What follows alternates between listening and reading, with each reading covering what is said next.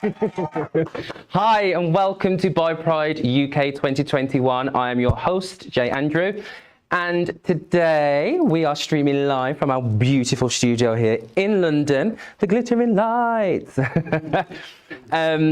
So today, the way that it works is we have got a jam-packed 8-hour stream for you, full of a beautiful community of our bi-pan and queer people, bringing you the best of panels, the best of entertainment, and the best points of view, authenticity, and 100% of self-love. So we want you to interact with us here. So please go to our socials. Please go to Facebook, YouTube, Twitch. Please follow us, like us, share us, comment, and use the hashtag BiPrideUK 2021 so we can interact with you and you can interact with us. How do you feel about that? But first, we are going to be kicking off with one of our panels. This panel speaks true to my heart and my soul right now as I stand here in front of you. It is the bi in non-binary, and this panel is brought to you through love, through self-confidence, through self-acceptance, and it's about how we can all fall in love with more than one gender. So I will see you on the other side.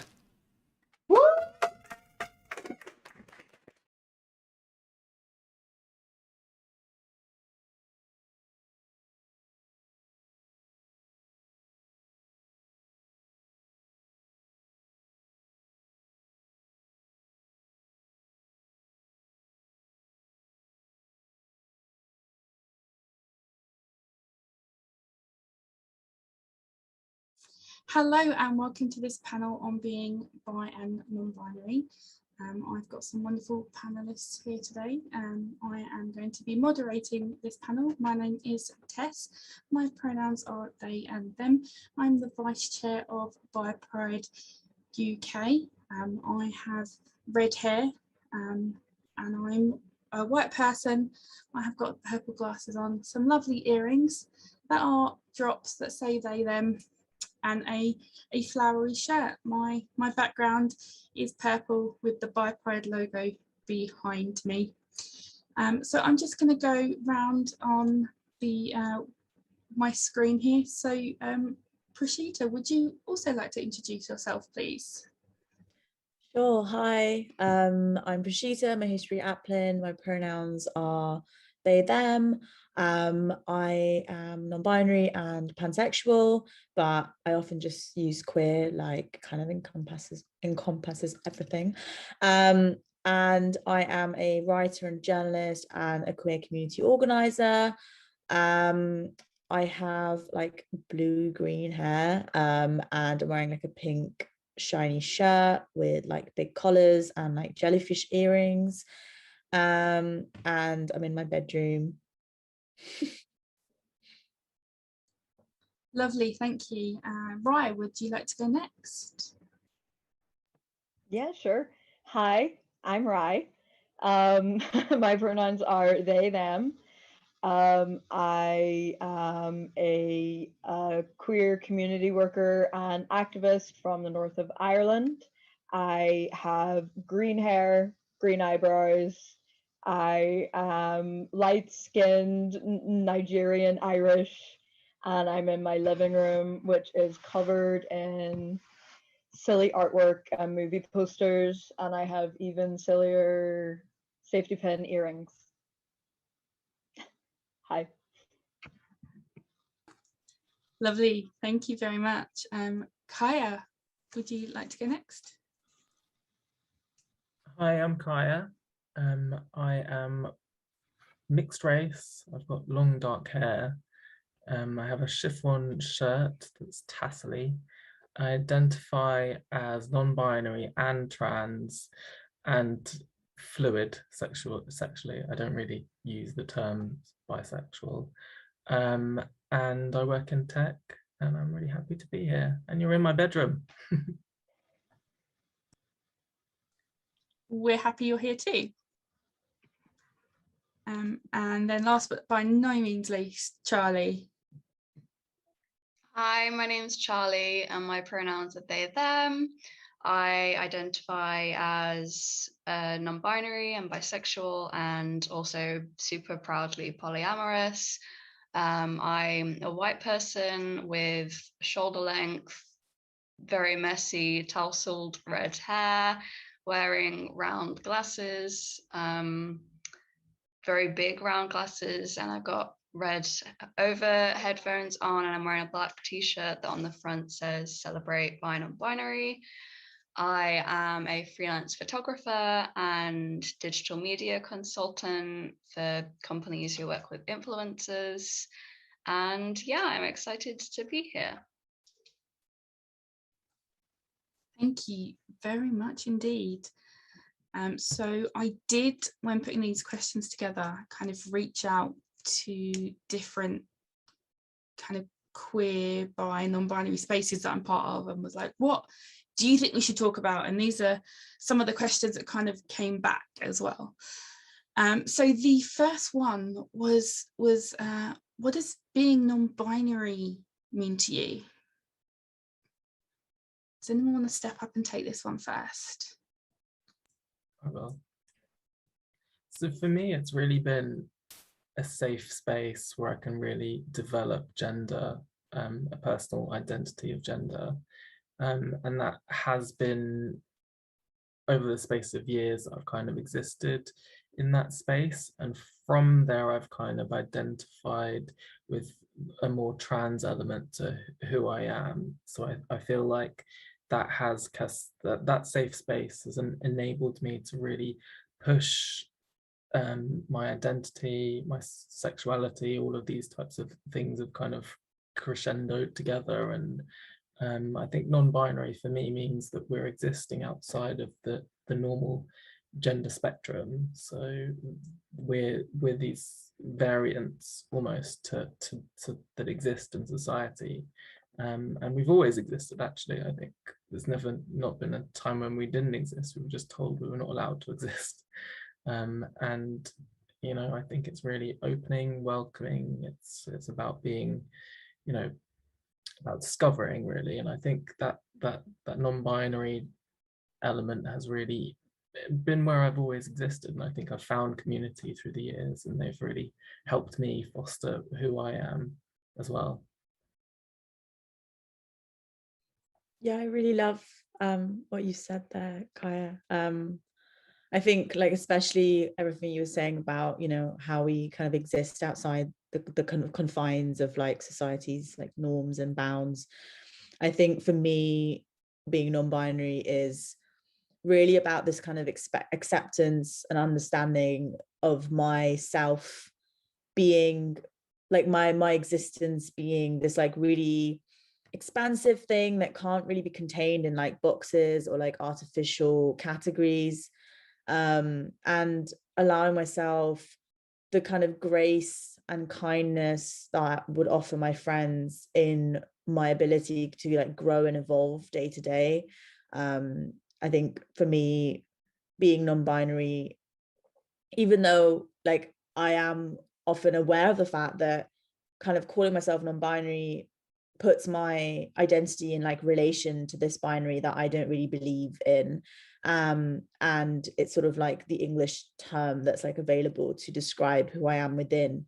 But I think it still really allows me every day to kind of remember that gender is a performance, as like Judith Butler said, and I can play with it and kind of perform and be my own like main character. No, I joke. But you know, I can own that in however I want to on a day-to-day basis. Yeah, I agree completely with everything you've both said, and you've put that so perfectly. But I wanted to jump in really quickly because I heard something about that quote, gender is a performance. And if gender is a performance, I want to get booed off the stage. Like that's my goal. For me, for being non-binary, when I had finally come to terms with sexuality and realized, you know, bisexuality exists, pansexuality exists, being queer is okay, I was like, that's fantastic. and then the gender issues hit you all at once. And learning about the phrase non-binary years and years ago made me realize, oh, it makes sense. That makes a lot of sense why I didn't feel like I fit in with these societal norms, why I feel like I don't fit in these places and in these groups or wherever it may be. And then learning about non-binary, learning about that other people are having these same feelings. It's so validating, the community, I think. Yeah, and everybody that I meet online, that I meet at queer spaces who's also non-binary, we always just seem to gel like just like that, and I get really excited. So yeah, being non-binary for me is important. Yeah, it's as much as I hate saying I have labels, I quite like identifying as non-binary. Yeah. I definitely think the big point I agree with in terms of what being non-binary means to me is the whole freedom point, because it is, you do sound so cliche, but feels like you're just like breaking free out of these very strict, this is how you should be, this is how you should be. And everyone says that, everyone's like, oh, it's okay if you are a woman and you're kind of masculine, but there's still that inherent in society expectation for what different people should be doing. And yeah, again, it is that whole performance thing, and it's, I don't want to be viewed as that, because for years, for so long, I just, being called she, her, woman felt uncomfortable. I never knew why, I just knew that it felt uncomfortable. And then as I got more involved in the community, I kind of came across this wondrous term non-binary and what it means for everyone, and just kind of realized, oh, so that's what this is. I'm not just unique and bizarre for feeling like a woman makes me feel uncomfortable. It's just not that. That's not who I am. Brilliant. So from all of you, I'm hearing like a sense of freedom, a sense of playfulness, a sense of validity from finding a community. But I'm also hearing a journey and a sense of discovery, that journey of discovery. And in the introductions and in the discussions you've just had there, like a couple of people, and it's something that I know that I get asked a lot when I say that I'm non-binary, with people trying to understand. And it's a question that came up a lot when I was kind of asking, what do you want to see in the panel? And that the question is like, are non-binary people trans? Are we trans? Are we all trans? Are some of us trans? What's going on? Yeah, I mean, I think it really depends on individuals, right? Like what words make you feel most comfortable and most like yourself. I think if we're like looking at it kind of like definition wise, I guess trans is, you know, is there to define sort of an existence that doesn't align closely with like whatever was assigned to you at birth. So for me, like being non-binary does fall under the umbrella of trans, because I wasn't assigned non-binary at birth. I was assigned a girl or a woman, and I'm not that. So it does sort of fall under the umbrella of trans for me. But I think ultimately, you know, it depends on what community and what space and what like labels make people feel most comfortable. And I think it's also important to remember that trans and non-binary identities, like, you know, especially kind of like non-binary identities like two-spirit identities and other terms that have long existed within Indigenous societies and other cultures, have always been there. Like trans is a very like modern Western word to describe an existence that has been there for, been around, been in humanity for centuries. So yeah, like we can kind of, you know, assign these definitions and kind of decide who falls under what umbrella, but ultimately that that the words are words, and I think it depends on what makes people individuals feel most themselves.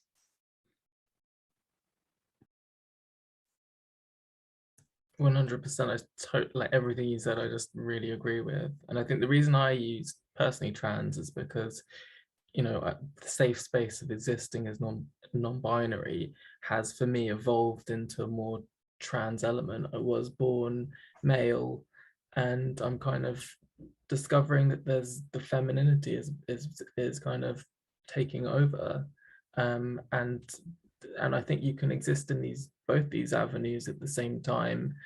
And maybe one day I'll move into another so-called bracket, but I think there are people who do exist in these same lanes, and we can have them both, and it's up to people to choose how they want to identify. But for me personally, I feel like both are relevant, both are significantly who I am as a person, but I think it's up to the individual. And, you know, what you said about us existing in all the cultures is so true. And I think, having to say this, but the Abrahamic faiths and morality have kind of twisted the versions of what was acceptable. And I think we were always there. We were always, you know, in the existing as we are, and the labels kind of blended together, and it wasn't important before. And I think, why is it now? Yeah, no, you're so right. You're so right. That was brilliantly put. And I think something you said, yeah, in every culture, or not every culture, but in so many cultures around the world, we've always been here, always existing. And I think that's my favorite thing, when people try and throw the what is it? Oh, this is a new trend, this is a new fad, and you get to be like, well, no, actually, if you read a little bit, you'll see that we've been around forever.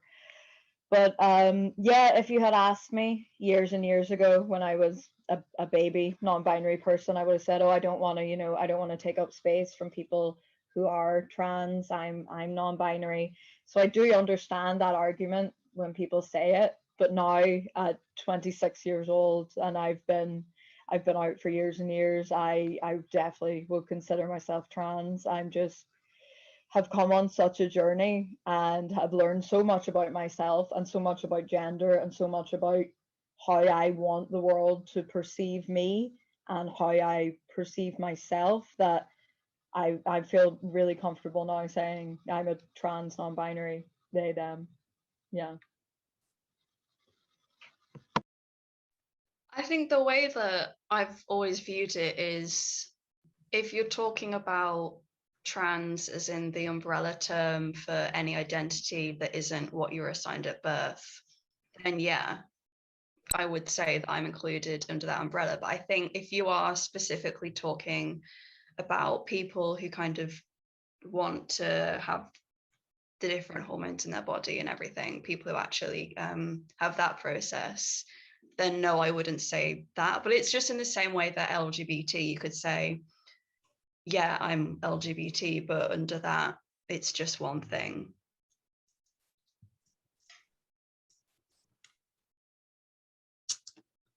You know, I'm hearing you, and I totally relate to a lot of what is being said.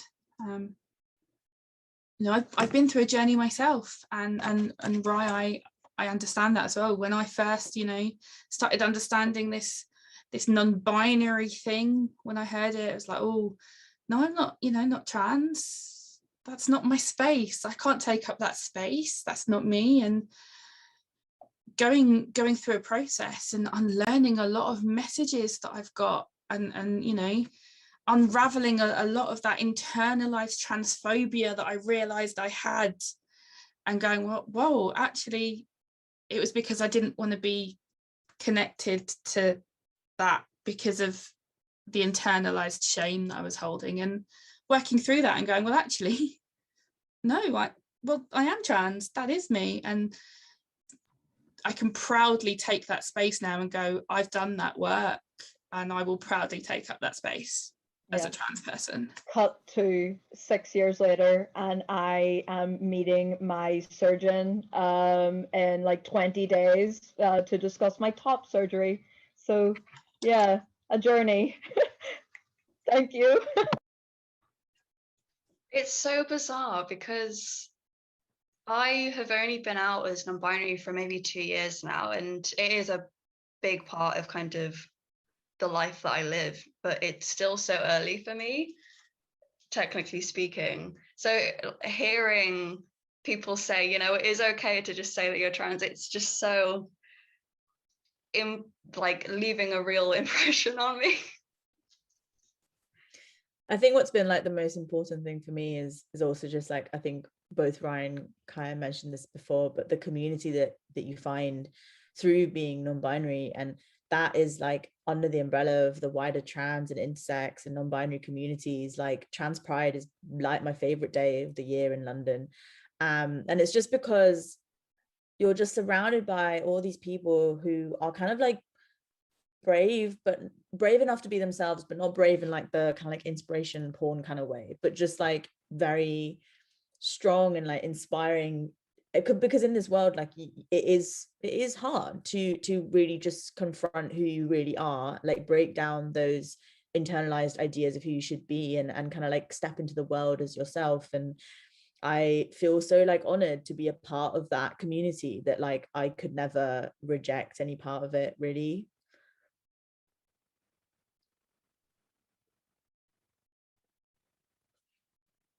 And that's lovely. But there's a kind of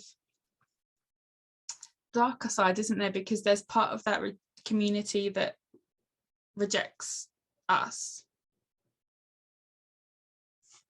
I mean, I can speak to that. The being mixed race and existing in a previously a gay space, that was very unwelcoming, to be honest. And that type of finding yourself and then not finding yourself again was like, it was just shut out doors and doors, and then discovering actually that I'm something else entirely, and that I walk into somewhere that with people who want me there, and they enjoy my presence and they enjoy what I have to offer. So yeah, there are dark sides to this journey as well, and I think definitely takes a lot of strength just to really navigate your way through this difficult space. And you have to find your own strength, and you have to find your authenticity, and once you get that, it helps you along your way, and you find your people. So it's that phrase, finding your people. That's like, if it's not in, it's like, yeah, find your people. Go out there and find your people. Definitely now. And like when I speak to people now who say, oh, I've come out recently, I'm non-binary now, I'm like, oh my God, yeah, like have so much fun with it. Yeah, don't have any misconceptions, just do whatever's going to make you happy. Yeah. Yeah, I think it can be scary, because I think if you're kind of presenting the people with any kind of ideas that make them question like everything that they've been told or learned so far, they're bound to lash out to an extent, because it is it's understandably scary to have your worldview be put into question. And I've received backlash from trans people and non-binary people for saying that the gender binary, like concepts around the gender binary, should be dismantled. And like I by saying that, I'm not saying that the experiences of trans people with binary identities are invalid, or that they don't deserve the support or healthcare and all of that. Obviously, I also advocate for all of that, but I ultimately do believe that the kind of like basic idea of this binary should be dissolved. It doesn't mean that people can't exist on like different ends of a spectrum, or that there shouldn't be safe spaces for people who identify as different ends of a spectrum. But the fact is that like ultimately, if you're existing in a space where you're kind of questioning and throwing a lot of what people take comfort in into the air, and asking that people rethink how they live or how they perceive the society to be, that's going to ultimately lead to some of like more difficult, you know, experiences and conversations. So taking the idea of asking people to rethink, because our society likes to split things into twos. It's very nice, isn't it? The kind of the categorizing, the dichotomies, the identities, you know, like disabled and abled, and healthy and ill, and gay and straight. And how do you as not only non-binary people, but as bisexual people, kind of sitting outside of those dichotomies in two axes, how do you navigate that world where people like things to sit nicely in twos and dichotomies? Yeah, I was born with a thing called Erb's palsy, which is like a form of cerebral palsy. I'm also mixed race and grew up in rural Ireland, and I'm also trans non-binary, and there's a whole lot of other stuff. So from right off the get-go, I didn't really feel welcome in a lot of places. And years ago, I used to say, you know, oh, I'm just a pretty girl. It doesn't matter that I'm bald. I'm still a woman. And now years later, I am like trying to change the misconception that non-binary people have to give you androgyny, or that non-binary people have to look a certain way, or it really annoys me when people meet me and they're like, you're exactly what I thought you were going to look like. You look non-binary. And I'm like, that doesn't make any sense. That's not, we can't let this become a third gender. Like, we can't put non-binary in a box almost. Yeah. That's a misconception I would address.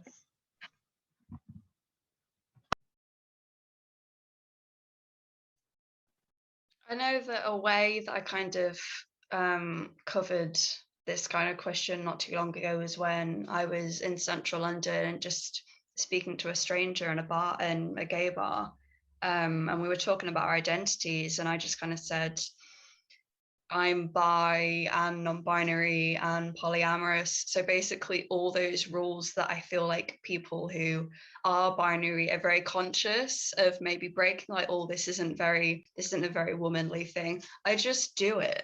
I'm just free to do it and not think, oh, is this maybe pushing the boundary for who I am? I'm all of it. There's no not me bit. Yeah, I relate to that because I'm like pan and non-binary and also non-monogamous, and I do like, basically I think the way I navigate it is just by feeling like extremely joyful in all of it. Like, I think it's so excellent like, it's so great to be able to be so queer and kind of look at the world around me and like question it and challenge it and kind of look at all the rules that I've been told my whole life and kind of break them down for myself and be like, what actually feels right for me? Is this rule okay for me? And be able to just make my own rules, basically, you know, obviously, as long as I'm not hurting anyone, just got to make my own rules to be able to live my own life, which is just great. Like, it really helps to kind of focus on the joys of that. And also I studied biological anthropology at university, so I studied sort of human evolution, and I also just love to focus on the fact that we are animals, and ultimately in the animal kingdom there is such diversity and there's such a spectrum when it comes to sexes and gender and sexualities and kind of what like activities take place and how different animals relate to one another and form connections. And I think it's important to remember that at the base of it all, we're also animals, and we should be free, obviously within safe and non-hurtful boundaries, to be ourselves and kind of live by our own rules within that. I love that. I do. Kind of answering the question for myself, I think the best way that I could answer it is, I'm forever filling in forms. I'm disabled as well, forever filling in forms, and I'm forever adding options because I don't exist on the forms, because So I'm always creating new boxes, and I think that is the way that I navigate the spaces. I'm just always creating new boxes. And then I'm like, nope, that one doesn't, just create a new one. Does that, yep, nope, we'll create a new one. Like, so I navigate by creating new things, new boxes, tick them, and then be like, okay, well, that was fun, and let's create a new one. Me and my friend, we do something similar. I'm sorry to just jump in and interrupt you, but I got really excited because I agree entirely. Me and my friend do this, and we say we just simply exist on every spectrum. If there is a spectrum, like, it can't harness us. Yeah, so create a new box, just do whatever you want, find whatever fits. Like, we already are marginalized people, we're already on the edges of society. We already all agree that societal norms are not the greatest to live by, so let's just do what we want. It's the whole, if you feel yourself going in a new direction, whether it be about your presentation or anything, it's not being worried about where you're going to end up. It's thinking, oh, this is new. I wonder, let's explore this more. It's just kind of digging into it.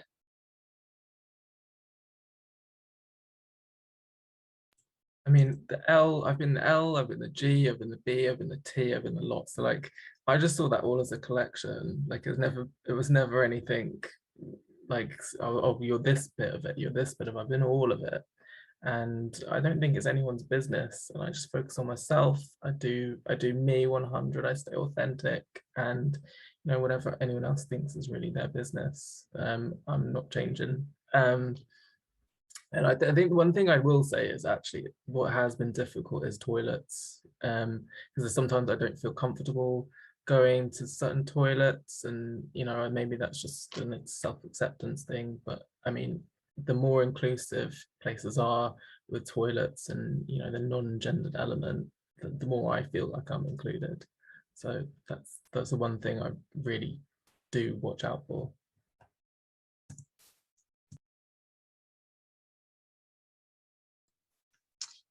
I think toilets are an important thing. It's a basic need that we all have. And I know trans and non-binary people have higher rates of UTIs because of difficulties accessing toilets that we feel safe in. So that is, a universal experience.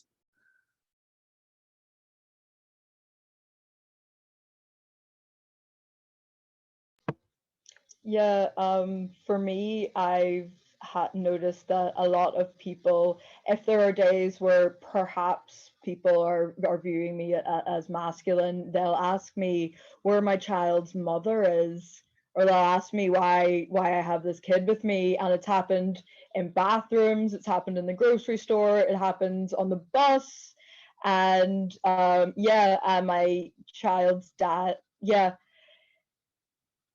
It's definitely concerning. And again, it comes up as a societal norm with childcare. The everything should be put on the mother, which is why, yeah. So as Kaya said, bathrooms was something that they felt unsure about. Motherhood and womanhood is definitely something I feel unsure about. Yeah, that's my seesaw topic. Because while I'm definitely a mother, I am in no way a woman. Yeah.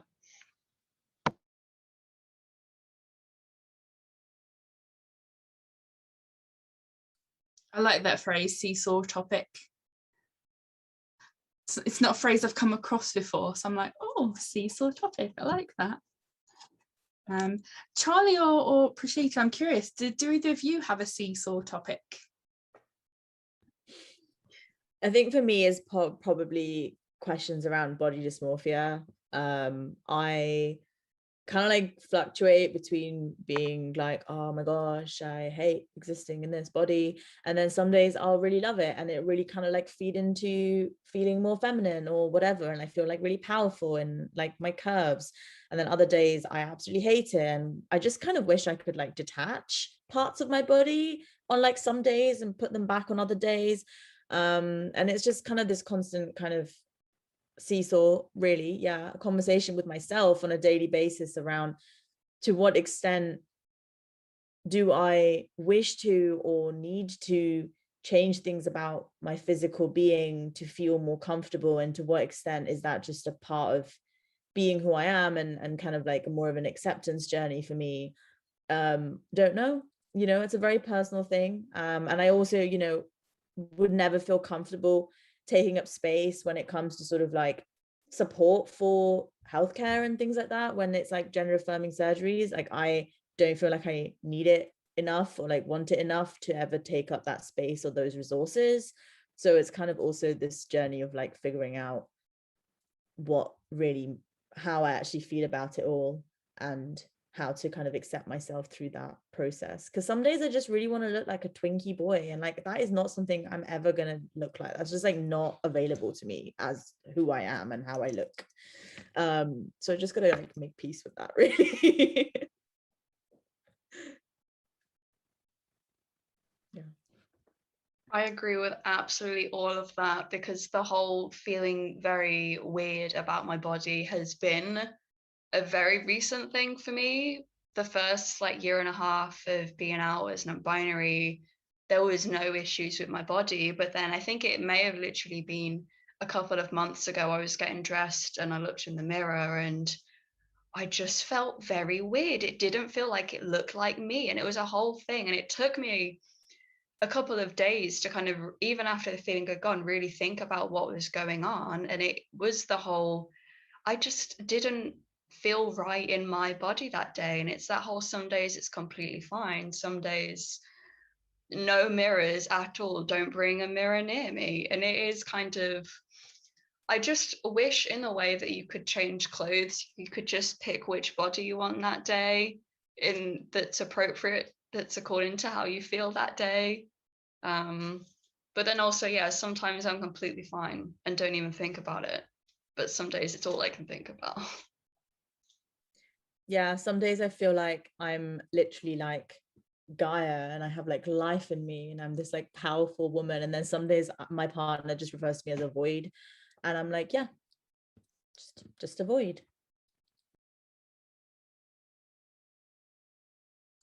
I mean, I'm smiling. I don't mean to smile at you being a void, but the No, I love imagery that evokes of you being a void is brings me a little bit of joy, because it also evokes like visions of power whilst also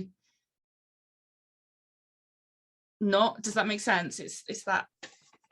Yeah, it's like I was saying, we're not on a spectrum. We're a void. We're nothing. We're everything. We're, yeah. So it's just such a great way to think about, and it's given me such a great visualization that it just brought me joy at the same time. So it's like, so thank you for that. I'm going to use that from now on. Be like, oh, what's going on today, Tess? I'm just a void. That, I think, you know, that would be my gender for the day. My gender today is void.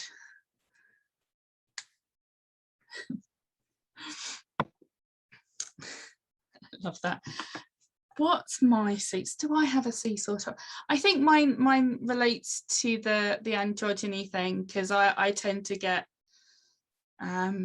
you can't be non-binary, you've got long hair, because I adore my long hair. It's like something I've cultivated over many years, and then I kind of come out with a femmes can be thems, you know, because obviously my best friend, they are non-binary, they are AFAB, and they have long hair, and they are always insistent, well, like, you know, everyone loves these men and these elves and these warriors in Lord of the Rings. They all have long hair, and I'm like, you're right, keep your locks. So yeah, I completely agree. And non-binary people don't owe anybody androgyny. At the same time, do whatever makes you feel comfortable in your body. Yeah, you know, cis bodies aren't just the norm. Cis bodies aren't just the norm. You can present however you want.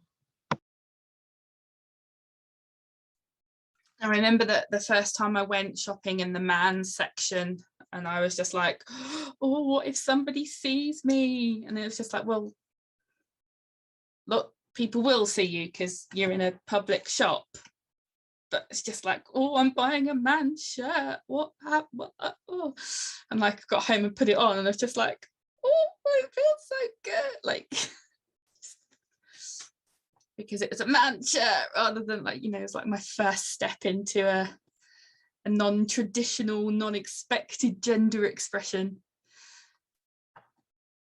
And I went out in it, and like nobody said anything, and people were just like, nice shirt. And I was just like, oh,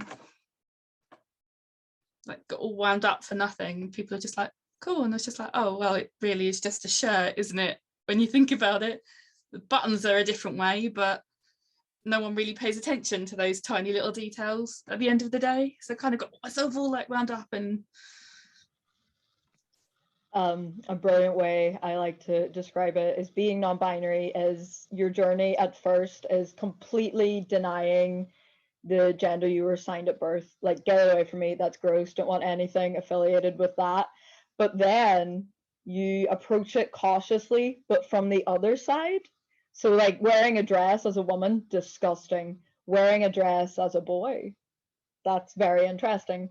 So yeah, that's something I like to think about. Yeah, I think, you know, I kind of never like really struggled with the expression side of it, mostly because I am still like fairly femme, and like, you know, I guess I have like a lot of like privilege in like people's reaction to me and all of that. So it's not been as much of a struggle. But I think I've been thinking a lot recently as well, though, about how, you know, because society presents masculinity as like the goal or like the superior way of being. I think a lot of non-binary people who are you know, AMAB or like assigned male at birth do probably in experience a like much different kind of interaction with society in being able to explore their gender expression. Like I'm sure that other people in this panel like more equipped to talk about that from a personal experience, but I just like, I feel like it's important to note that while I've definitely experienced, you know, a lot of internal kind of confusion and maybe sometimes agony, it's generally mostly been quite supportive from an external sense. I mean, apart from the, oh, being non-binary is a fad, I've never felt like unsafe in my expression. But there are definitely a lot of people who do. And I think when it's sort of femininity coming in to someone who society wants to perceive as a man, that can be a lot more dangerous and a lot more scary. And I think it's like important to acknowledge that. I totally agree. It's a totally different experience to be sneaking into the female section when you're born male. And I've always thought it was just way more exciting. There was much more variety, much more colors, much more stuff. And then I scaled it back. I was like, nah, I don't want dresses. I'll keep to the tiny shorts and whatever else, because that's how I'm playing with it. And playing with clothes has been really my voyage into how expression and things like that. But I think there are definitely some trans people who really do experience this level of like hostility from society, and that's probably due to the fact that you know, men feel threatened by men who present female for various different reasons that, you know, I couldn't ever begin to fathom, but it's multi-layered, and there's desire, and then there's rejection, and there's lots of things broiled in that whole conversation together. So yeah.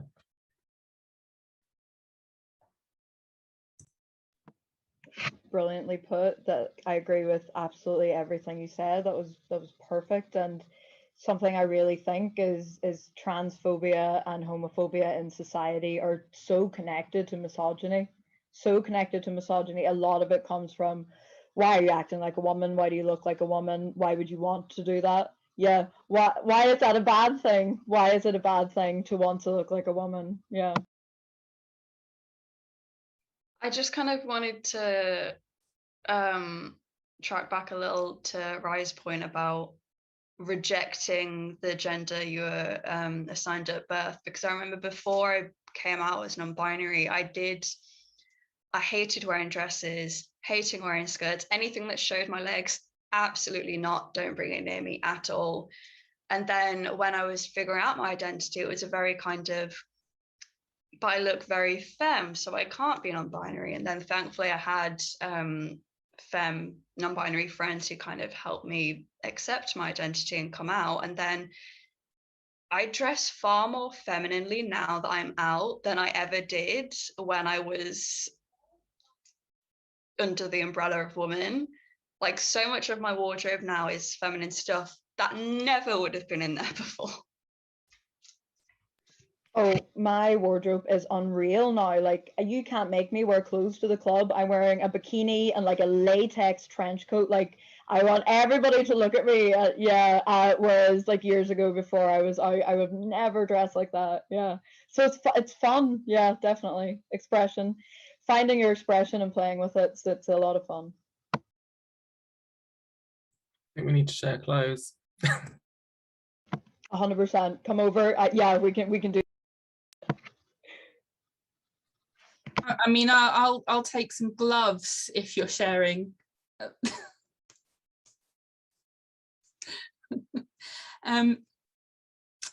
So there's a lot going on in this discussion, and a lot of the things that we're doing is kind of talking about those misconceptions, you know, and androgyny, you know, we don't know anyone androgyny and things like that. Another misconception that kind of really gets me is about non-binary being women light, and the number of events that it's like women and non-binary people are welcome, and then, you know, I've gone with my friend and they've been like, oh no, you know, you can't come in. It's like, well, why not? We're non-binary. And it's like, oh, I can come in, but my friend can't, because it's actually, I'm being read as woman and my friend is being read as man. Yeah, every single year, what is it, Women's International Day, can't remember the name of it, but Women's Day, we'll call it, every single year I get tagged on either Facebook or Instagram, or, you know, congratulations, we love this great woman, but with an X. And I'm like, I see what you're doing, but please don't. Yeah. I can't help that you view me as a woman, but I don't like it. Yeah. I hate women with an X. I just like to say, like, don't ever describe me as that, ever. You know, I mean, the roots of it are rooted in transphobia and racism. Like, it, you know, it was originally with a Y because it was used to kind of keep trans women out of this like festival in the US, and then got moved to X to kind of indicate that women of color and trans women are welcome under women. It was never supposed to describe non-binary people, and even then it's like trans women and women of color are already women. You don't need a new word for it. That's extremely like othering. And yeah, anyway, non-binary people should not ever be under it. I don't know any non-binary people who are comfortable with that. I think if you are an individual who does use that, obviously that's up to you, but I think that should not be generalized. And I just wanted to jump in and say that I really, really hate that word. But also, I think what people really are trying to do when they say women and non-binary people, as they're trying to create a space for people with marginalized genders or people who experience like misogyny at the hands of cishet men, but they're just, you know, they basically don't want to use that many words or whatever. Like, I don't know, it doesn't sound as catchy. But that's not really an excuse because then you're creating spaces where where you're seeing non-binary people as basically like a light version of whatever their assigned gender is, and not actually seeing them as who they are. I totally agree. Totally agree. That was put brilliantly. And when I'm, or people I'm working with, when we're making posters or we're making an event or something, and they want to put, women and non-binary people, I'll say, no, like, say what you mean, and what you mean is a place for just not cis het men. And like, that's just, yeah, and it's perfect to just say what you mean. It's not for men, not for cis het men. Yeah, on the whole, woman with an X front, if you're using it to refer to feminine non-binary people, then call them femme non-binary people, because you're just otherwise giving them a label that you didn't ask them personally if they're okay with.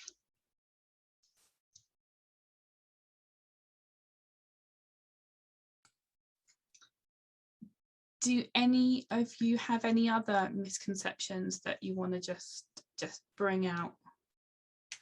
You're like, that's not it. I mean, sometimes when people find out who and what I am, the questions come, and I don't have all the answers. I have my story. I have how I navigate life. I have, what do I, where do I go? What do I do? I just do not have the breadth of experience to speak for everyone. There's so much variety within this space and people's own experiences that I don't know. I'm not the spokesman for everyone. So I think that's a misconception that I'm experiencing regularly. So I think, I can only speak for myself, and I can speak for people I know and how they feel, and that's how I respond.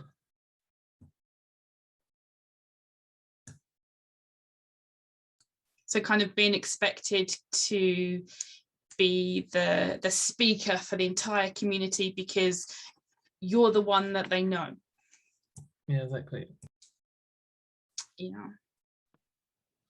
Yeah, but what I'd just like to add to the end of this is, if somebody is telling you something about their gender, or you just trust them, or if you're doubting somebody about, oh, I'm not sure about non-binary, I'm not sure about this, just trust that if someone is talking to you about gender, they probably know more about their own gender and their own identity than you do. And that's the way that I look at it. Yeah, and it's made it easier for me in accepting myself and accepting other people, and also just not caring what other people think. It simply does not matter. I have my own gender and life to worry about, Yeah. I think for me, it's sort of, it's like more widely about trans identities, but also specifically about non-binary experience, the non-binary experience. I think there's a lot of kind of conversations and misconceptions around how people who are non-binary or trans seeking like gender affirming surgeries are kind of reinforcing the gender like stereotypes or the binaries. And I think that it's really important to kind of reiterate and remember that a lot of the time the dysphoria exists because of the society that we exist in, and because of the stereotypes and the kind of expectations that exist. And so like there should be a grace in allowing people to kind of live in a way that keeps them safe and helps them feel validated within that system, because the system exists. Like it's ridiculous to expect non-binary and trans people to not only live as themselves fighting against backlash every day, but also to just like sort of deny their own like mental health and experience for the sake of this like bigger conversation. Like every individual deserves to feel safe and validated in who they are and comfortable in their bodies. And I think we need to like completely, get rid of this idea that by doing that, non-binary and trans people are somehow like kind of reaffirming the very structures that they're trying to fight against.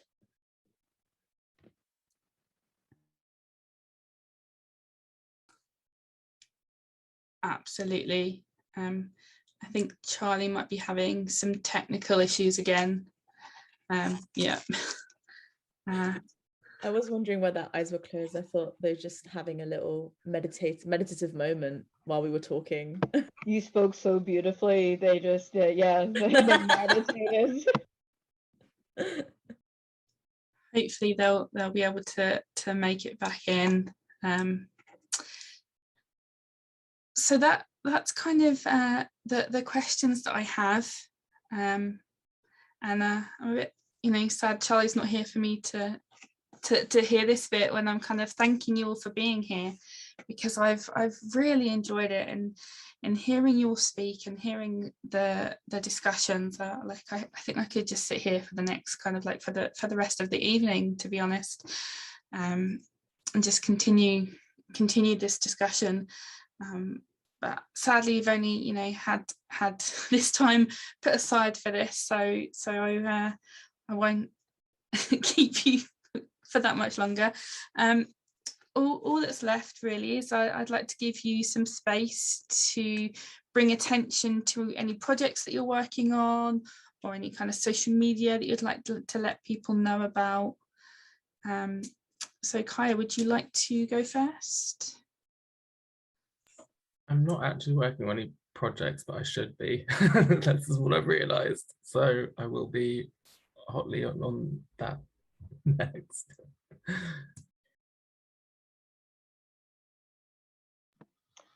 Yeah, I am constantly on Instagram, shouting at people where to donate money, what fundraisers to have a look at. I'm constantly doing little raffles for little pieces of artwork and jewelry that I make. We run a mutual aid service for people who are marginalized. So if you're someone who is queer or of color or disabled, you can give my Instagram a message, which is at hotgirlbummer with 2 R's. And you can just send us a DM and we'll put you in a list, and you get some money from the pool that we collect at the end of the month. So that's been going really well. So you can find me over on Instagram. Awesome. I'll definitely be checking that out and supporting your work. I am also on Instagram at Prashita_Eloise. But what I want to amplify is at Voices for London, we're doing like a big fundraiser for a gay man who had to escape persecution from Chechnya, where he would have definitely been killed for his sexuality. His partner has already been murdered, so now he is seeking refuge in another country, can't say where, but we're using the pseudonym Nick, and we're basically doing a big fundraiser to be able to help him take a language course that he can get a studying visa and kind of create a bit of a life in another city where he'll be safe. So yeah, please check out the crowdfunder through the Voices for London Instagram. We're also running a raffle at the moment with all the prizes have been announced on the different Voices for Instagram pages. So if anyone would like to enter, you can there, but by the time this is aired, that might be over. So maybe just check out the crowdfunder. And if you would like to support some proper independent publishing, then also Bricks Magazine is your one. Lovely, thank you. And I will plug the biprideuk.org is our website, and at biprideuk on the socials. And personally, you can find me as Starlight Tess on Twitter, or I also have a therapy page. I'm a gender, relationship and sexual diversity therapist. That's my job. And I have the pages at Style Therapy, so you can find me on the socials on that one. So again, thank you so very much for your time. I really appreciate it. By Pride UK really appreciates it. And thank you very much. And thank you very much for watching. Thank you, everyone. Thanks. Thank you.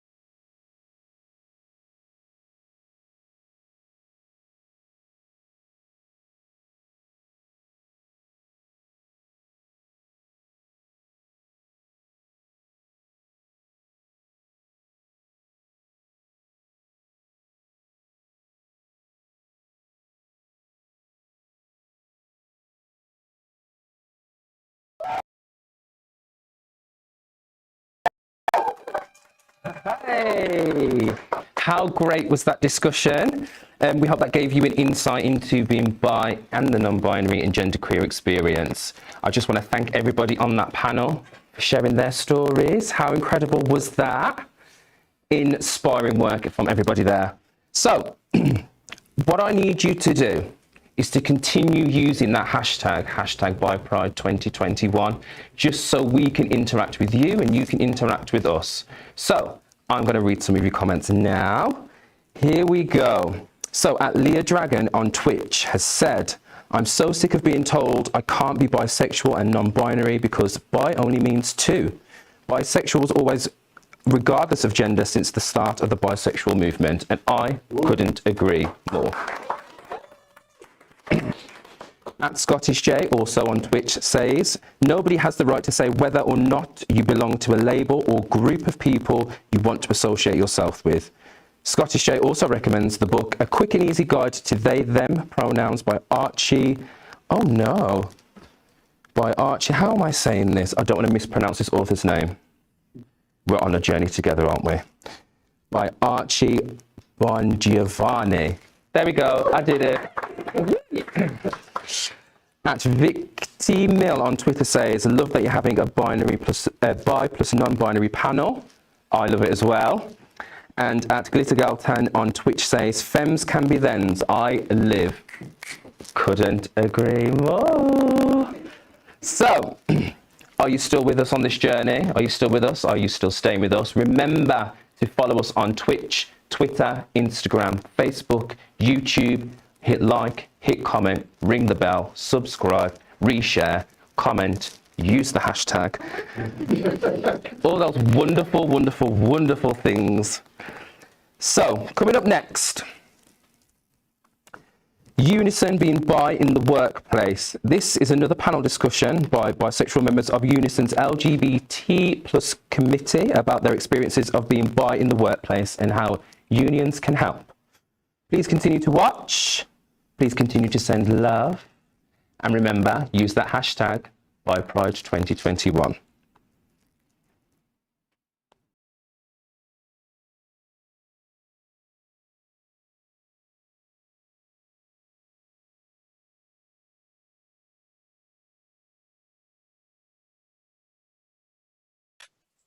Hello there, I'm Lucy Power and I've got Sophie Robinson with me.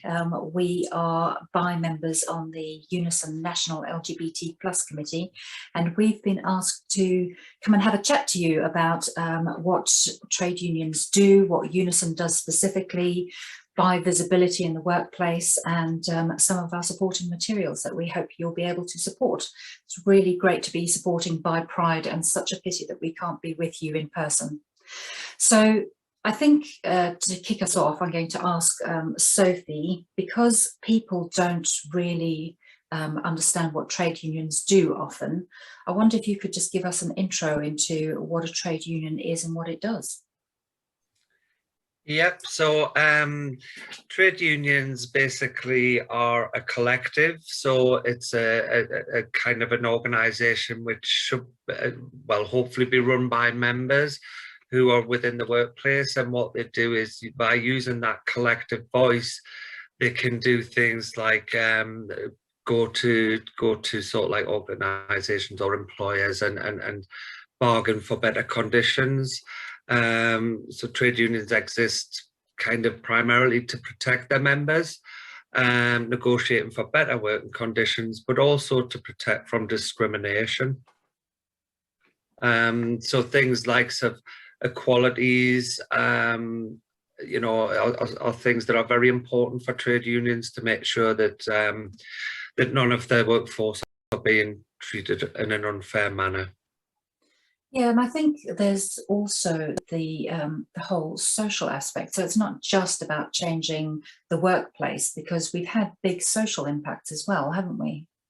We have, yes. So I suppose a lot of the classic ones that we often talk about are things like the weekend and things of that nature came around from the trade union movement.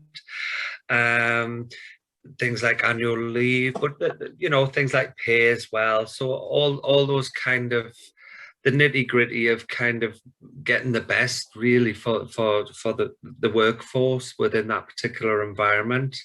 And I suppose from Unison's perspective, that covers a wide range of different sort of like organizations. Predominantly we work in public services, so that can include people working in the NHS, local government, but also community and voluntary sector and private nursing homes. You know, so it's about just basically trying to improve the lives and the well-being of everybody, and that's in whatever ways are possible. Yeah, and I think it's also so important to remember that it's not just sector specific. So, for instance, we can, because we've got one of the largest trade unions in the UK, all of our members bargaining together can make a much wider change. And I think that's why trade unions are so important, because they really provide that safety net. As you said, you know, if you are charged with discrimination or you're subject of unfair dismissal, you know, there's a whole body behind you that can just step up to the plate and fight your corner. Absolutely. It's, you know, for some people, I think, you know, I do hear this sometimes, that they see being in a trade union as a bit of an insurance policy, but yeah. I think there are so many other things as well that we need to take into consideration. So Unison in particular, you know, whether it's things like getting a free will or things like cheaper car insurance, dental plans, things like that. Lots of different things that we provide for our members, just to give them you know, hopefully improve their life, and you know, to get recognition for the work that they do. Yeah, and I mean, I know that we're part of the LGBT plus National Committee for Unison, but speaking as a bisexual, I think it's really important to be able to be your true self in the workplace. So how does Unison support people being bi in the workplace? So this is a big question, really. Where do we start? So I suppose ultimately what we have within Unison, we have, I suppose, like 3 tiers. So we have a national level, a local level, like regional, and then at your actual branch level, which is right next to you. And if you join a union, the first point of contact really is your branch. And what we do as Unison, we have equality officers within branches, and within that going even further, you might have a specific LGBT plus officer who's there. So they can work at a local level on bargaining within the local workplace. We have regional level where we can do things on a larger scale. So quite often, if you have sort of like you know, issues that are maybe of a regional level, you can kind of focus on them, and then obviously the driving behind that, the national side of things. But we provide things such as bargaining fact sheets specifically related to bi plus issues. We have compiled a document on how to be a good ally to bi plus people at work. And we I guess what we do is we just reach out to people to let them know that as an organisation, Unison is inclusive of our bi plus members. And we even took that to the point where we have a bi caucus as well, which meets from across all the regions within Unison in the UK. And we have a network day once a year where people can come together. Obviously, the last couple of years, that's been obviously we've had to, because of COVID, do things in a more virtual manner. But it gives people the opportunity to come together and come up, you know, talk about issues, talk about ideas we have going forward. And then we kind of feed back out. So that then goes through our conference processes. We can take motions to conferences, which then becomes part of Unison's sort of like rules. and basically those protections then kind of go back out to the wider union. So there's lots that we do with regards to Bi Plus members within the union.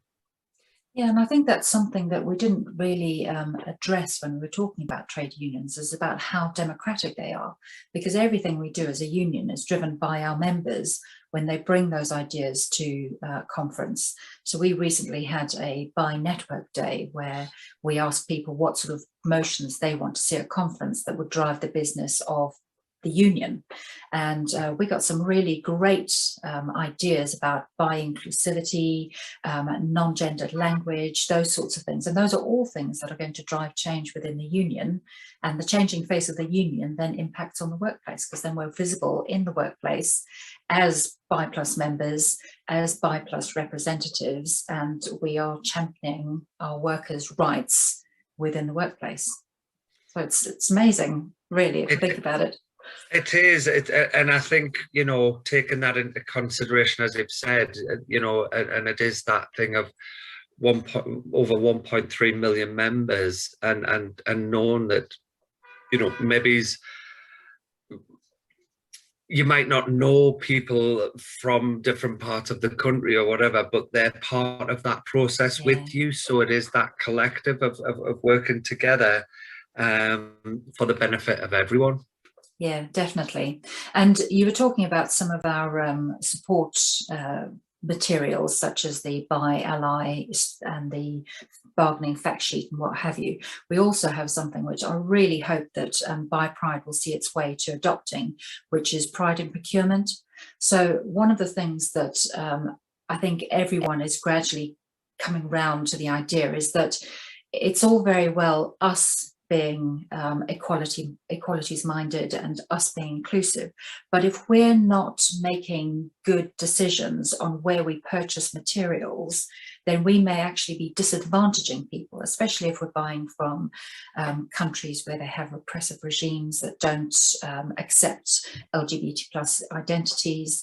Then we need to make that choice to buy ethically. So the materials that we have on the Unison website, where they're all freely available, will actually support you in how you identify those areas where you can make those ethical procurement decisions. So if anyone is interested, it's Pride in Procurement, and it's on the Unison website.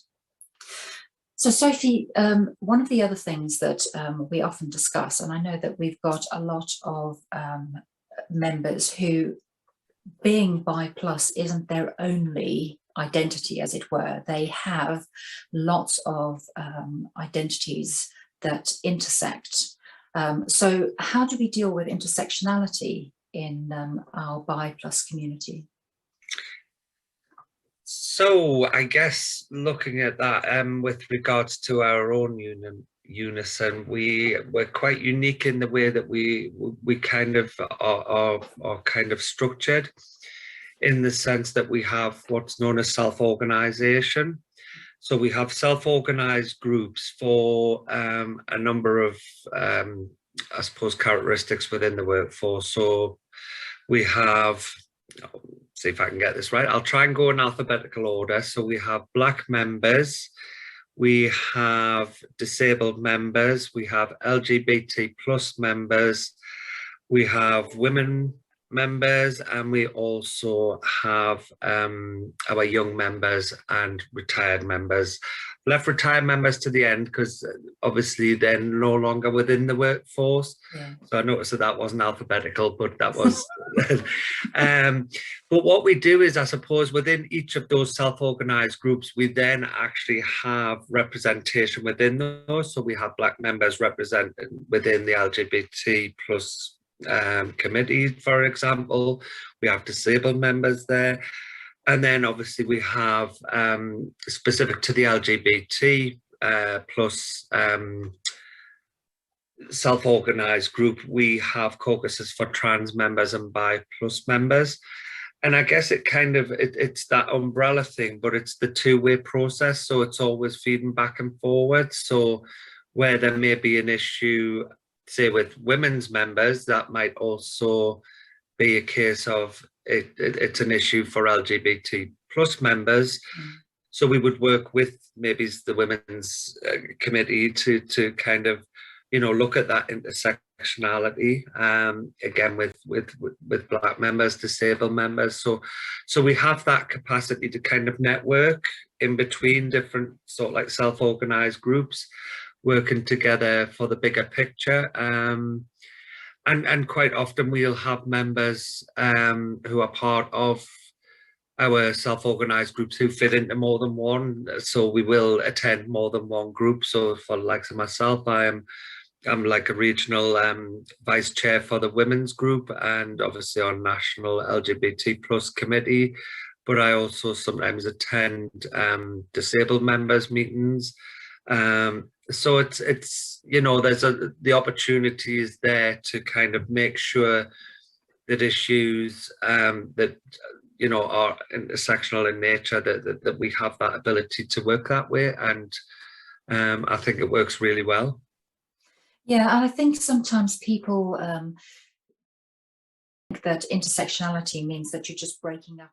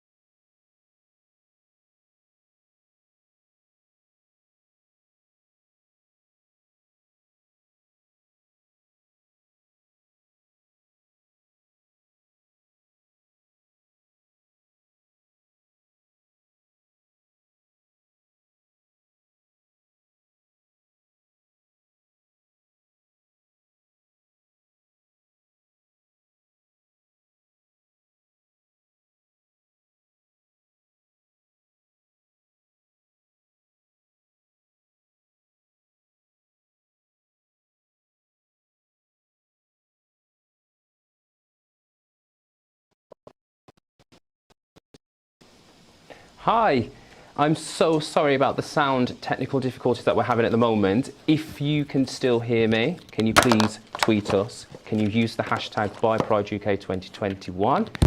If you are having any other issues, can you still tweet us? Let's get the conversation rolling. Let's start the interaction between us. Again, I'd like to thank Sophie and Lucy for that panel discussion with Unison about bi representation within the workplace. We here at Bi Pride UK encourage every other union in the country to adopt what they are doing in the workplace. So now I'm going to be joined by Rob Davey, a trustee here at Bi Pride UK. Hi, Rob. Hello, hello. How are you doing? I'm good, thank you. How are you? Very good, thank you. Good. Do you want to tell everybody at home a bit about yourself? Yep, I'm Rob Davey. I'm one of the trustees here at Bi Pride UK. Have a bit of a floating role currently covering for our events trustee role, which isn't taken at the moment. So you're here today to talk to us about volunteering. Yes. Can you go into a bit more detail for me? Absolutely, yeah. So just wanted to encourage anyone who is thinking they might want to volunteer for Bi Pride UK, have a look at our website. There's a volunteer section there with a whole load of different roles that are available from our comms team, our communications and media team, from our education and outreach team, from the events team, including that events trustee role. So if anyone wants to fill that events trustee role, then I would be very happy for someone to come and take a permanent role. Obviously, next year we're hoping we'll be back in person with over 1,000 people again. So that person is going to be running an amazing event. So it's a really good opportunity for someone. And then lots of other roles that are available on the website as well. But then also at the bottom of that page, there's a form that you can fill in if you think you want to volunteer, but there isn't a role that's quite right. Give us your details anyway. Tell us how you would like to help. And I'm sure we can find something for you. And when the people at home are applying for these roles, do they need any previous experience? Do they need to know anything else in terms of the application process? So actually not necessarily. Obviously people who've got experience in any of the areas that the roles are there for is fantastic. But we're a volunteer organisation. We love giving people experience in things that they don't do in their day-to-day lives. So if something just really interests you, particularly if the bi community and the well-being of the bi community and raising up bi visibility is something that you're passionate about, then that's more important than being an expert in HTML or whatever it might be that you might actually end up learning as part of the role. So have a look at the roles. Obviously, there's some where some skills would be useful, but we also like people to learn on the job as well. And what do you think the best thing about volunteering is?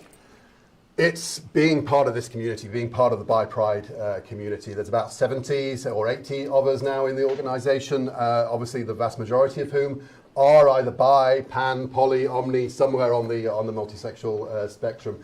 And it's just fantastic being around so many wonderful people who are a bit like you. It doesn't happen that often that you're in an organisation like that. So it really feels like a family. And we've got a few of our volunteers here today who are absolutely wonderful, but the whole group is fantastic and we're really looking forward to doing more in-person stuff with everyone next year.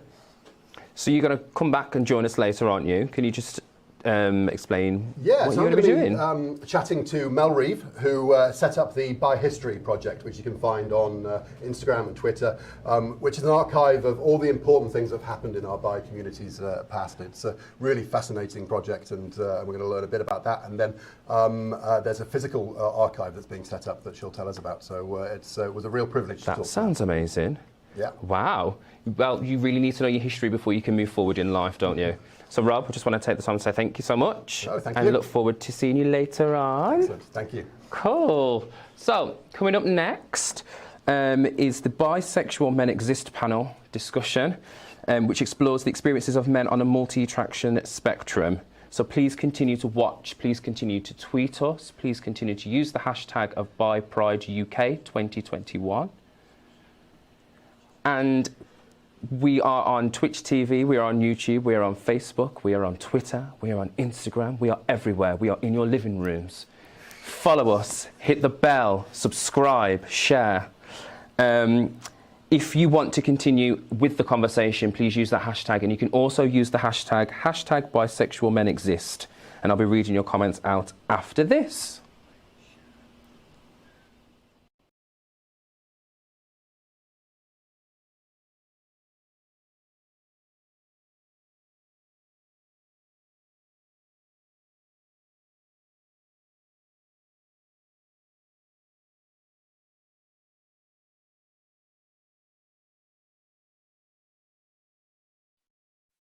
Okay, so hi everyone, and welcome to the panel today for Bisexual Men Exist. I am your host. My name is Vineet Mehta. I'm just going to give a quick audio description of myself. So I am a brown-skinned man with shoulder-length brown hair. I'm wearing a black t-shirt with white writing on it that says #BisexualMenExist. And the writing is outlined in the bisexual colors, so pink, purple, and blue. I am an Indian bisexual man, born and raised in Southall in West London. I just think what I do. I am a software engineer by day, but in my spare time, I work in the LGBTQ+ community. I appear on panels, do talks, volunteer, and also write. I'm currently writing a book on bisexual men and editing an anthology of bisexual voices. And I'm also the creator of the hashtag Bisexual Men Exist, which is the topic of today's panel. Now, whilst the panel name is Bisexual Men Exist, throughout the conversation, I'll be using the term MSPEC. MSPEC stands for Multi-Gender Attracted Spectrum. And this is because our issues affect everyone on that spectrum. That spectrum includes identities such as bisexual, pansexual, omnisexual, polysexual, and many, many others. I'm also using the term men, but not everyone on this panel technically identifies as a man. However, their experiences may be relevant to the conversation at hand due to either the way that they present or the way that society perceives them. So we'll be probably delving into a little bit of that through the discussion as well. So I'm just going to let each person on the panel introduce themselves before we get into the conversation. So if we could start with Quinn, you could just introduce us. Hello there, my name is Quinn Burkholes. I use any pronouns. I identify as genderqueer, non-binary, and bisexual, but my experience is largely defined through the lens of being a bisexual man, as that is how I have always been perceived.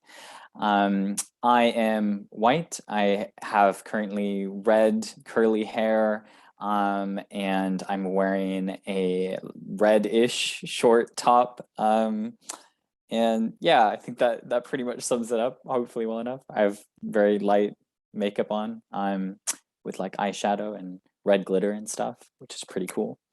I am a YouTuber, and I create a lot of content around my bisexuality, my gender identity, and I also create sex education content in general.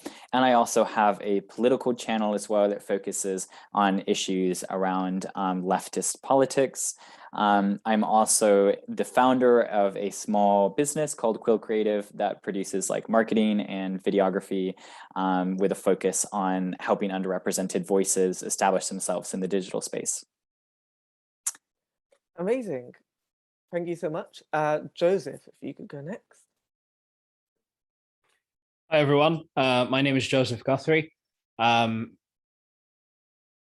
to begin? Bloody hell.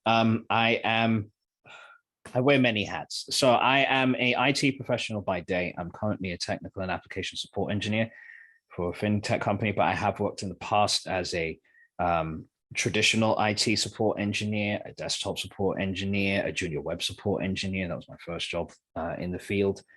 And I landed that job whilst I was going to school for it.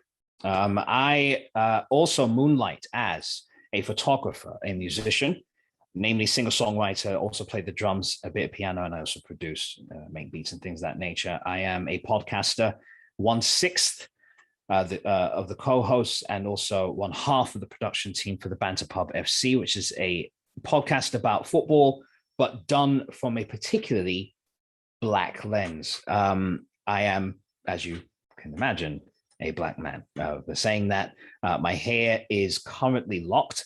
It is falling down on both sides. I used to have it swoop to one side like Killmonger from Black Panther, but now it's just, you know, we're just letting the girls hang today. That's what we're doing. Also wearing a white short sleeved button down shirt with what looks like stone patterns on it. I don't want to say it's attributed or inspired by any particular ancient civilization, but it does look like that. Think Legends of the Hidden Temple, but like really small. And shout out to the real ones who know what that reference is. I am a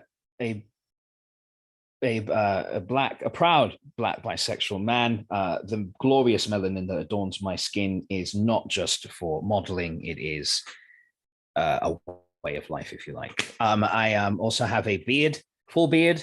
It comes down to just like in the middle of my cheeks, and then there's the whole full goatee thing going on there. And I also have my ears gauged. You won't be able to really see them in the video, but they are fairly gauged and prominent. At least when I pull my hair back anyway, you can see them. And I usually wear glasses, but on this occasion, I am not wearing them because I've been wearing them since 4 this morning, and my eyes just need a rest. And that's pretty much it. Amazing. Oh, and a writer as well. I've also done organizational work as well. I've done mental health advocacy work for Calm as a volunteer. That's a campaign against living miserably, for those who don't know. I have raised money, ran 2 marathons, a host of different London run 10Ks and things of that nature. I am originally from the UK, but I'm currently based in Philadelphia in the United States. And that's it.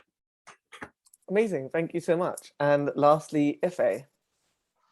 Hey everyone, I'm Ife. My pronouns are he, they.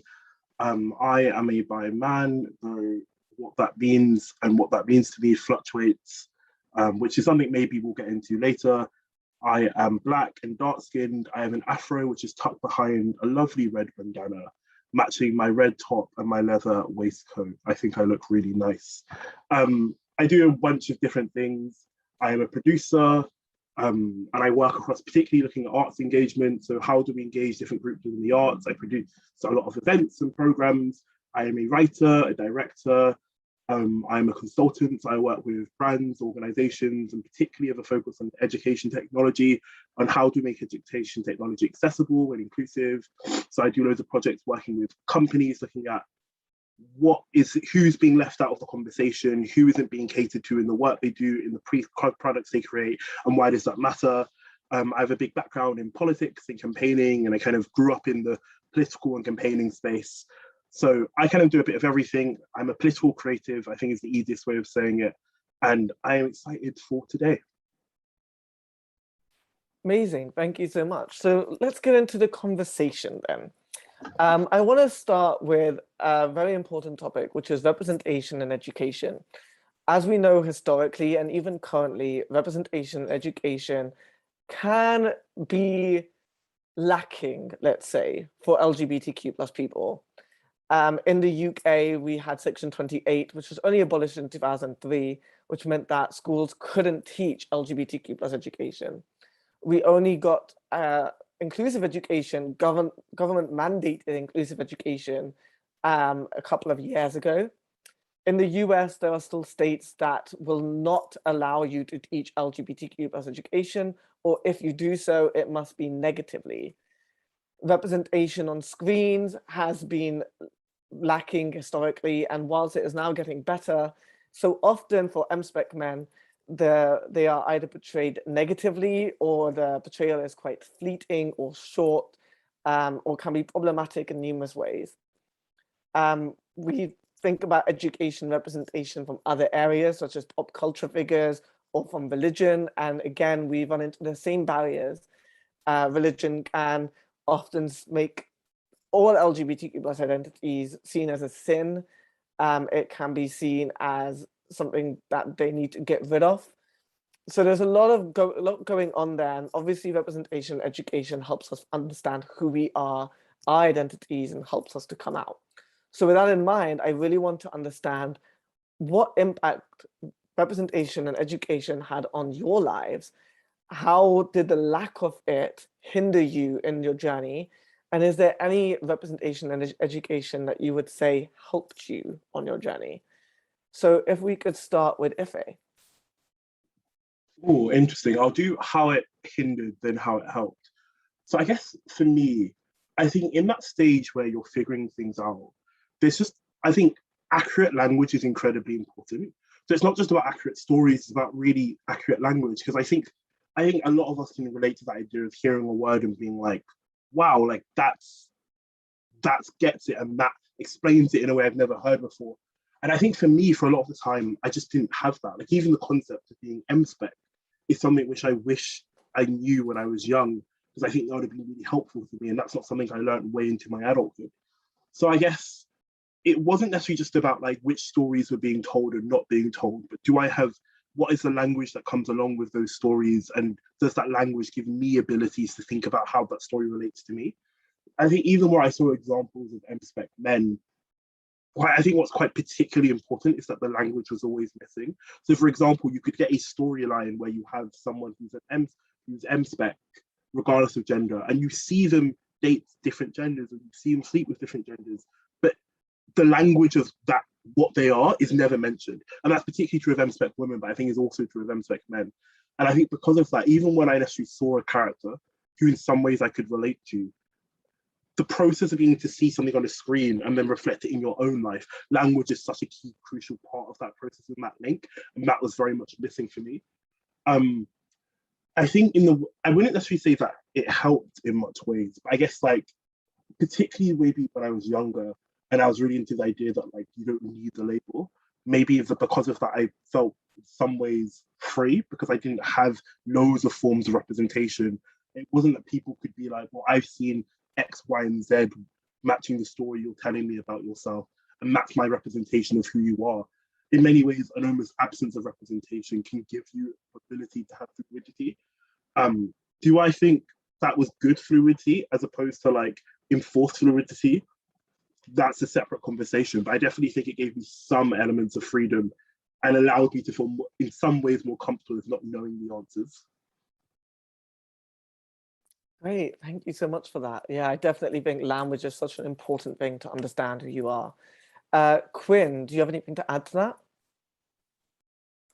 So I grew up in a very fundamentalist Christian environment, so I didn't really have any education around like queer identity whatsoever. I was just presented with like attraction towards the same sex is sinful, but also something that I think we don't hear talked about a lot. I also grew up with the belief that my attraction towards the opposite sex was basically also sinful because it was still through the lens of like lust and impurity. So I was in this really weird environment where growing up, like it was very difficult for me to engage with like same-sex attraction, and it was also very difficult for me to engage with opposite attraction because both of those concepts were so embroiled in shame for me. So I definitely think growing up, if I had some positive education around like queer identity and like been presented with queer identity as an option that wasn't a sin and it wasn't filled with shame, it would have radically transformed my own journey with my bisexuality and my gender identity for sure. Thank you. Joseph, anything you want to add? While it wasn't as fundamental, definitely witnessed both of my parents get saved, as you like, the whole Christian language there when somebody's baptized and they become devout and things of that nature. But I do remember from a more secular lens that the sex education didn't even mention us at all growing up. And that was something that I think was pretty stifling. If you think about how how the sex education curriculum was framed, they only really did it through a cishet lens. So a lot of people were trying to find themselves, including yours truly, and the things that they're feeling, they have no answers for that. So they're left in the dark. I think a lot of people kind of try to shoehorn themselves into a cookie cutter mold that just simply did not fit. And that definitely kind of explains my experience. So where the representation comes for that, it's just like, what do you base off of to, as far as like a guide of sorts to find yourself and be more comfortable with yourself if you're not even discussed, you're not even part of the discussion. And that was something that was very vivid for me growing up early. So I would say as a hindrance, that's something that I think the lack of representation certainly reinforced. Yeah, I think it's really important. Yeah, I think like Quinn was saying, I don't think we talk enough about the duality of the way religion marks this stuff as sinful, and yeah, just the lack of even being acknowledged, which goes back to what Ife was saying as well. It's just the lack of it means that we just aren't able to understand ourselves. So moving on to the next question, I really want to know, what stereotypes have you heard around MSpec people, and especially about MSpec men? And in what ways do you feel like these stereotypes impact you? So if we want to start with maybe Quinn. So I've definitely had a lot of stereotypes surrounding MSpec male experiences. I've had the really common one of you're really just gay. I've also had the really common one of you're really just straight. And I definitely think both of those stereotypes have been challenging and obnoxious and difficult. I was told once while dating a girl that I was using her as my straight pass to try to like be less oppressed through like yeah, kind of trying to like capitulate into cishet society and it's just a shame because when in navigating everything to do with your MSpec identity, like you're just having to constantly overcome these hurdles and justify yourself and be like, no, actually, I'm not using the people I'm attracted to like participate in cis heteronormative society. I'm actually still very queer and I've never been straight passing in any sense of that word. And so I think it's been quite frustrating for me to have to battle these. I think everything is so monosexual, like a lot of our stereotypes we deal with are these, oh, well, you're really just gay, you're really just straight, because the assumption of the general populace is that you must be one of those, like those are the only two options. And to justify yourself deviating from those binaries is frustrating as hell and very challenging. Yeah. Yeah, I think it's really important, the root that you talked about there is the monosexism and that binary that comes with that of those are the only options available to us. Makes it difficult, and yeah, it really impacts stuff like dating. Dating is incredibly important in a lot of people's lives, and the impact it can cause on that. Joseph of Ife, if anyone want to jump in, if anything you want to add. Do you want to go, Joseph? Okay. I guess like two main things. One, I think the idea of like being sexualized in a really specific way, and I think also being shamed for being sexual in a really specific way. I think the often idea when people talk about like, oh, like guys are really greedy, but I think it goes really like beyond greed and it's more gluttony. Like I think it's the idea of like excess and that linking to like impurity and immorality. And I think that's so many different connotations, which I'll talk about in a sec. But I think it made it really weird to think of yourself as a sexual person. And I think particularly, I think it means you end up, if you're not careful, really feeling like you have to play into respectability politics. So like, for example, it is totally fine, obviously, for a bi person to be monogamous, but if they feel like they have to use the fact they're monogamous to justify why like they're a good type of bi, that becomes a problem. And the reason that happens is because they are told like it's a countermeasure to you being told, no, the way you are sexual is too sexual, and that is a problem.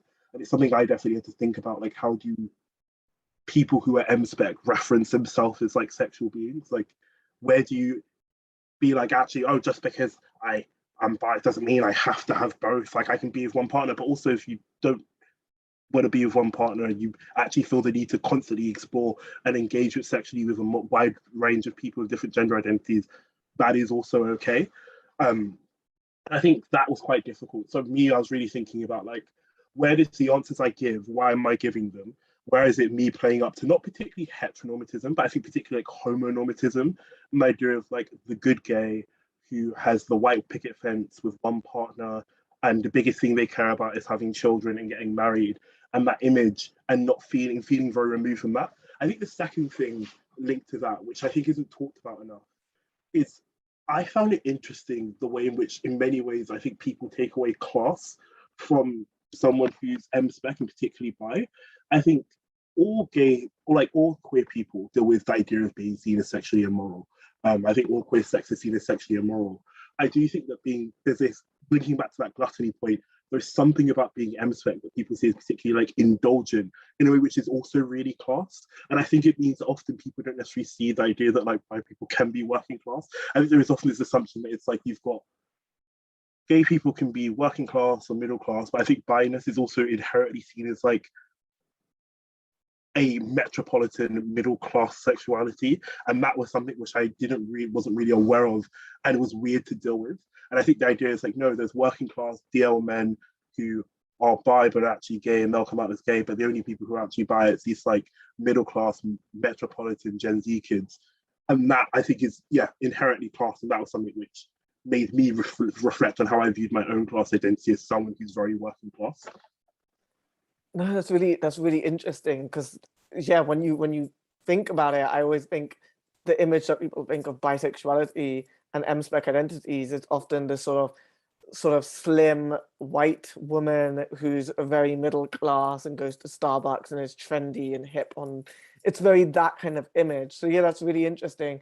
And what you're discussing about polyamory as well, I think a lot of people misconstrued what polyamory means and think that polyamory is in itself quite a negative thing. And so when they're putting it on M-spec people, it's often to say, well, that's a bad thing and you're being a bad person. And I often find myself going, there's no link between the two, but also who cares if there is? It's not a negative thing, and it's about reiterating that.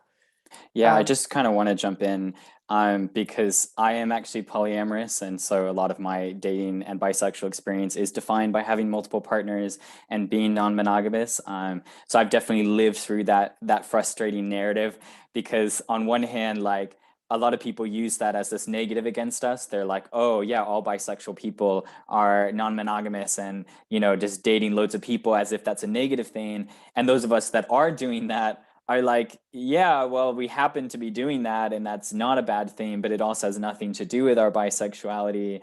And I was watching a really great video essay recently on envy, and it talks a lot about how things that we don't want for ourselves, or things that we have shame over, we try to limit in other people. And I think that a lot of people have shame around their own maybe M-spec attraction, or maybe they also kind of can see the appeal in wanting to date multiple people, but they have shame around that. And so it's kind of like, well, if I'm going to be monogamous and if I'm going to be monosexual, then everyone has to be, and nobody can have that, excess of love and joy in their life.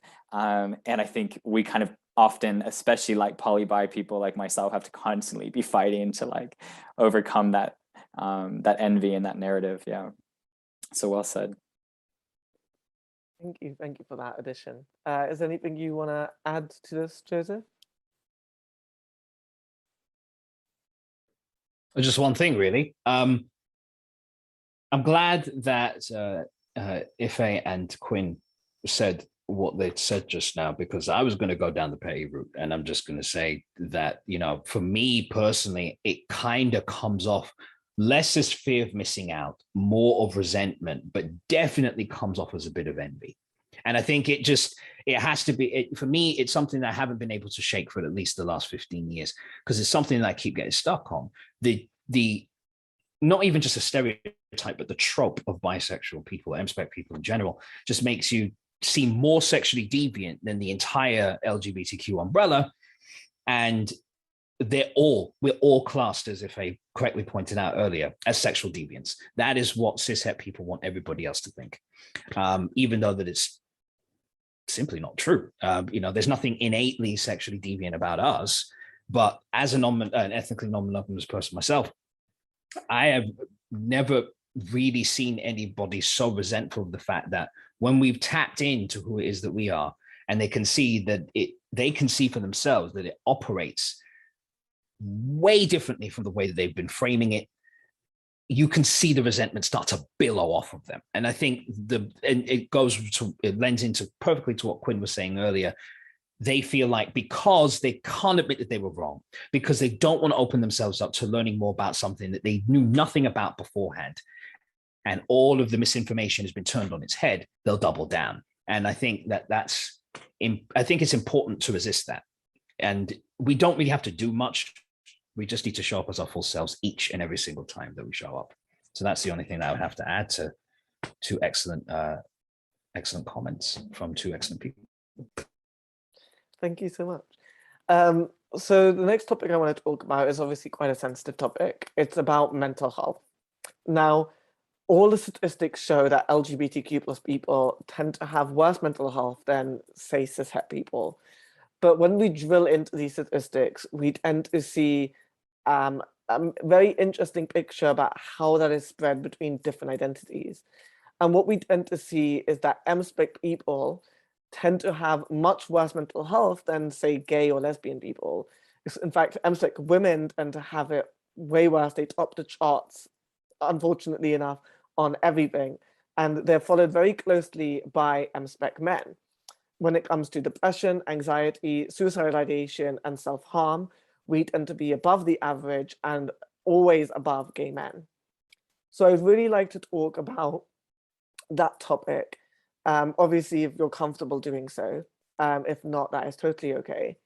And really how struggling with your identity or trying to understand your identity and dealing with the sort of bigotry that we face in society, how your mental health has been impacted by that.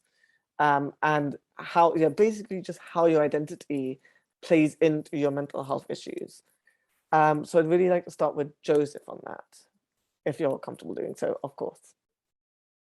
I mean, I've done it for Calm, so talking about mental health is absolutely nothing new. And I think it's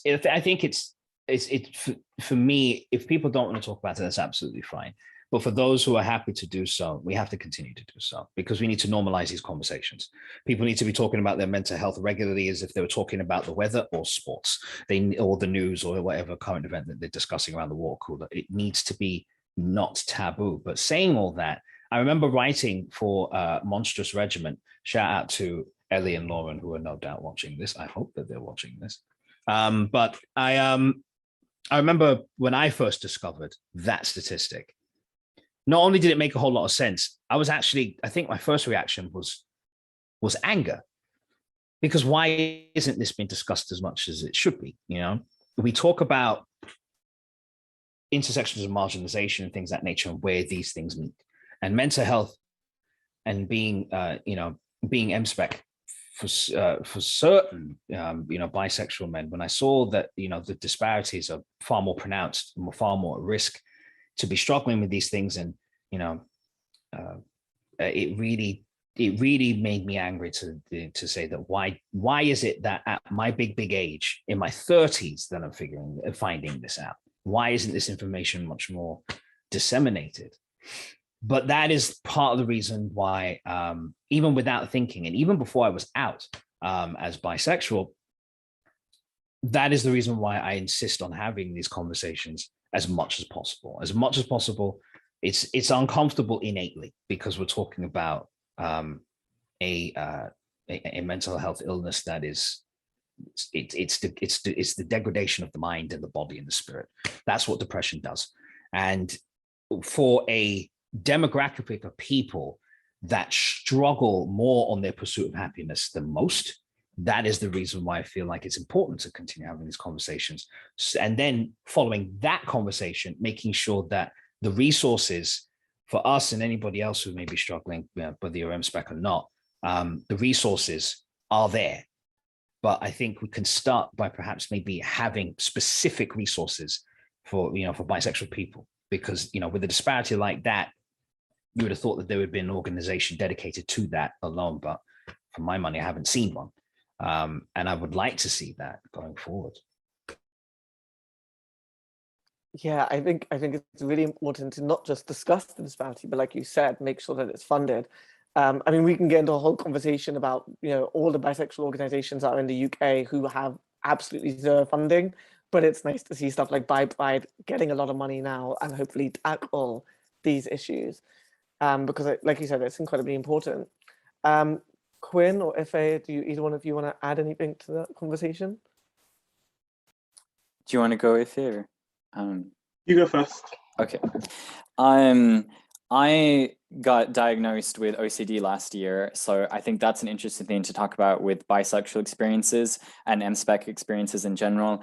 I think that like with MSpec identities, we're constantly told by everyone around us to constantly question ourselves, like, oh, but are you really straight? Are you really gay? Like, are you sure?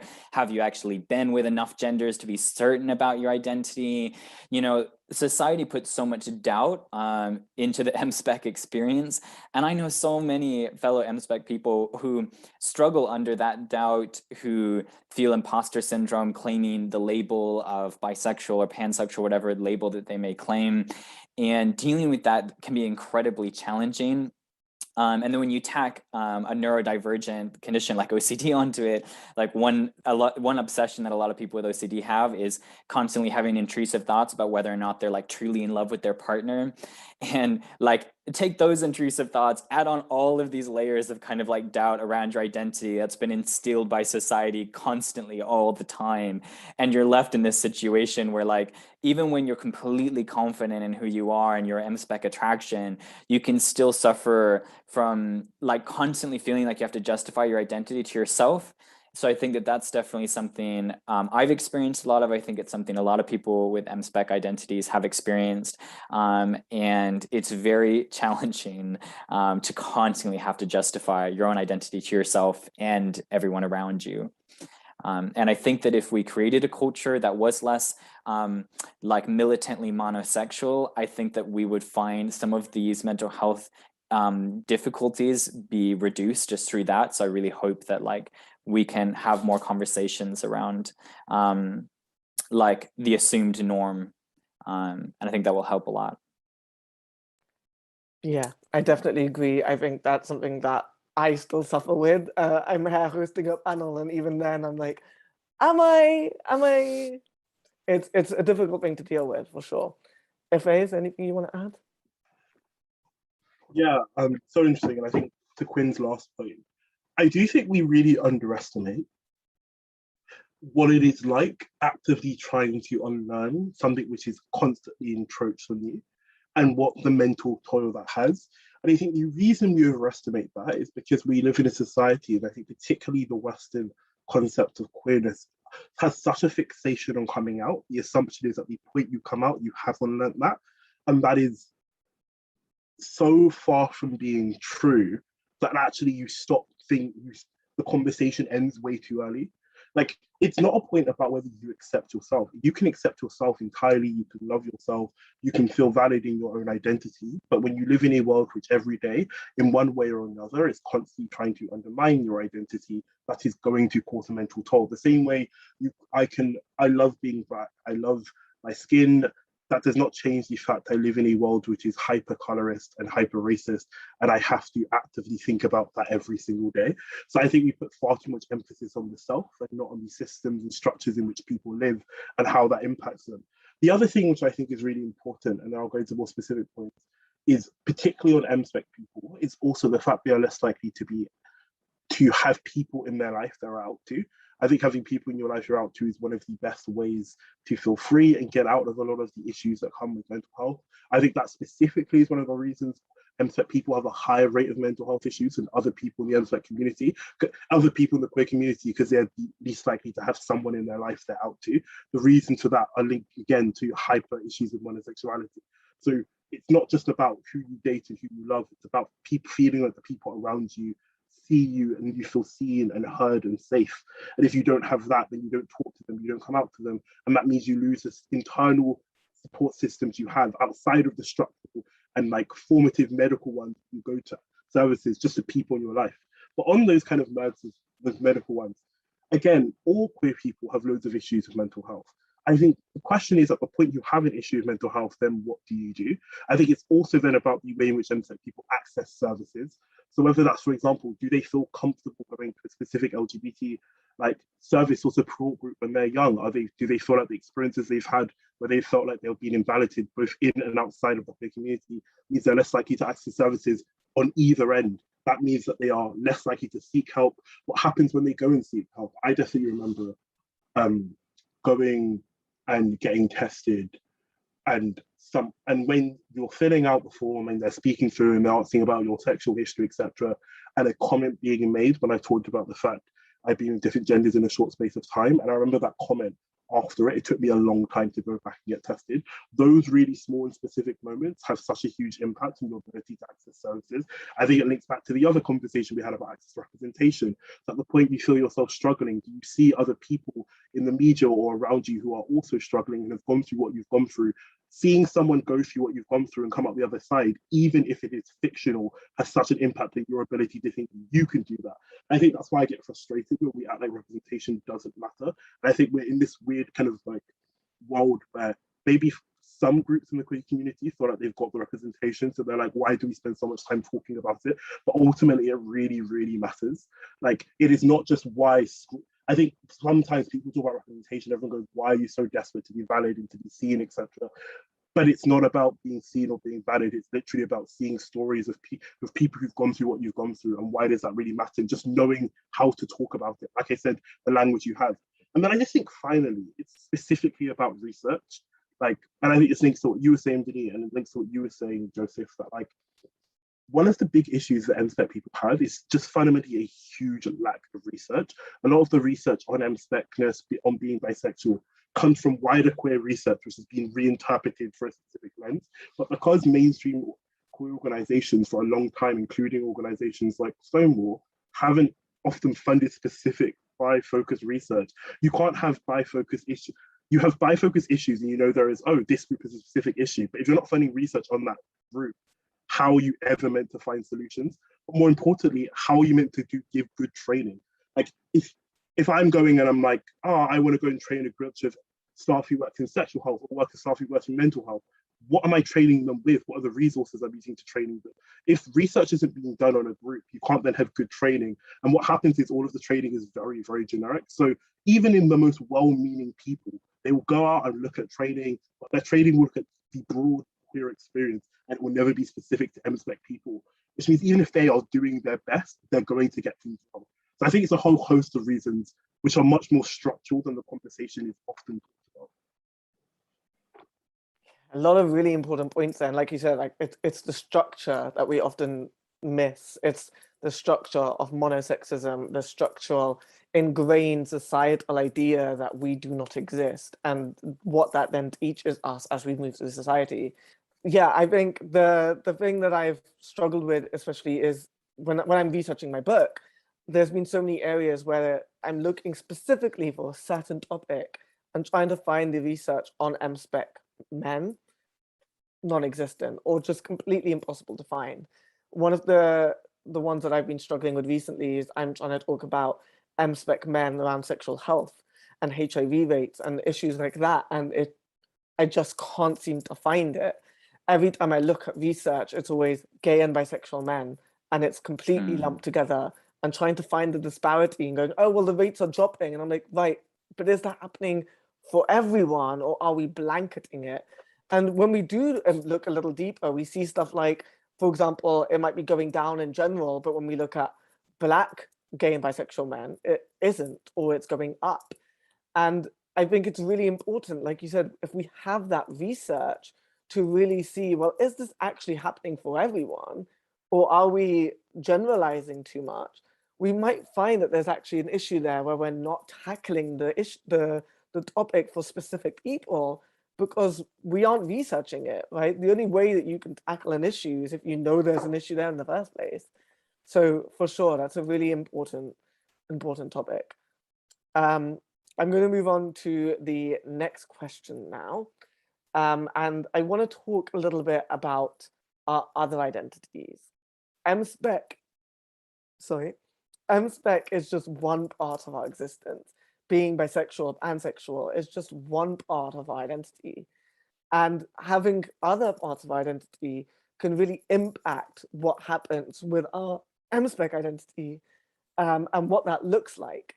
So I really want to understand how your other identities, such as your race, your gender, your relationship statuses, you know, who you engage with and how you have relationships, how that impacts you, and how that changes the way your MSpec identity and how people react to your MSpec identity, how it is with your family, your cultural community, etc., etc. Who wants to start on that? Pretty open. Let's go with Joseph. I was afraid you were going to call on me first as well. So just so I'm clear, what I'm answering here in terms of the question is that we're looking specifically for. So we're looking at how our other identities play into our MSpec identity, how it creates new issues, or it creates different issues that aren't necessarily explored when we just look at MSpec. So we're thinking like, for me, I'm an MSpec Indian man. And that is a very different experience for an MSpec white person, for example. Okay, now I understand, because when first of all, I was like, oh my God, do I need to find out the meaning of life to answer this question? One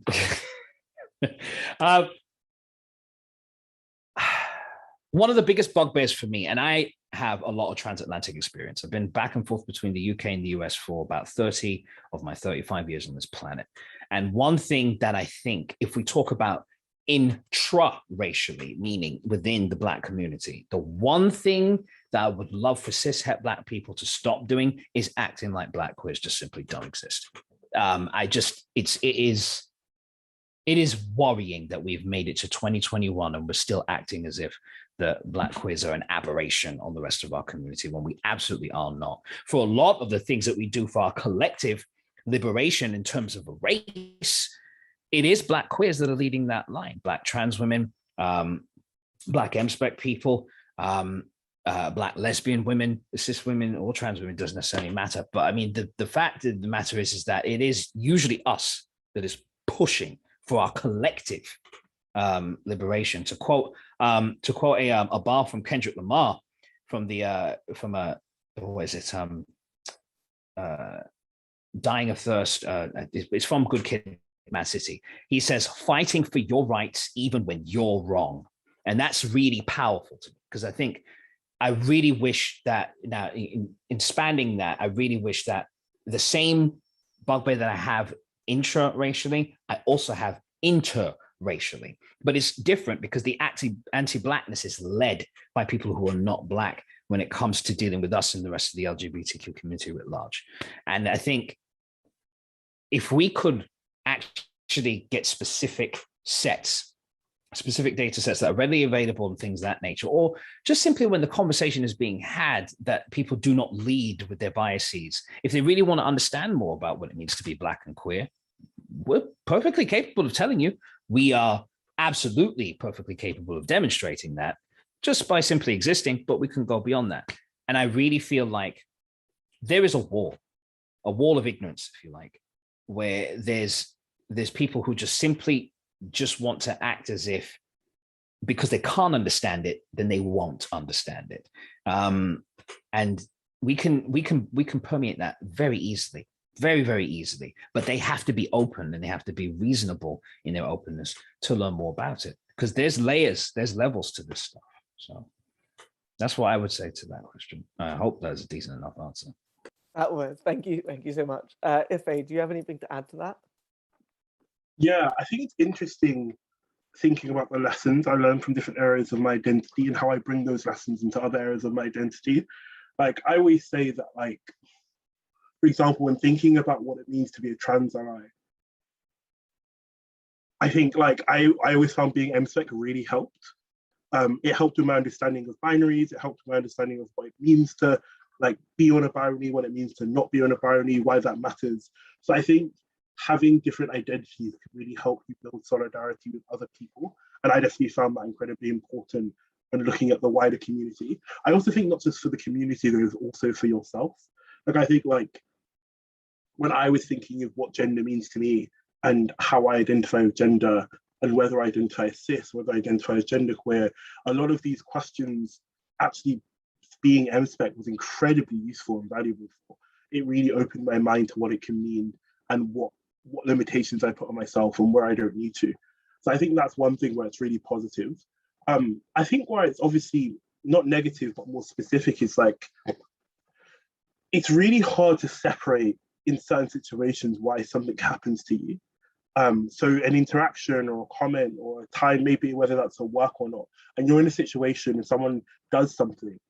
And I've definitely just been times where I'm like, is this because I'm Black or is this because you think I'm queer? And that can be a very weird experience, especially I think at different times in my life, because I, for the most part, wasn't very much read as queer growing up. And I think as I started to actively present more queer, it was very weird, like having to like relearn what queer meant to me based on the way the world responded to me in a way which was never true of my Blackness, and it was always very loud. And I think there was a time in my life where I was very much like, oh, this identity is like my paramount central identity, and this is the one which means the most to me, and these ones also mean a lot to me, but in kind of in the periphery and in the background. And I just stopped finding that useful after a while. And I stopped finding it useful to necessarily talk about my identities removed. Specifically talking about, for example, being M-Spec and being Black. I think it's really affected the way I interact as an M-Spec person, who ends up being attracted to me, the rooms I'm in. I think one, like, there's something specific about being dark-skinned, which makes it hard for you to be read as queer and femme in the same way. And I think that was something which, like, when people were like, oh, I didn't realize, I was like, I'm actually very, very queer, but I think I'm not necessarily very femme, and those two things are linked but can also be separate. And I think when you're dark skinned, people don't ever see you as one. I think the other thing which is really interesting is just the idea of like the way in which like people talk about DL culture and being on the down low, and I think that's really linked to racialized and really linked to Blackness. And I think that also made it really hard for people to take my identity seriously. So I think when I'm dating, when I'm speaking to people, when I'm living life, whether I'm at work, it is the combination of my identities which result in the way people interact with me. And what's the almost difficult part is me then having to do the work after to be like, okay, was it this or was it this? And it most likely it was a combination of this and this. But if it is the combination of this and this, is it more this or is it more this? And what combination and how? And I had to for a while, in many ways, in the way Quinn was saying about how I think that like if you're someone who overthinks and can get very in your head, being M-Spec can really not help with that. I think that was something I really struggled with, and I think other identities only added to that. Really interesting points. I could relate to a lot of what both of you said around the interaction between race and M-Spec for sure. Like being Indian and being M-Spec, and yeah, just it's a lot of trying to understand how people see you and trying to understand yourself within that. It's really interesting. Quinn, do you have anything you want to add? Yes, sure. So I am bisexual, genderqueer, and polyamorous. So basically, I can't make any decisions. Just kidding. That's a bad stereotype. But I definitely have seen a lot of intersections with like various aspects of my identity and how that's all been interconnected. I think for me, being genderqueer, like all of these labels have definitely like kind of increased my ostracization as I've progressively come to terms with each one. And also definitely made it so that I have a very, very small dating pool. And I think being M-Spec, however, and like interacting with the M-Spec community has really helped me have a lot more like validation and like safety within my gender identity as well, because I'm kind of used to, in the past, I dated predominantly in the gay male community where like femininity is the greatest evil. And I had to really kind of like present a hyper masculine version of myself if I wanted to have a lot of sexual currency. And when I left that community and started dating in the M-Spec and polyamorous communities, even though my dating pool was much smaller, I found that I was a lot more accepted, and I found that it was a lot easier for me to be authentically genderqueer when I was dating in an M-Spec community. And I actually found that like the different ways that I expressed my gender was suddenly seen as actually like an attractive quality, because a lot of people that are M-Spec are attracted to, you know, multiple genders and multiple forms of gender expression. So actually all of a sudden, like things that had been heavily ostracized and like borderline bullied for in the gay community, I was actually kind of celebrated for in the MSpec community. And that was really fascinating and definitely like a positive experience for me. Although obviously having all of these labels can be isolating, it can be lonely, and it can also be really, really difficult to explain yourself to the outside world. But that's okay. Thank you for that. And that actually leads really nicely into my next question, and next to last question, actually. So I wanted to discuss the LGBTQ plus community. Of course, when we talk about the issues that MSO people face, a lot of it is structural, and a lot of it goes above certain people in certain communities. But when it comes to being MSpec, what I often find, at least, is that when you go into the LGBTQ plus community, you're not always accepted. And for a lot of people, especially gay people, it's often a place where they go and they can find people like them and find safety, which is why they're so often called safe spaces. But I don't feel like that necessarily holds up, in my personal opinion, for MSpec people.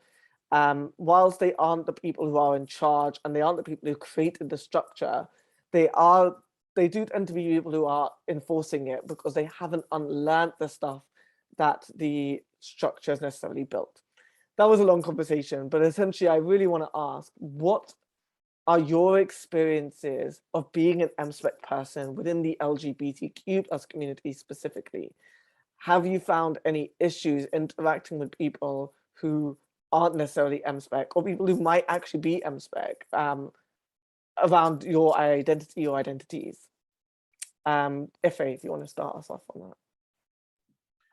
Yeah, I mean, so many things to say. I'll try and keep it brief. The first thing, particularly just specifically talking about other people who are MSpec, like, I mean, I call them pick-me-buys. And I think it links to what I was saying earlier, where like, there is definitely groups of people who do two things. One, again, like really lead into respectability in the way which screws it for the rest of us. But two, also, I think, particularly looking at like, among like cis gay men, they have such a weird way they interact with MSpec men. I think sometimes it's weird, it's fetishisy, but also like it comes with expectations and codes, and it's very gendered, like in very like candid terms. I find that like cis gay men often expect bi people to be more dominant, to be more aggressive, and like whether that is your thing or not isn't really the point. I think it's about like what that means about the way they view your identity and treat it outside of the bedroom and see outside of the bedroom, and what that means for your ability to be seen as vulnerable. I think I have definitely found that like it's not, there's obviously people who just outright like don't see you as valid, don't think your identity exists. I think we spend a lot of time talking about them. For me, the more important group, and probably the majority, are people who just are really, really bad at understanding their identity. And again, because I don't think they make any effort to like engage with it. Like if you, for example, talk about like gay Twitter, which is talked about often, like they don't go out of their way to follow people who are doing work on being MSpec, on being bi. They don't, in a way in which like a lot of us will read research which looks at like the broader experiences which often center gay men. They never do that in inverse. So you're often interacting with people who have just never made any effort to understand your identity outside a really shallow lens, which means even if they are like broadly accept it and are like, no, like I do think being bi exists, the way in which they talk about it, the way in which they interact with you, the way in which they treat you, it's often incredibly unnuanced, lacks depth, and it's also, I think, very, very gendered in a way which, like, particularly if you then don't identify as cis, can be even worse. And I think, in general, I think the main thing is, I guess, to conclude, is two things. They don't see it as a substantive enough identity to be willing to do the work to learn about it. And two, they don't see discrimination that you face as separate to discrimination they face. And I always say this, like the central problem with a lot of them is they think biphobia is just homophobia, which happens to bi people, as opposed to its own form of oppression, which works in its own ways, which has its own rules, which has its own structures. As long as that is true, they will never be able to be allies. Yeah, I very much agree with that. I think a lot of the time we're just seen as gay men and just one of them, and therefore just mix in, but they never actually do the work to learn about other people. It's not even just specific to MSOC people. I think a lot of people in the community don't bother to learn about the other people in the community to really be allies. I very much agree with that. Joseph, do you want to add anything to that? Honestly, if Ife's got it nailed in one, to tell you the truth. Everything that they just said, it plays out on the apps, it plays out in the in the gay bar. It plays out everywhere. And the number one thing that I think fuels that, and this might just be a theory of mine, might be nothing more than a theory of mine, I should say, is that there seems to be this deep-rooted desire to be accepted by the people who not just harbor, but disseminate bigotry against all of us regularly. And I just don't understand why they just won't let that go. Like, why are you so pressed with the people that hate us when there's plenty of us that love us, all of us? And that's the thing that is really hard to divest from. I know that they are intent on trying to engage their bigotry and expose it and then lampoon it. But every single time you entertain it, you legitimize it. So you have to change that approach. That's the first thing that I would say. As far as dealing with cis gay men, God knows I love them, but God knows they drive me nuts. And the main thing that they do that drives me nuts the most is that fetishization. To Ife's point, this is like doubly so when you happen to be M-spec and black like we are, because it's just the fetishization just comes out in waves. The first thing they find out that you're black, so you obviously know what they're looking for. I won't say it out loud, but you get, if you know, you know. So like, and then after that, if they find out that you're M-spec, bisexual, pansexual, omnisexual, the like, it's now all of a sudden they're thinking that is now, ooh, a new sex toy in human form to play with. And it kills the mood, it kills everything. Then it's just I'm personally left asking the question, is it that hard to treat me like a human being? Because I am a human being, I'm standing right here in front of you, and I just don't understand what the impasse is. So really, if there's a historical context for that as well, and I'll finish with that. I remember reading something by Reuters regarding Marsha P. Johnson and Sylvia Rivera, and how they went from leading the Gay Liberation Front to basically being ostracized by members of the Gay Liberation Front. And it was cis gay white men that pretty much forced them back to the margins. And that's a really sad thing, because as somebody recalled in that, and I can't remember what their name is, I think their first name is Mark, but I can't remember their surname. But as they recalled, for the first year after Stonewall, there was unity like it was never seen before in the community. And then the politics started. So it's just like there seems to be an incessant need, an incessant desire for cis gay white men in particular, for them to be the face of all of us, when we are far more diverse than that. And I really feel like it has to start there. It has to start with challenging that and just being unapologetic about it, because at the end of the day, you don't lose anything by communing with everybody. So that's just what I would add to Ife's excellent dressing down of the whole, phenomenon, if you will. Yeah, I completely agree. I think the problem I always face is just how much everything is dominated by cis white gay men, and not just dominated, but they're owned. All of the venues are owned, and they run it, and they run the show. And I think that is one of the problems, is it's top down. Quinn, do you have anything to add? Boy, do I. Yeah. So cis white gay men. Right. So firstly, I used to identify as part of the gay male community, and that is where I really went wrong.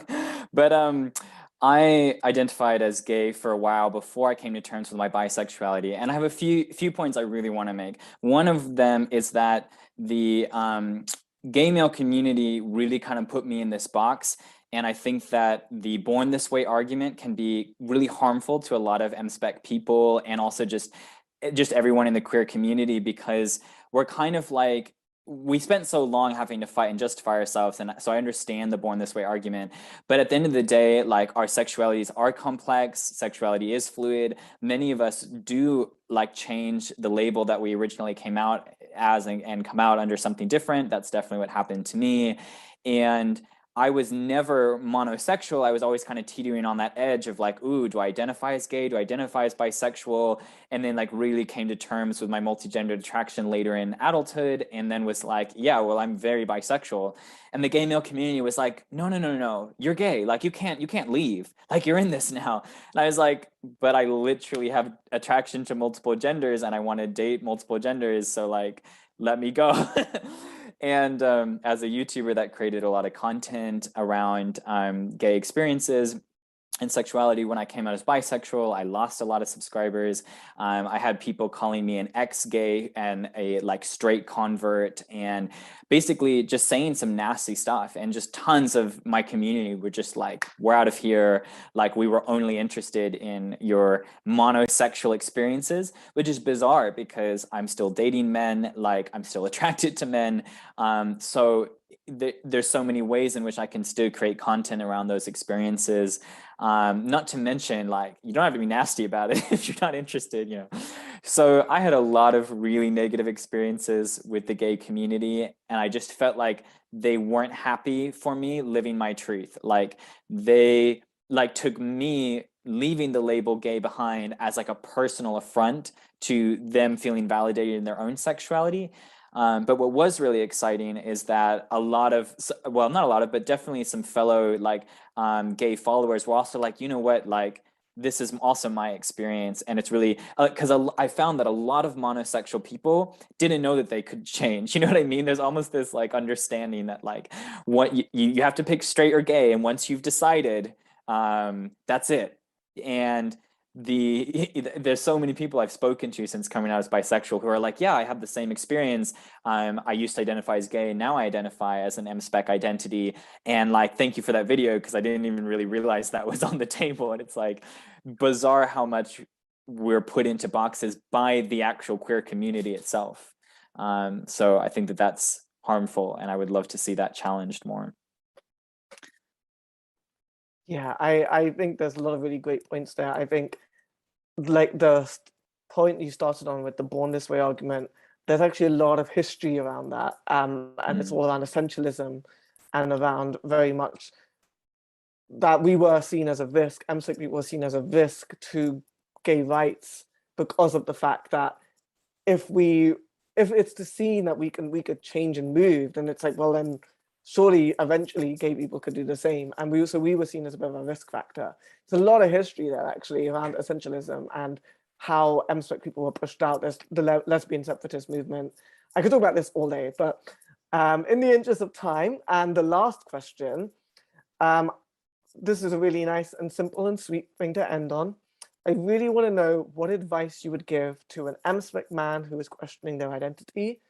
And also, what advice would you give to allies, whether that be within the LGBTQ+ community or outside of it, or both? What advice would you give to them in order for them to be allies? Like, what advice would you give to them to be allies? So, Ife, if you want to. Yeah, so I guess advice for someone who's M-spec. One, if it helps you, taking ownership over the label M-spec can be really affirming. And I think that's particularly true where a lot of people struggle to differentiate and debate whether they identify as bi or pan. That's a whole other conversation. But like, I think there's a real value in talking about it in a more plural sense as being M-spec, talking about monosexuality. And I think the more you read about it and talk about it outside of the specific identity, but it is a concept, that you really understand it as a structure and the way it interacts with other structures, which I found incredibly affirming and useful.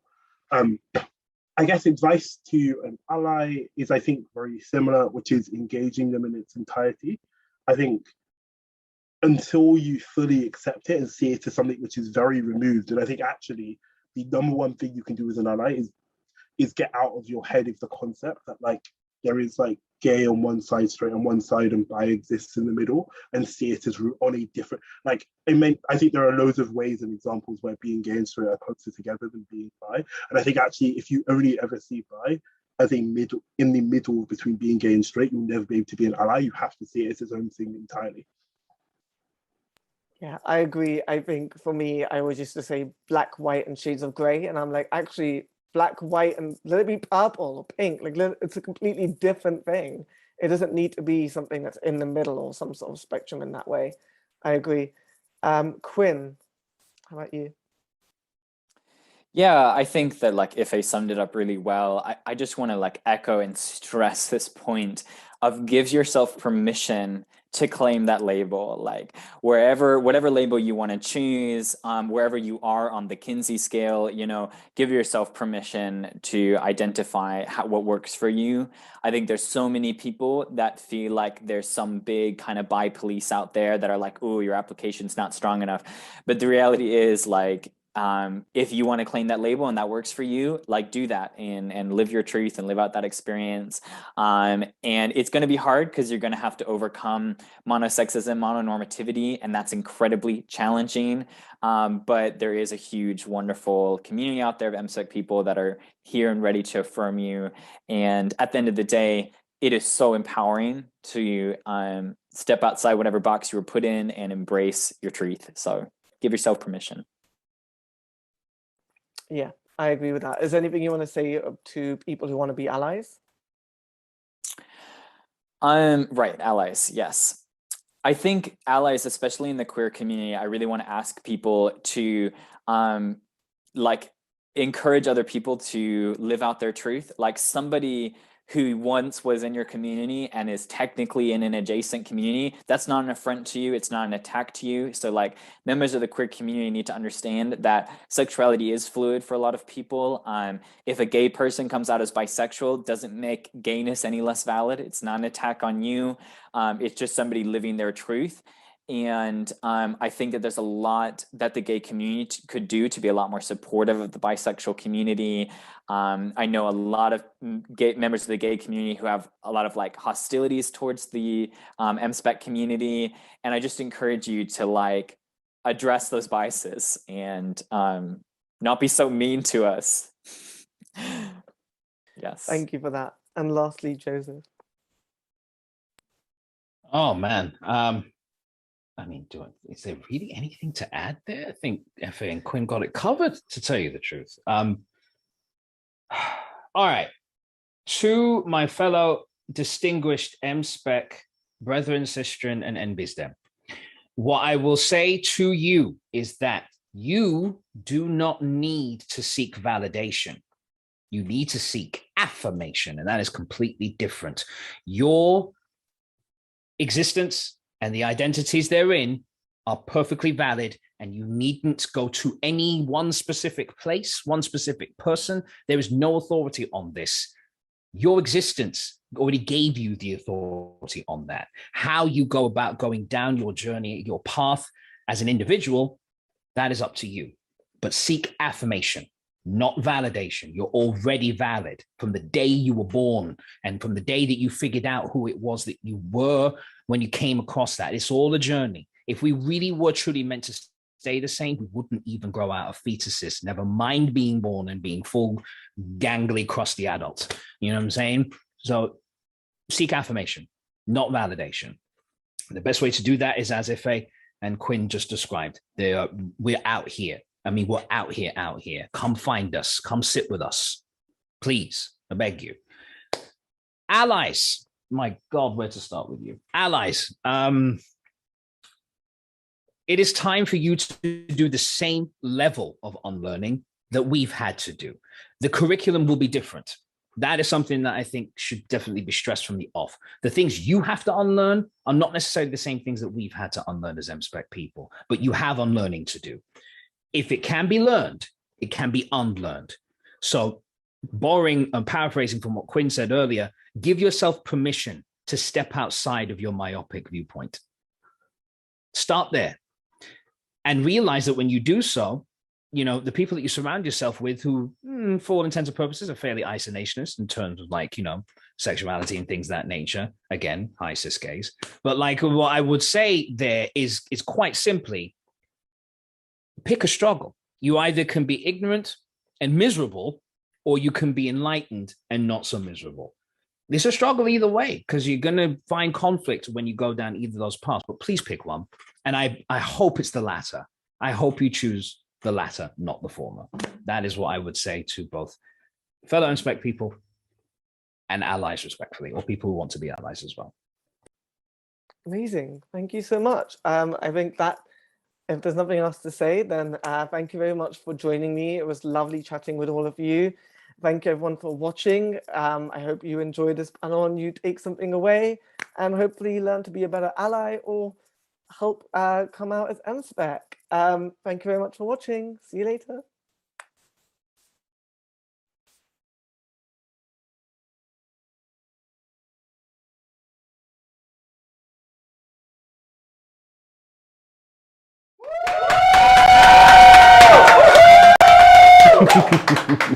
Some truly, truly inspirational work there from our panelists. Again, I would just like to thank them for sharing their experiences with us today.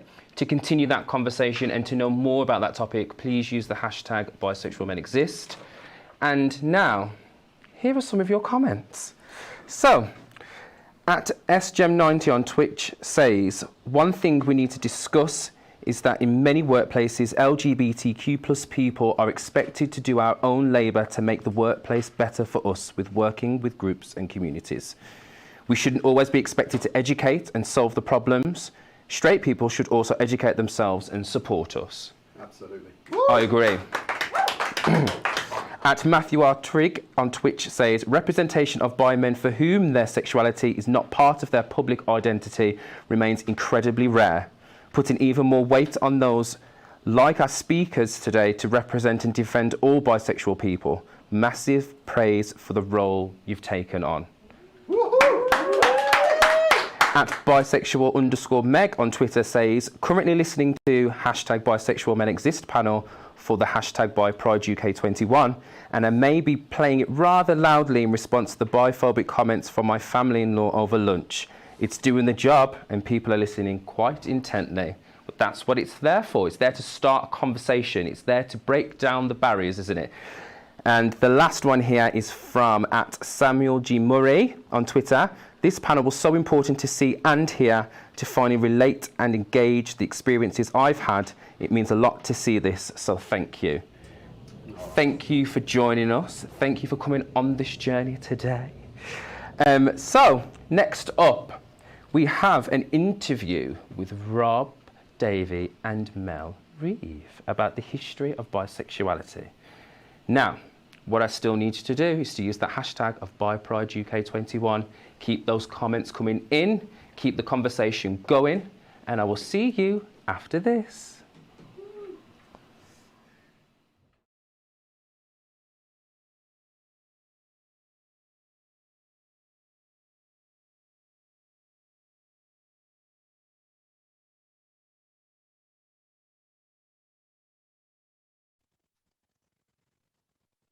Okay, and welcome to this next session of Bi Pride UK 2021, where we're going to be delving into some bi history with Mel Reeve.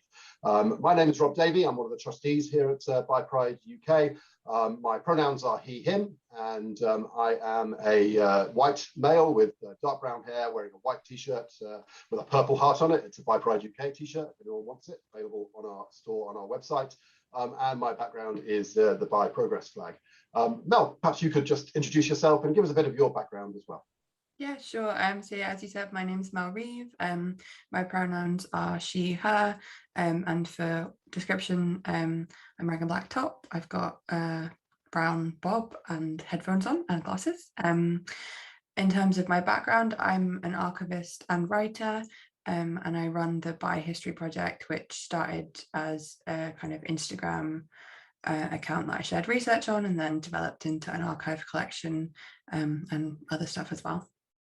Awesome, that's great. So actually we'll delve a bit more into that. So how did the Bi History Project come about? Yeah, so it's funny actually, like, I don't know if you use Instagram, but I was scrolling through my phone and noticed that lots of accounts were popping up or had existed for a while that were exploring LGBTQ plus history on Instagram. And obviously, given my background in heritage, I thought this was a really interesting way to get people to engage with collections. You know, I could see it was really a nice way that people could access that kind of stuff.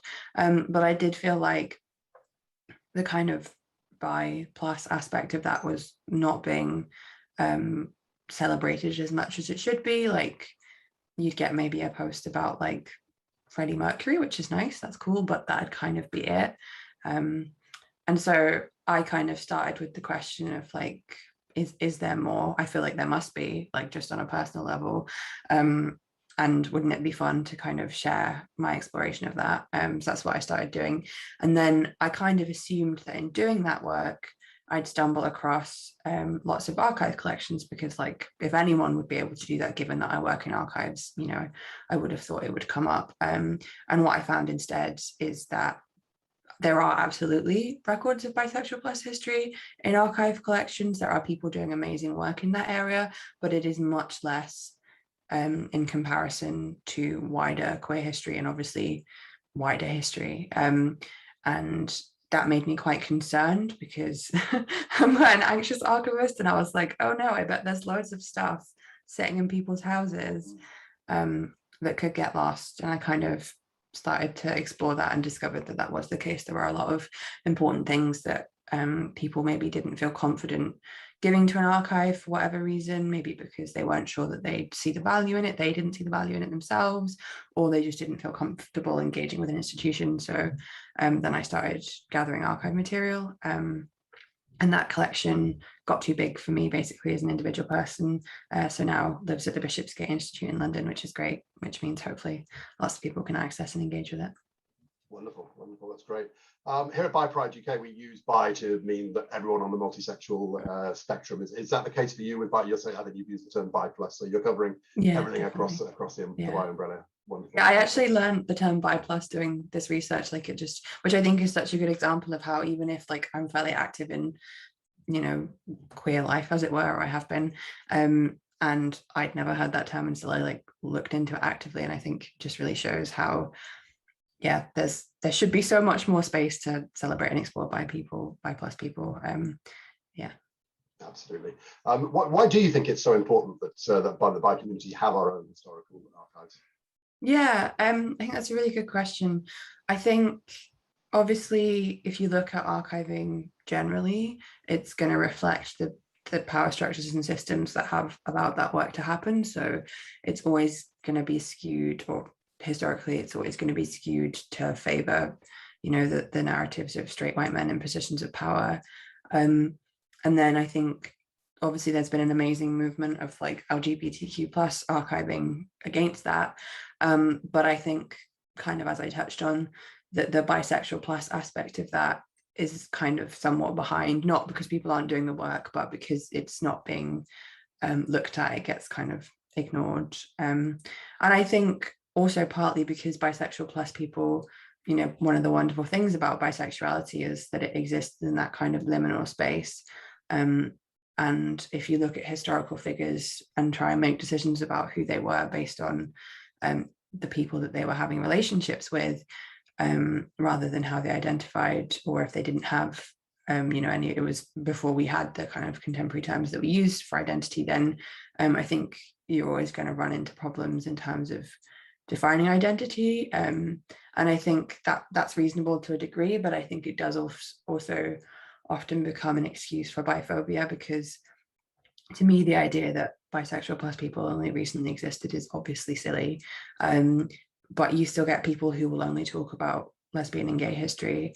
And if you suggest even just to have an inclusion of the idea that those people, or whatever it might be, those organizations could have involved or been with people who may now identify, if they had the opportunity, as bisexual, can get quite a strong response. And I think that's kind of the fundamental problem, really, is that the implication of bisexuality is still like something that makes people have a strong reaction, when actually, if you look at it on paper, the idea of being inclusive and celebrating bisexuality as part of wider queer history is a wonderful thing and doesn't hurt anybody. It just makes things better for everyone.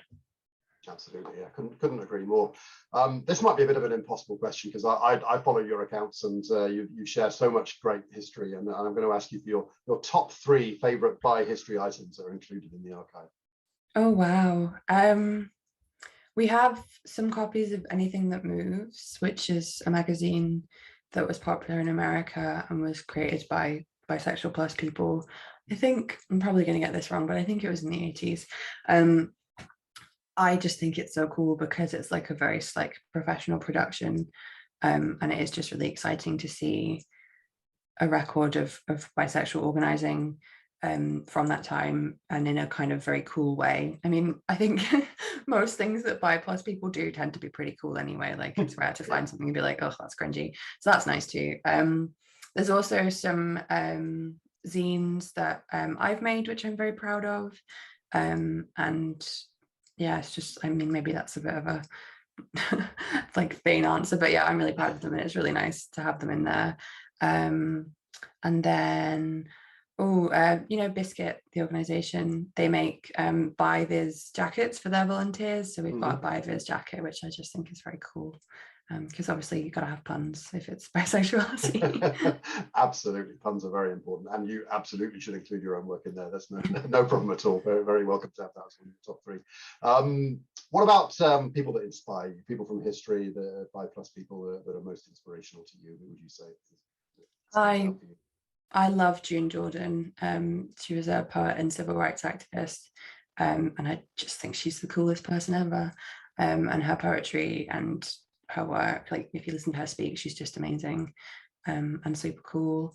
Who else? Gosh, there's so many. I mean, I really enjoy, like, if you look like really, really far back, that's the stuff that gets me like personally quite excited, because that's where my own kind of interests lie.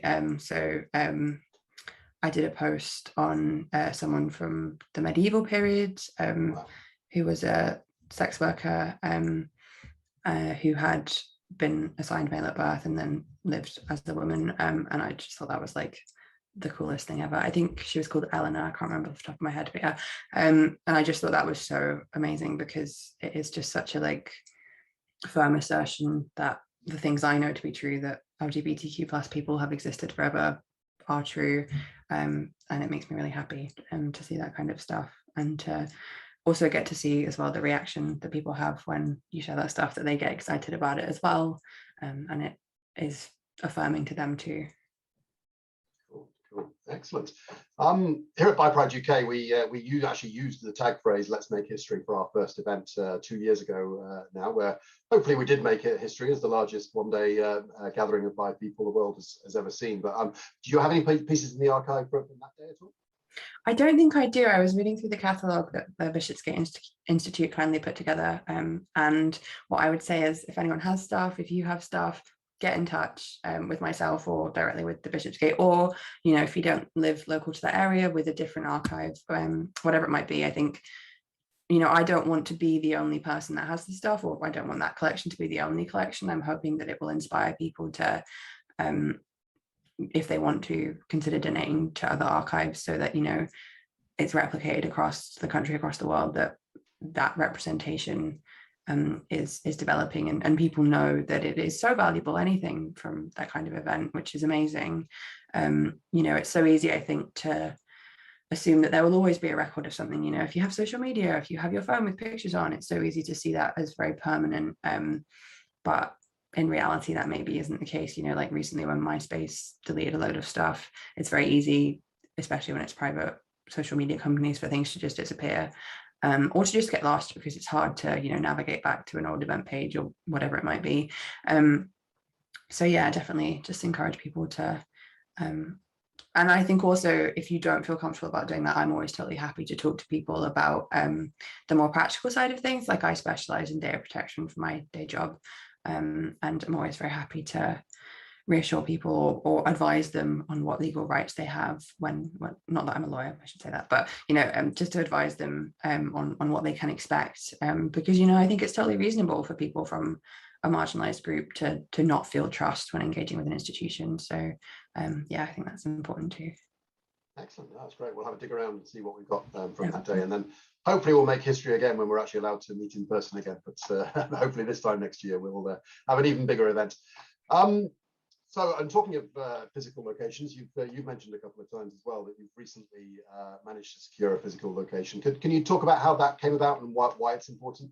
Yeah, totally. So it's funny, really. My original plan, I think so many people have this story, was to apply for funding and develop this project myself a bit more, because everything I do is pretty much unpaid other than like freelance work I get through the work that I've already done. And I was kind of hoping to make a permanent home because I live in Glasgow. So I thought that would be nice. But then there was a pandemic and I never did fill out that funding application. I got very busy. And then I just kind of had those boxes. You know, I'd done some workshops with the collection and it was amazing. And I really hoped to do more of that. I had a library of books that I put together and I was hoping to reach out to some organizations in Glasgow and to have like a pop-up by, you know, book library and things like that. I had all these plans and then I just sat inside my house for a year like everyone else. And I then kind of realized that practically speaking, it was never going to be, it didn't feel possible for me to do the things I wanted to do with it. And I felt like it was very unfair that people had entrusted this stuff to me. And also from a professional point of view, it's very bad practice to keep things in your house. I knew that and had always been hoping to move away from that. So I kind of decided that the best thing to do was to reach out to some institutions, find out if they'd be interested. And although it's in London, Bishopsgate just felt like a really great fit. Don't know if you know Steph, who works there, who is amazing. Steph Dickers does like so much incredible work for LGBTQ plus archiving. And I emailed them and they emailed me back like 20 minutes later, which I was like, okay, I can see that like there is a real interest, that you really care about this collection. And it made me feel excited that people would be able to engage in it, even though it is now a long way away from me, but that's okay. So you mentioned it's Bishopsgate in London. How do people visit that if they'd like to see the archive? Yeah, I don't know what their situation is in terms of access because of COVID and stuff, but I imagine if you just check on their website, email them, look on social media, whatever, they'll probably have information about that. I know things are a bit more relaxed for you guys in England, so yeah, hopefully be accessible. Fantastic. So as you've shown with your archive, we've come a long way for the bi community, but we still do face some challenges. What major moments of bi history still to come are you looking forward to having? What progress is still needed from your view? Oh, that's such a good question. I mean, I really do think this is maybe a bit of a cheesy answer, but I really do think that every individual person who is bi plus is making history in their own way, because, you know, I think we are at hopefully quite a pivotal time in terms of acceptance. Like in the last 5 years of my own life, I've seen on a very personal level attitudes in my local community changing. There have been times when I think the general attitude has been quite biphobic, not everyone of course, but you know, there have been situations or whatever it might be that have made me feel like there wasn't a place for me in my local community, and I've seen that change quite a lot, and I hope that that reflects a kind of wider change within the LGBTQ plus community and obviously wider society too. But I think, you know, I think that acceptance and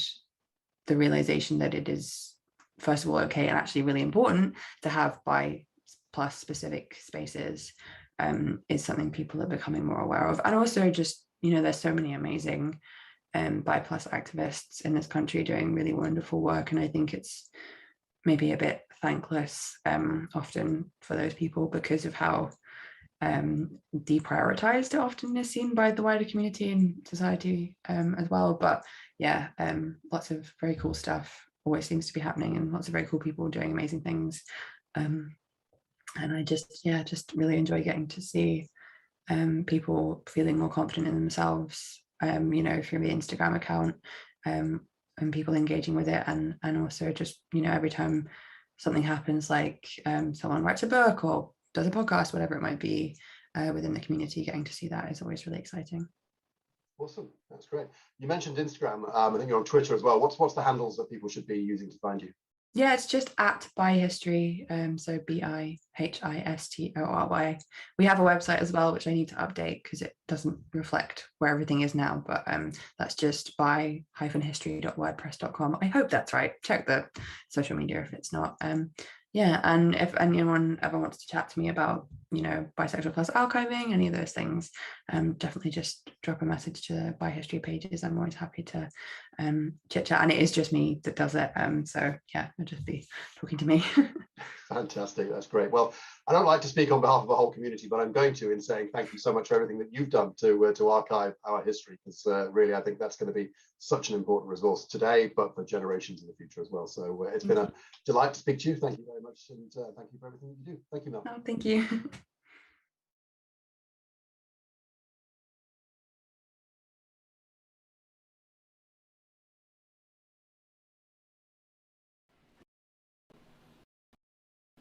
Yeah. Well, wasn't that exciting? You don't usually have a conversation so in depth about the history of where we come from, and it's so incredible that Mel and Rob have sat there and they've talked it out to educate you at home, to educate me here in the room. Truly, truly amazing. Please follow Mel on all of her socials just to keep up with what she's doing throughout her work. But now, hello. Oh, hey. Hey, Gora. Hey. So I am now joined with Ramel. You are the Media and Communications Trustee here at Bi-Pride UK, aren't you? I certainly am. Have just joined, so I'm fresh. So go easy on me today. Fresh? Yeah. Very fresh. Fresh, Very fresh. okay. No difficult. What made you join? Today. What made me join? I think anyone who's attended Bi-Pride UK just knows how much of an incredible event it actually is. And for me, it was a no-brainer. That and because it's quite clear that the Pride movement is important, not only to me, but to so many other people. We have to continue to disrupt, we have to continue to take up space, and we have to continue to be really clear about what we want to see in society here in the UK, but broader than that throughout the world. And so for me, I think it's very easy to be in this world and kind of sit and be, open to change. But to me, I want to be an agitator of change, and I certainly want to be a part of a collective movement. So that's why I'm here at Bi-Pride UK. Navigating the ship of change. Absolutely. Yes. So coming up next, we have a panel run by Pride UK's Unicorn. Please tell us what Unicorn is. So Unicorn really is our answer to amplifying by voices. And when we look at the landscape, the media landscape, looking at LGBT publications, we know that actually when it comes to bi people who make up a huge part of the LGBT communities that we serve, it is quite clear that bi representation just isn't where it needs to be. And so really it's our answer to that. Good. And this latest theme, what is it? Well, the latest theme is, well, good question. I think if you're looking for information about the latest theme and all of the stuff that we're doing at the moment, then the best place to do that is to go to the website that we run, which is run by some fantastic volunteers. And there you'll find, if you go to unicornzine.com, then you'll find all of the information there. And not only that, you can obviously follow on Twitter, Facebook, all of those places, and make sure that you're part of this movement, because this is really our opportunity to take the reins and talk about what we want to talk about. And I don't think we should be afraid to do that. So if you're really looking forward to the next issue and the theme, then take a look online and have a look at what we're doing at the moment. How frequent are these issues? How is there one a month? Is there one every? Yeah, that's a really good question. And as someone who's just joined, a question I can't answer today. But really? 2 or 3 months. 2 or 3 months. But the good thing is that there's a lot online. There's a lot that you can look through, and and actually one of the things that's really incredible about the platform is the fact that we've got community voices from across the world, people who are really speaking out about the things that they're passionate about, without perhaps the editorial that might go with some of the other mainstream spaces. So for me, it's a really important part of what Bi-Pride is doing, and a key part of what we want to do is, of course, educate. But at the heart of all of this has to be uplifting community voices to talk about the things that they think are really important. And authenticity is so important in something like this, because somebody that can come in and edit it will just automatically change the narrative. And it's about harnessing our own narrative and making sure that our narrative is heard and not changed by somebody else that doesn't fit within our family, within our community. Absolutely. So I applaud everything that you're doing. Absolutely. I applaud your work. Well, it's certainly not all about me. It's all about, as I say, the fantastic volunteers that pull it together. And of course, like has been mentioned earlier today, if you're looking at getting involved in the magazine or indeed with the rest of By Pride UK, then of course you should go to the website, and we've got plenty of different roles for people to get involved with. Amazing. Thank you so much for joining me today. No, thank you. Thank you for having me. Nice jacket. Oh, thanks. Sparkly. Thank you. I'm standing next to you. So you can read the latest as well as the previous issues of the Unicorn magazine now on unicornzone.com. Zine. Unicornzine.com. Censorship. So, coming up next is the last panel discussion, Queering the Arts, Non-Conformity and Creativity. And this explores the experiences of Black queer people in the arts and creative spaces. I think this is a conversation everyone needs to sit down at the table and listen to. It really hits home for me. So, following this panel discussion will be a short speech from Avi. Are you here? Woo, woo. And they are By Pride's UK chair. So, I'm actually waiting for this. It's very inspirational. And followed by that is a performance from me. And as always, please watch, please share, please like, please tweet, please subscribe, ring the bell, reshare, comment, use the hashtags, continue the conversation. We love to hear from you, and I'll be reading your comments throughout the programme.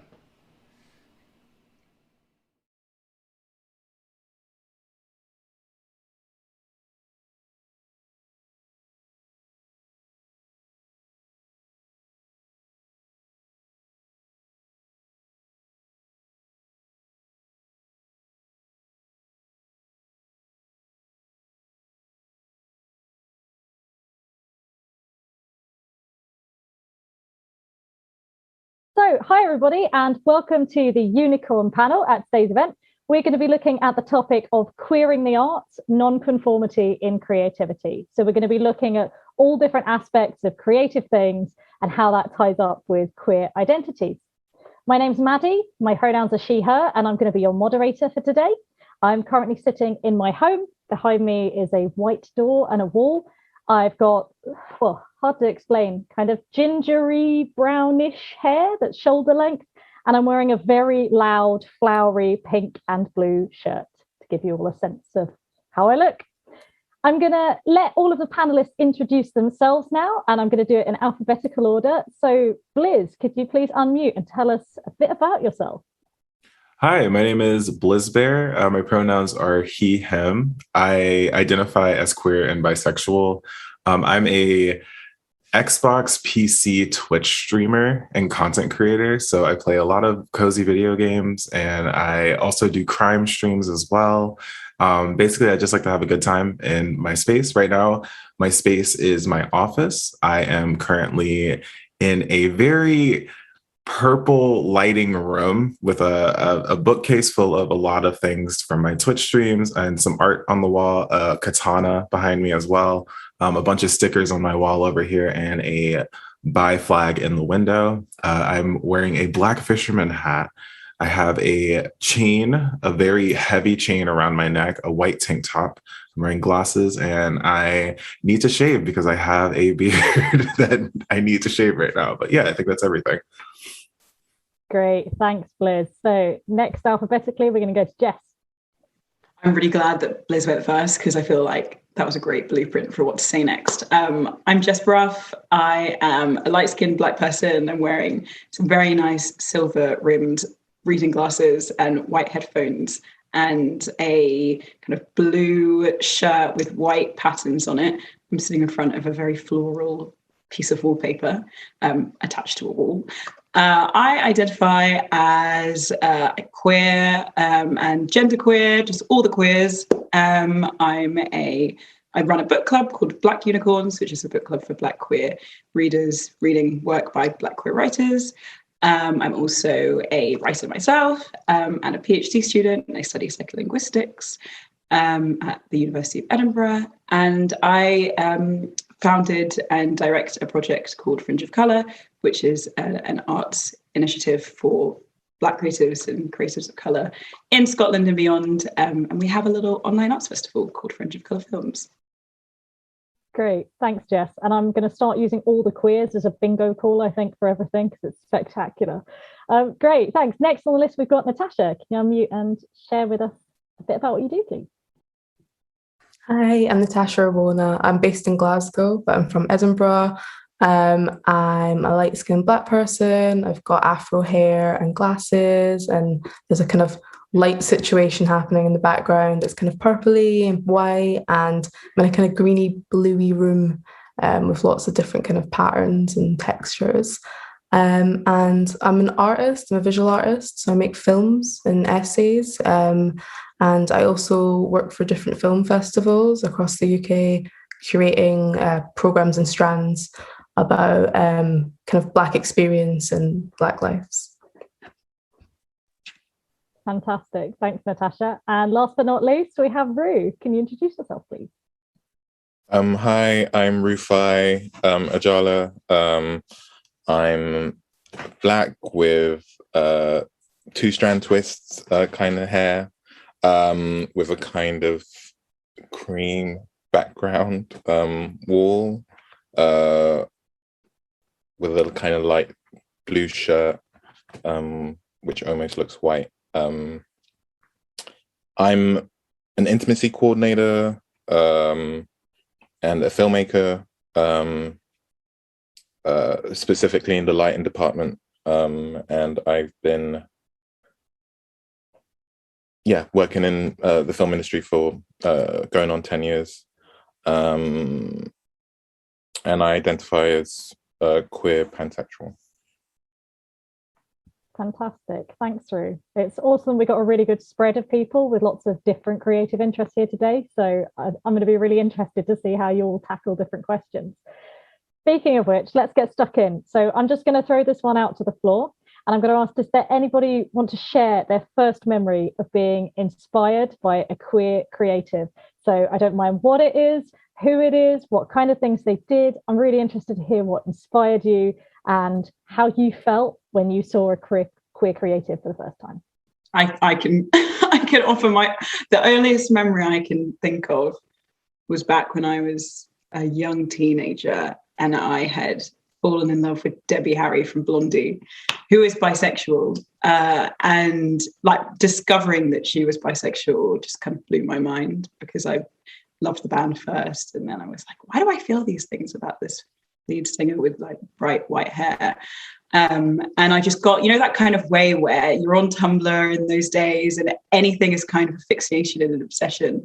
And I found this Tumblr thread about Debbie Harry and this person who felt like they were queer, was coming out like in relation to falling in love with Blondie. And it just really resonated with me. And I started trying to write poetry in French because of that one time that she sings a song kind of in French and a little bit of Italian. That was me at like 14, 15, and still very much love Blondie. Not in love with Debbie Harry, but very much appreciative of her as an artist. For me, so I watch a lot of TV and a lot of like reality shows and like drama shows. So the first time that I kind of saw a queer creative was watching Degrassi and seeing the queer life and love of multiple characters. I watched for multiple seasons. This was the first time that I started understanding that I could find love, because I was a very confused teenager. And growing up in like a religious household, I was constantly told that I wouldn't find love, but seeing that narrative and seeing like, oh, I am going to find love from the way that these creatives are putting this information out here on the show, I was like, okay, everything's gonna be okay. And there's an importance of representation in media. Just that is an example of the importance of representation in media, because kids like me at the time needed that to know that everything would be okay in the future and that I could find happiness. So I was gonna add mine.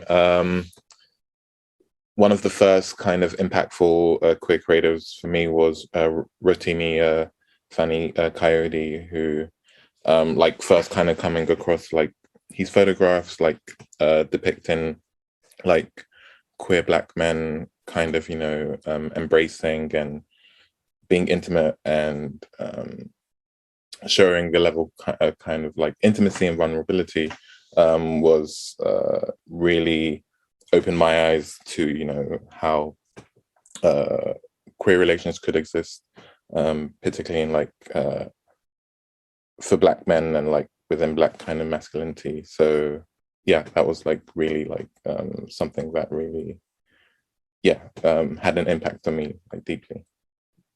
I had another answer prepared, but Jess, when you mentioned Tumblr, I was like, oh yeah.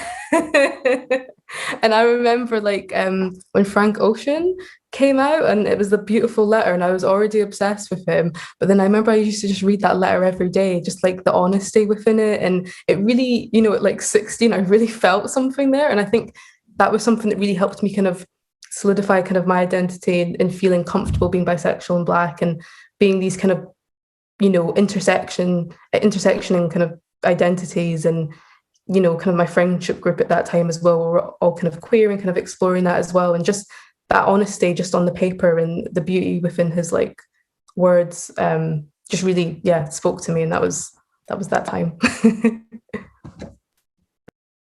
What I found really interesting is you've all picked things that are kind of adjacent to the fields that you're in now, not exactly the same, but that have kind of led into it, like whether it's visual or whether it's kind of like to do with writing and stuff. So I'd be really fascinated to hear how you all got in to the creative field that you work in, because I'm aware you work in very different fields, all of you. So I'd be interested to know like how much those first experiences helped you get into that, or if you just kind of stumbled into it and found your groove. I think for me it was kind of a location thing. I mean, I was writing poetry for myself that I never shared it to anybody for a very long time, as do most teenagers who think that they understand what love is despite never having a relationship but listening to a lot of Blondie, and going to school and learning French and trying to explore language that way, I guess, also probably led me down the path of going into psycholinguistics, which is has a creativity in its own way. But in terms of writing, I really didn't explore my creative writing in terms of poetry until I moved to Edinburgh. And I met a lot of really wonderful people in the writing community there. I started going to free writing workshops, and there's so many in Edinburgh. And I just met lots of really wonderful, supportive people who are very good at encouraging people who've never written a serious poem or one that they consider to be a serious poem before, to just have a go. And since then, I've just been absolutely loving exploring creative writing and trying to get involved in as much as I can. So I consider myself a Scottish writer, even though I'm not Scottish, because my writing is really developed in Scotland. That's kind of very much a location kind of thing for me. So I got into Twitch streaming the beginning of quarantine in the US. There was a sense of kind of loneliness with me where I was like, I couldn't find other individuals who had similar experiences to me in my area, because I was in an area that was predominantly white and predominantly like not queer. So I didn't really have queer friends or anything like that. So I came to Twitch looking for a community and looking for people who could understand my experiences and people who kind of had a sense of my identity. And the reason I say identity, because being queer and then being Black are two different things, but being queer and being Black, that's a different experience overall. And not everyone is going to relate to that. So finding a community, finding people who could understand what I was going through, could understand like, just, I keep saying experiences, but my experiences at the end of the day was really helpful, really made me feel like I belonged in this world. And even now, like this is a full-time job for me. I'm a full-time content creator, and it's all thanks to the community that I was able to build and the people who, wanted to give me a chance and wanted to also belong with me in this space. And I think that's just like really cool. It keeps me going. That's the whole reason I'm in this field and why I keep doing the whole Twitch thing anyway. So I think for me, maybe like I kind of started, like I was just really kind of into art stuff at school, but I didn't do art at school or anything. And then I left school quite early and decided I wanted to do fashion styling. So I went to like arts college for that, and then just kind of like found contemporary art through that. And then since then, just yeah, kind of been exploring with like different mediums. But now that I found this kind of identity or like structure within like moving image work, that has only kind of happened in the last year and a half. And again, like maybe due to the pandemic and like how I was making things at home, and it was you know, quite like insular and just kind of reflective of like the kind of research jobs that I do, or like the curation and how that's kind of like formulated. I didn't have access to like a studio or anything, so I've kind of been forced to kind of go online in that sense, or like go digitally. But yeah, I think so. And then also I guess like, yeah, making kind of work about different worlds and like exploring Afrofuturism, just kind of being someone that's always been a dreamer and like a thinker in that way of like reimagining things. Yeah, I think that's kind of where I've gone with that. With me, I think there's two sides of my work. Like with intimacy work and intimacy coordination, it kind of started with being very interested in sex education and consent and porn literacy and sex workers' rights, and being involved in like a queer community that was very much advocating for a lot of those kind of things and educating, that kind of really made me discover the area of intimacy coordination and what is an intimacy coordinator, and going down that pathway of training and discovering the work and working in this particular field. But in filmmaking in general, particularly the lighting side, when I was young, 16, 17, I was deemed a NEET, which is a specific term in the UK, like a young person who's not in education or employment or in any training. So I think a charitable organization like the Prince's Trust that ran workshops to kind of get more young people trained and doing stuff, had these programs. And I think the most interesting program at the time for me was filmmaking. So out of all the other options, so I just did that, having had some interest in film, but not like massively.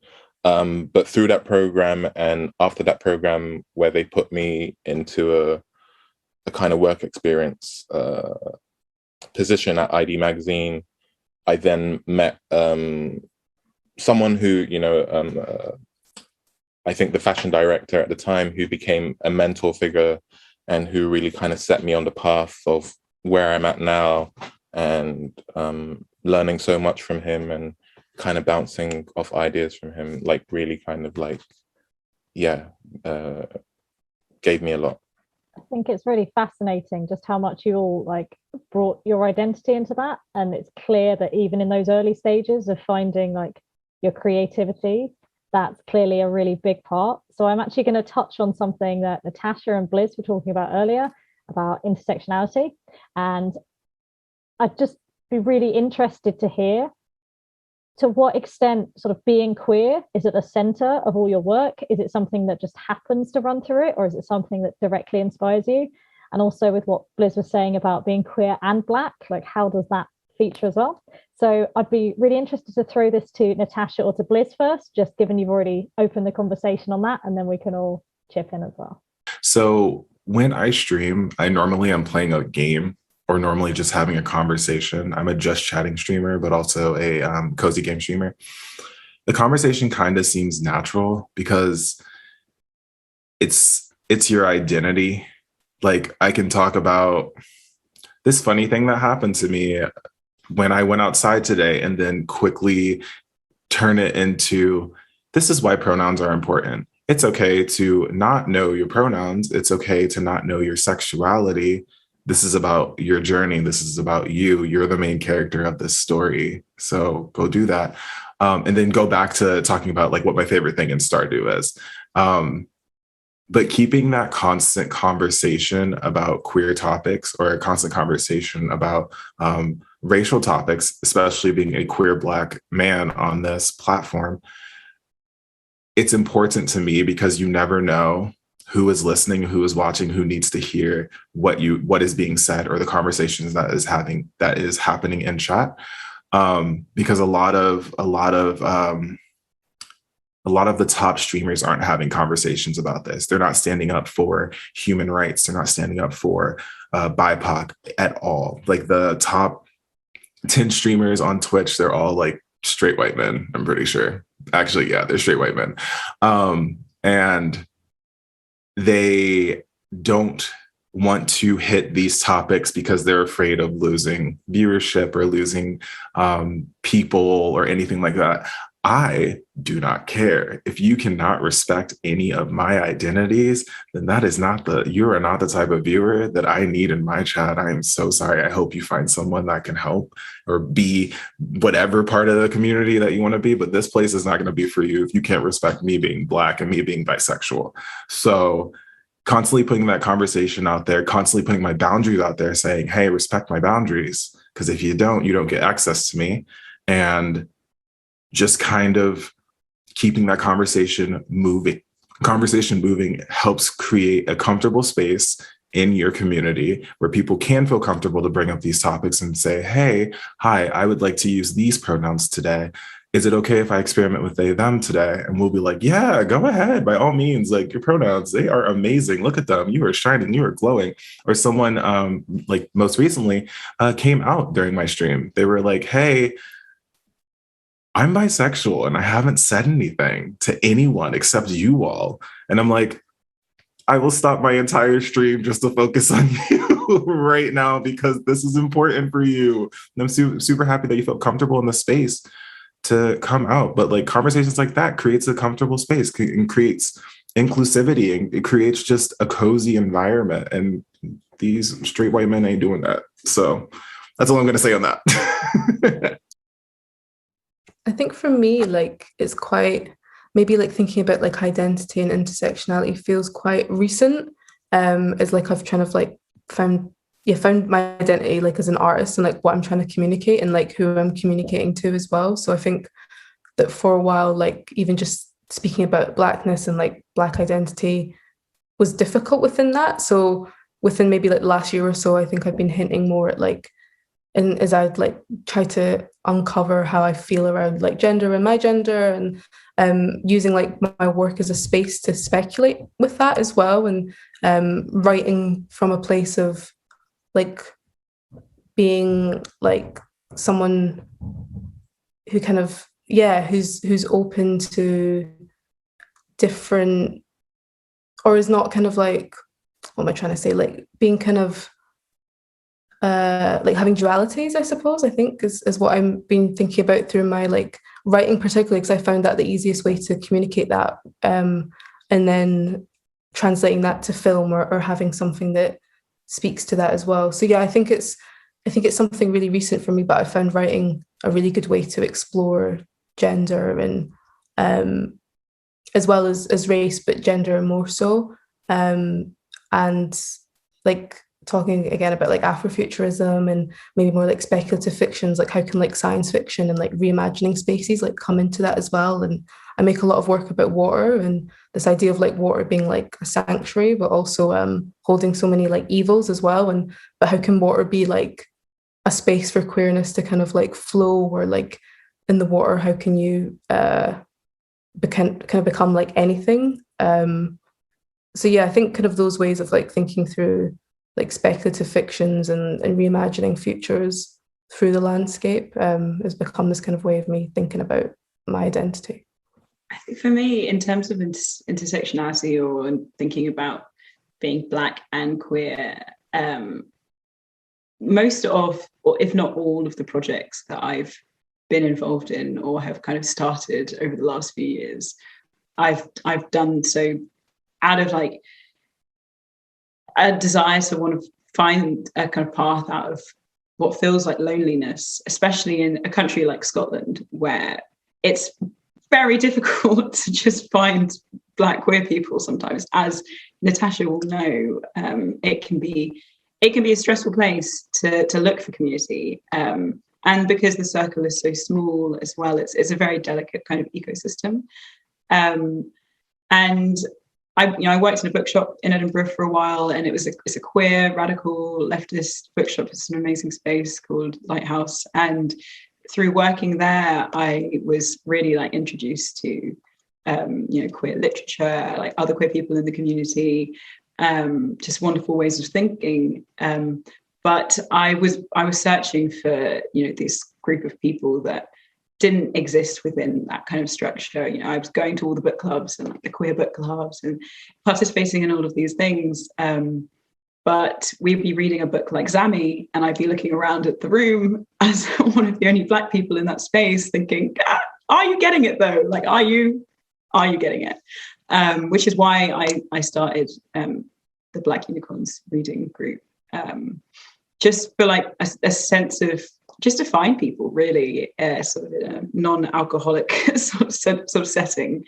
And I think, to be honest, just working in a bookshop and being around so much writing introduced me to Black feminism in a really substantial way, introduced me to the Combahee River Collective and all of these groups from the last few decades of amazing people who've been able to marry Blackness and queerness. And in the Combahee River Collective statement, they're already kind of devising this way of thinking about the people who are the most vulnerable in society in a way that made it very, very easy for them in the later years to include trans people, to include gender non-conforming people. And I just thought that was, Natasha, you're talking about speculative fiction and ways of thinking about the future and change. And I think that a lot of Black feminism, like so much of Black feminism, is about that kind of thinking. And that has really guided me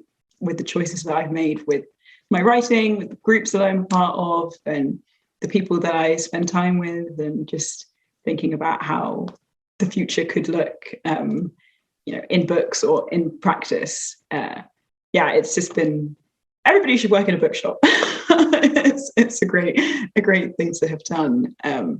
But it can be tiring as well when you are in a space that doesn't have those sorts of groups. You have to constantly sort of create those spaces if they don't already exist. That's the one knock-off effect of that, and of looking for that community and building those spaces. But if those spaces don't exist, then you really have to put those together, and hopefully other people near you are also looking for that kind of space. And that's what I found with the book club. That's what I found with the other groups that I've been a part of. And it's just been amazing for me to learn about myself and learn about politics, future, music, writing, everything. That's how me and Nat met as well. I was going to add that I was quite lucky to find, I think, mid 2010s, around there, like there was this budding community of creative, queer, trans, intersex people of color in London kind of coming together and, kind of joining that community and collaborating with them and making films together and making kind of like comics together, like making a film called Something Said by a director / writer, Jay Bernard, which talks specifically about their transition as well as their experience at being Black, and the Brixton riots, and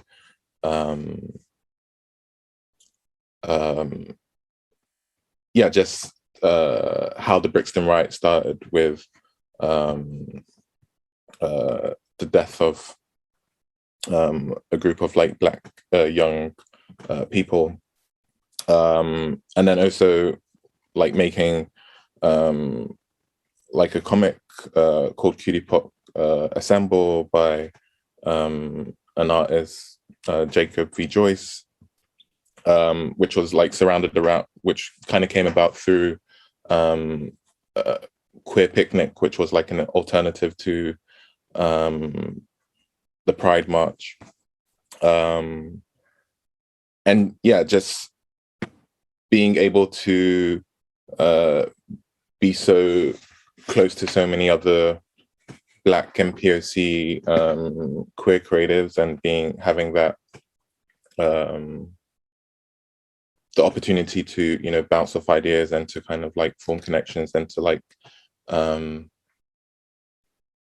create kind of content, what like has been really kind of central to my work, and also central to like, you know, having some sort of representation and, you know, understanding better like the intersectionality of like our identities, and expressing that through, you know, film and through like art and yeah, comics and stuff like that. I'm going to draw on something both you and Jess have touched on there. You're talking about sort of that difficulty of your identity in a space where you feel like you haven't got people who fully understand you and are around you. And I'd be really interested to hear all of your thoughts on actually what challenges queer people do face in creative fields. Like, in addition to that, I'd be interested to hear what other things either you have friends who've struggled with or you yourselves have struggled with, whether that's other people on the outside of your field's behavior towards you, or perhaps that's like expectations within that space itself. So I think I'm going to throw to Jess first, actually, because you were talking a little bit about this earlier. Yeah, sure. I mean, the first thing that comes to mind in terms of struggles or barriers for queer people, especially Black queer people and queer people of color, is, you know, being out or not being out, and whether or not that's safe, whether or not that's something that you're able to do. And with something like the book club, you know, when I was setting it up, I had to think about safeguarding and how best to promote each month's sessions, how best to keep people, you know, anonymous until they're kind of in the space, because we were in person in the Lighthouse for a little bit and then had to move online for Zoom. You know, promoting the event on something like Instagram and Twitter, being very specific that it's for Black queer people, email me here. And, you know, even if, say, for instance, a queer white person emailed to join the club and didn't identify their identity, just having to navigate, you know, what we would do to sort of deal with that situation if it happened, so that the rest of the group is safe. Or if there are people who are not out in the group, making sure that they know they can keep their cameras off if they want to join, you know, things that straight people don't really have to think about when they go to book clubs. That idea of yeah, with the festival, with Fringe of Colour Films, a big part of that festival is that it's Black queer led, and it has a big focus on platforming and celebrating queer films and queer performances from people in Scotland, but also people around the world. And there are a lot of people who are not out, who have, you know, shown work at the festival, who said to us, oh, I'm queer, but I'm not out. And knowing that when you're talking about like the percentages of the queer artists at the festival, like how to be vague enough to say, these are the people we're celebrating, but I'm not going to make it obvious enough that you know exactly who's queer, in case the people who aren't out yet, it would be dangerous for them. So there's a lot of kind of, I guess, hoops to jump through to make sure that you and everybody else that you're working with are safe. There's a lot of gymnastics involved in being queer in the arts, considering that a lot of arts institutions just are very homophobic, despite the arts being very gay. It's just, yeah, it's mind-blowing. But yeah, in terms of, I guess, the production of art as well. Like as a writer, I can identify with the difficulty of knowing what to write and how to write. The other day, a friend was asking for recommendations of Black queer films that had some steamy sex scenes that weren't full of trauma. And I really struggled to think of ones that they might be able to, find and stream.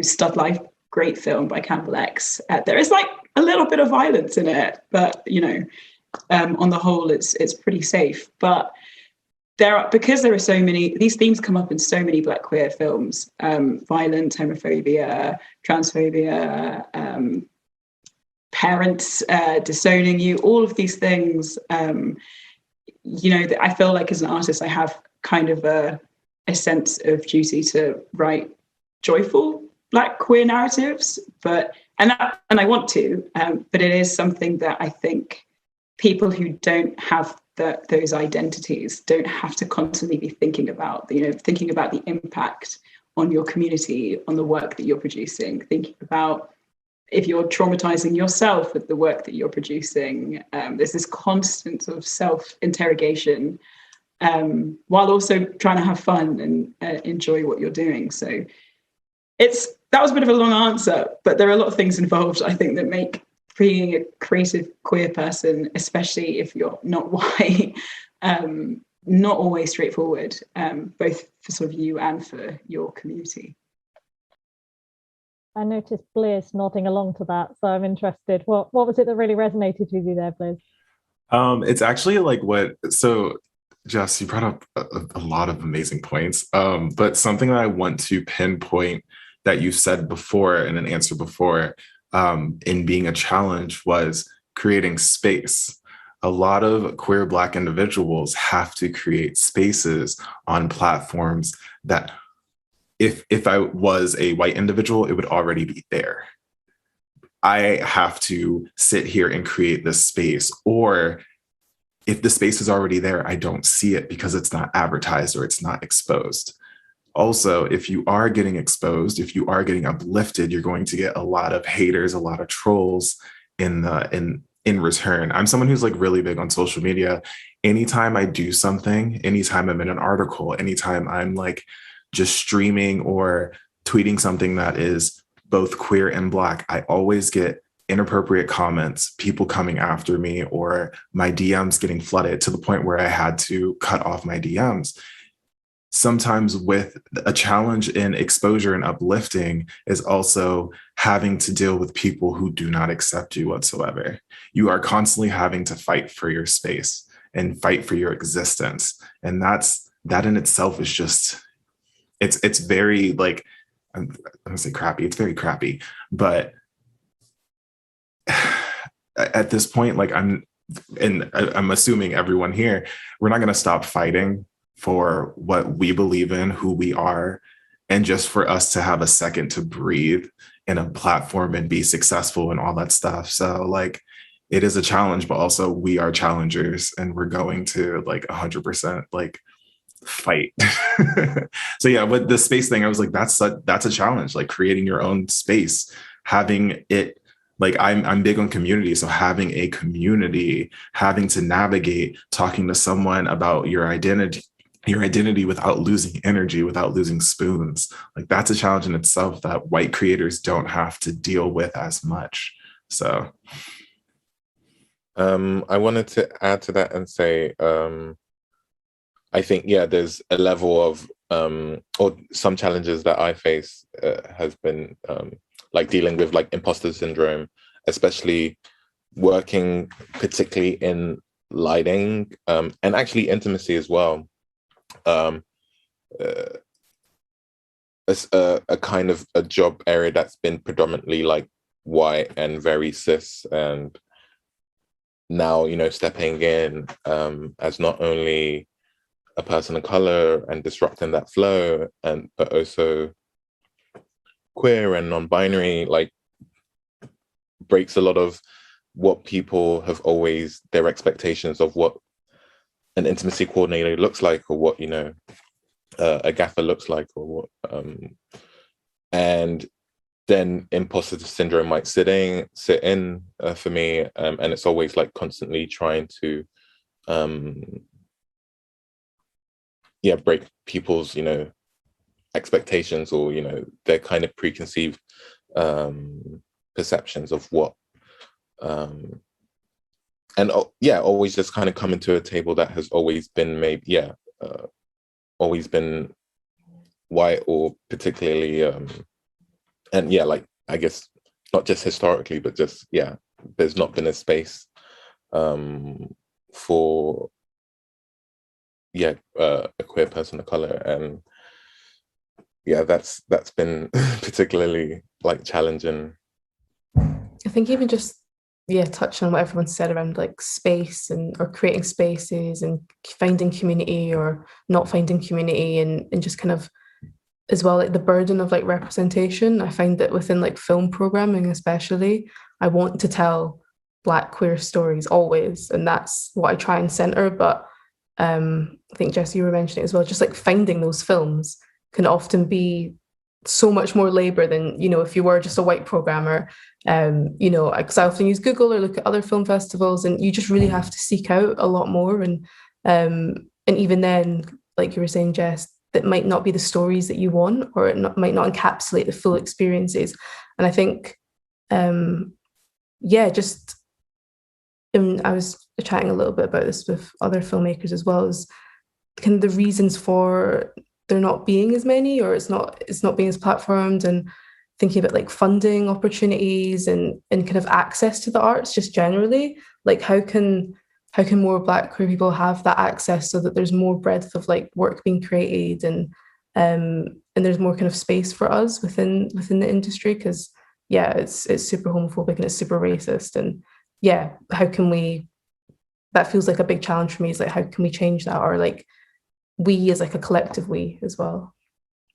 So drawing on that idea of like making space and challenging and breaking boundaries, I'm going to draw the panel to a close with one final question that's going to bring some of those themes together, and also touch on what you were saying earlier, Natasha, about sort of duality and fluidity.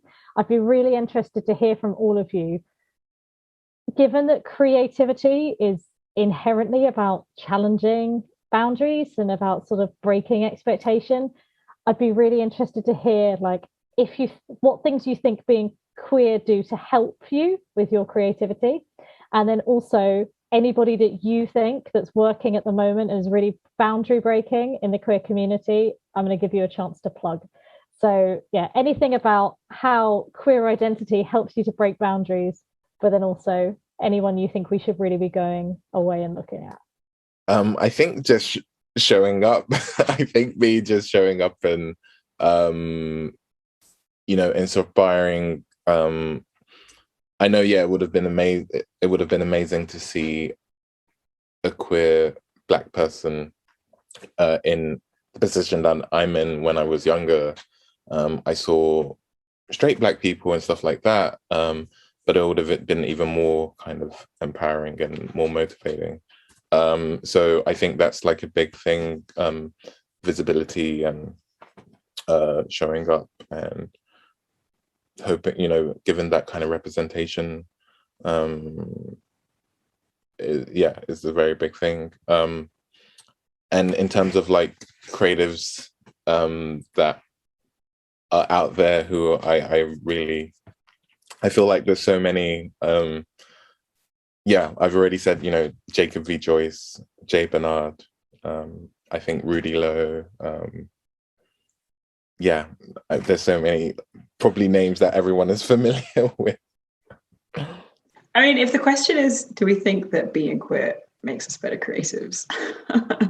Like, no shade to straight people, but yes, I think queer art is just so much more interesting than straight art, in my humble opinion, especially Black queer art. I think that there's something that I don't want to say that all Black queer people do this, because obviously we're not a monolith, but I think Black queer people are more likely than certain other groups to think about how to reinterpret certain ideas. So, for example, I was getting some advice from I was getting some feedback on a book that I'm trying to write, and we were talking together about how, you know, well, I'm thinking I'm writing this sort of science fiction set in the future, and what are the things that I want to write about and explore that feel true to me as a queer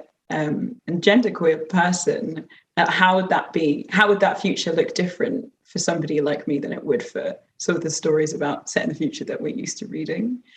And, you know, thinking about gender as not being binary, I'm sure lots of other non-binary and gender non-conforming people feel this way, but I think you're more likely to think about other elements in the world that are not binary and sort of look for that and make work about that, or, you know, try and understand what that means from anything. And it can be very satisfying, and to just say to just constantly reject binaries in sort of all realms, even when it's not necessarily relevant. Like, do I want pizza for dinner? Do I want salad? I never want a salad. I don't know why I said that.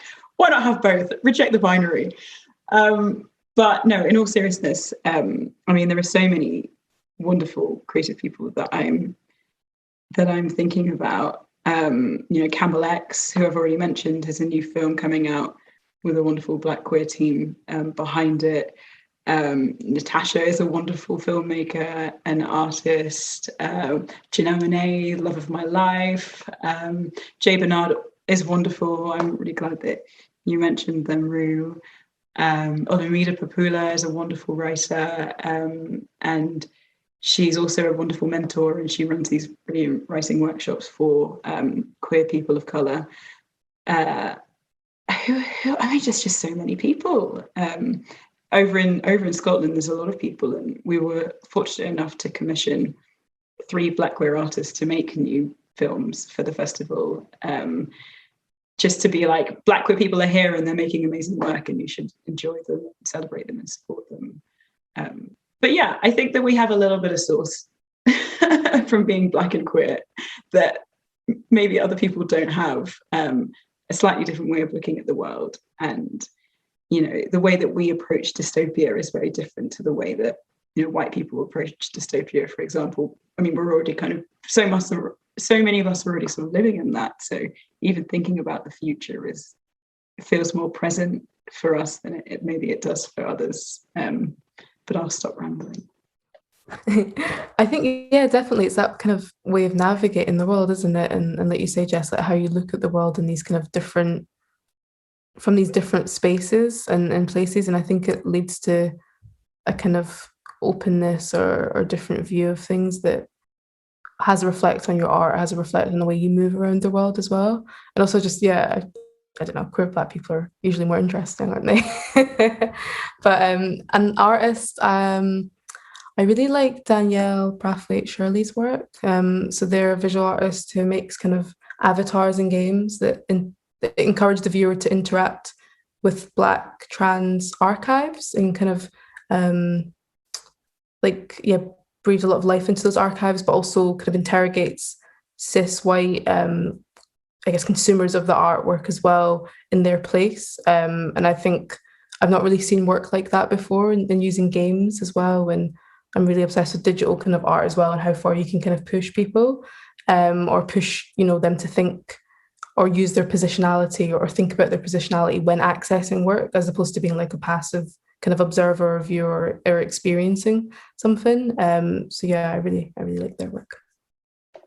I'm really sorry to interrupt, Rue. I know you're about to speak, but I just realised that I didn't mention the writer who was giving me feedback on writing about futures, and her name is Emma Josephine Budge, and she's also a wonderful Black queer writer who you should all check out. So perspective, 100%. Like, I agree on the perspective. There's a lot of things that we'll interact with, and we'll take away a different message than just a white queer individual would have, or just a white individual will have. Although we are being challenged constantly, or having to deal with challenging boundaries constantly, it does help us become amazingly creative, but sometimes it does drain on our energy constantly being bound.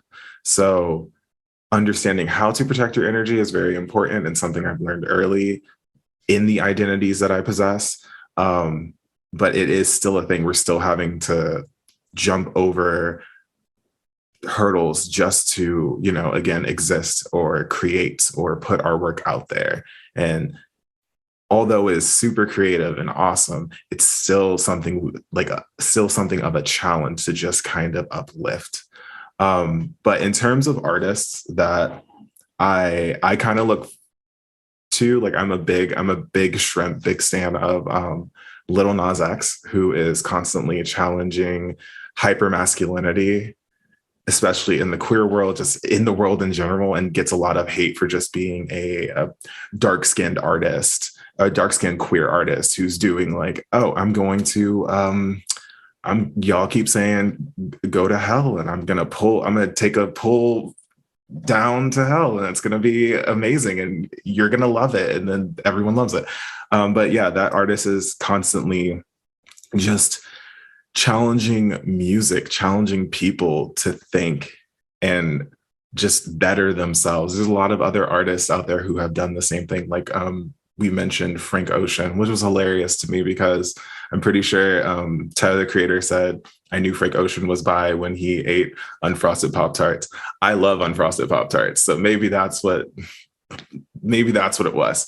Or like gender fluid or people who constantly challenge the narrative of what it means to be queer, what it means to be a person of color and queer, like Prince. Prince is amazing. All these artists are out here constantly challenging the minds of people, and I'm just a big stan of them. It's cool to watch them do their thing. So yeah. Well, I can wholeheartedly say it's been cool to watch all of you do your thing. This has been really fun. Thank you so much for joining us for this panel. Blizz has been in Unicorn before for an interview, but as ever, Blizz, you're always welcome back. And I'm hoping I'm going to see all of the rest of you at some point for an interview or to come join us in Unicorn to do something with us. It'd be great to see you again. And thank you so much for sharing all your thoughts and opinions, and also some really personal stuff as well in there. So thank you so much for everyone who's watching at home, and I hope you enjoy the rest of the event.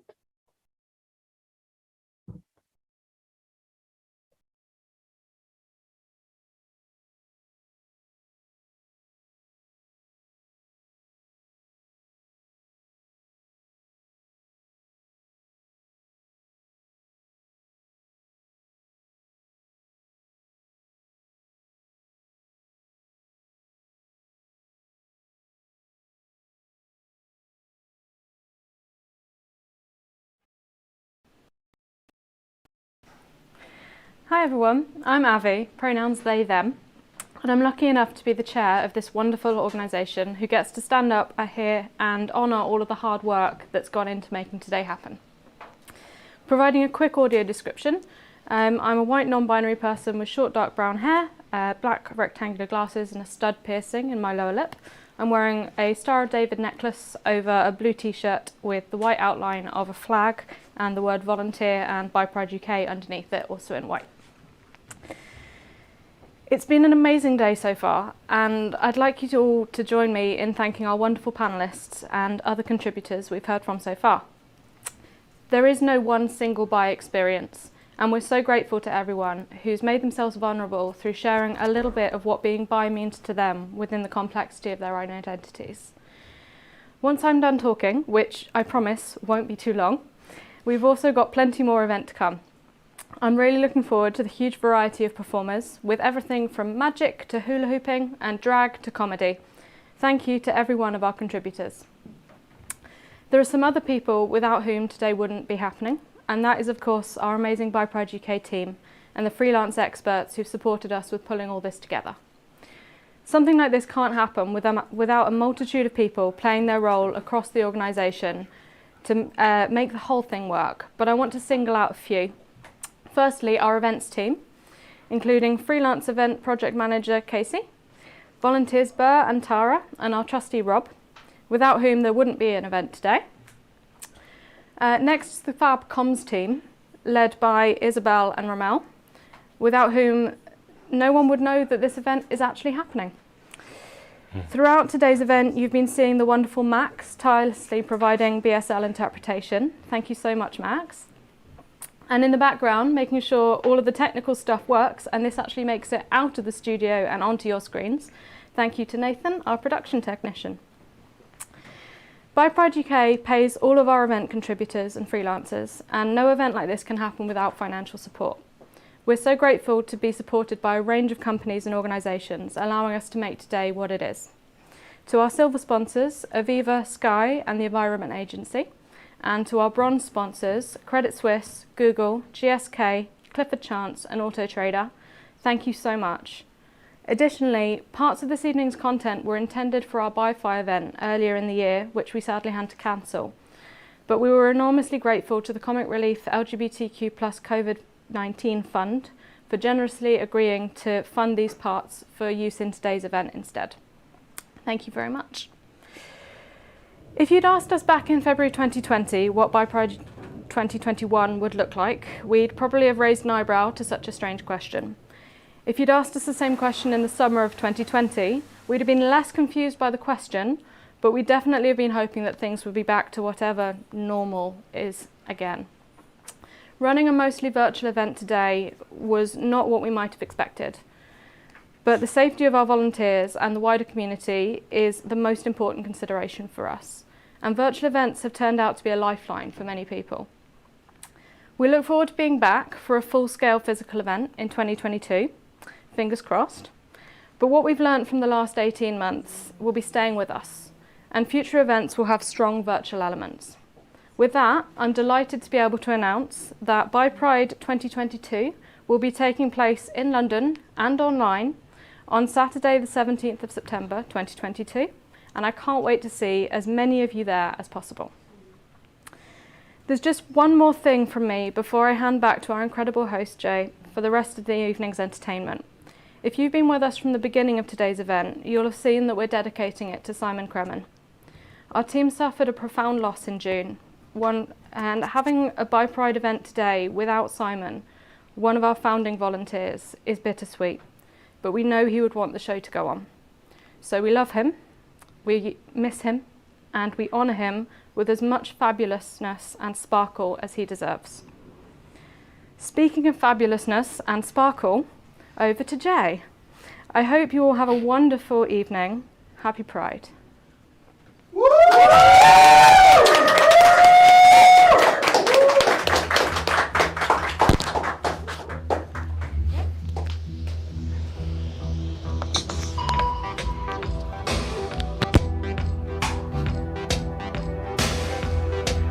Oh no, no, no, no. If the fish swam out of the ocean and grew legs and they started walking, and the apes climbed down from the trees and grew tall and they started talking, and the stars fell out of the sky and my tears rolled into the ocean.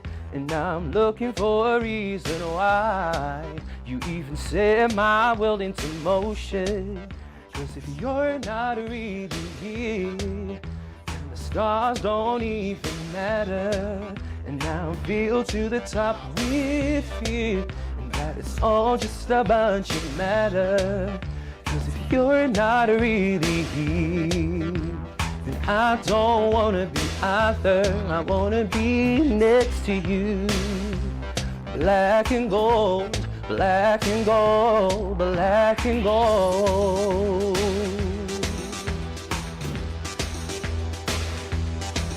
Oh no,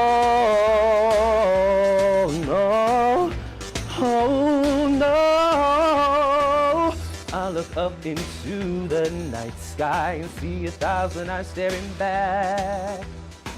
Then all around these golden beacons, I see nothing but black.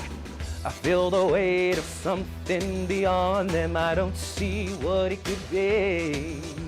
If vision is the only validation that most of my life isn't real. Cause if you're not really here, then the stars don't even matter. And I'll feel to the top with fear, and that is all just a bunch of matter. Cause if you're not really here, I don't wanna be out there, I wanna be next to you. God, no.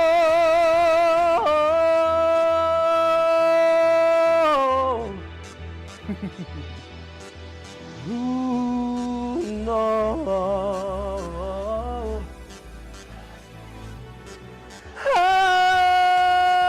Oh, no.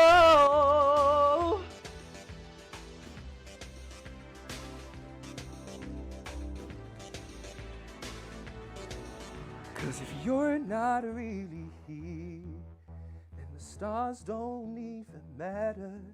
And now I feel to the top with fear that it's all just a bunch of matter. Cause if you're not really here, then I don't wanna be either. I wanna be next to you. I'm black and gold, I'm black and gold, I'm black and gold.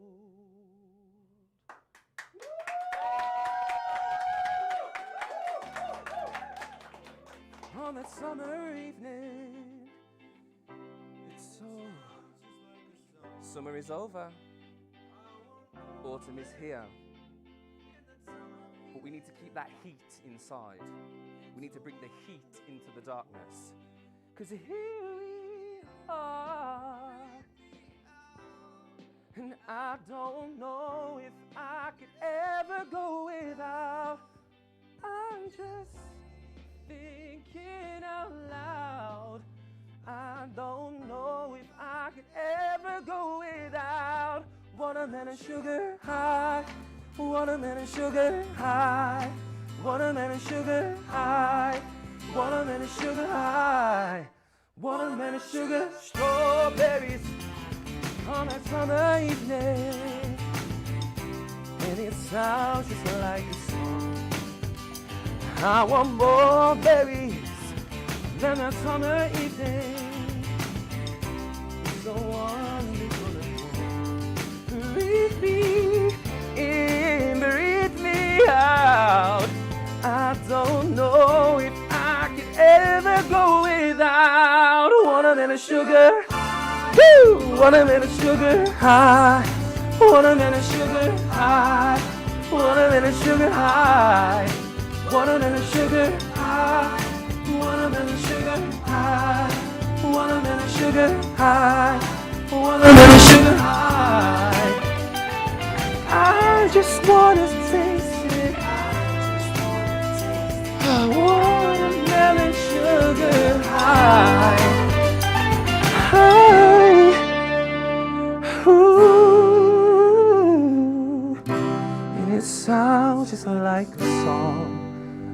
I want more berry in that summer evening. I don't know if I could ever go without watermelon sugar, watermelon sugar high, watermelon sugar high, watermelon sugar high, watermelon sugar high, watermelon sugar high, watermelon sugar high, watermelon sugar high.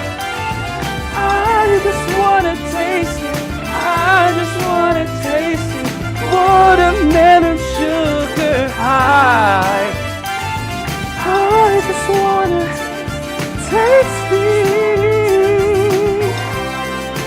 sugar high, watermelon sugar.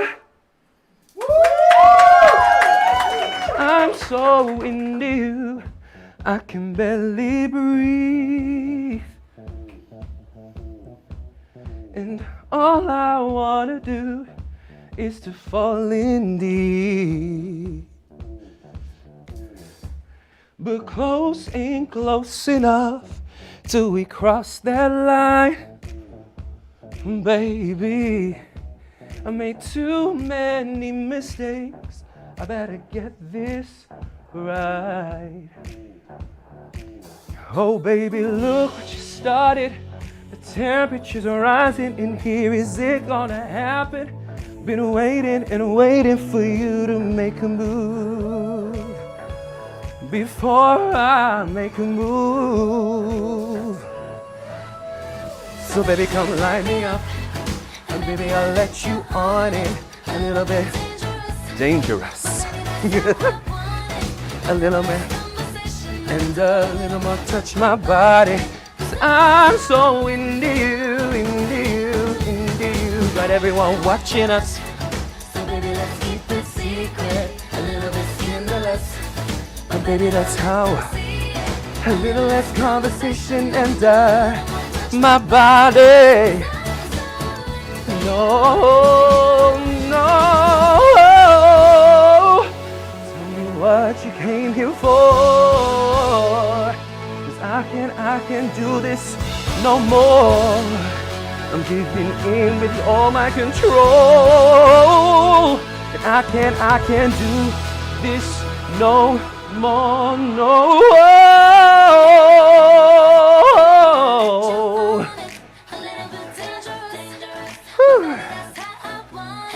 A little less conversation and my body.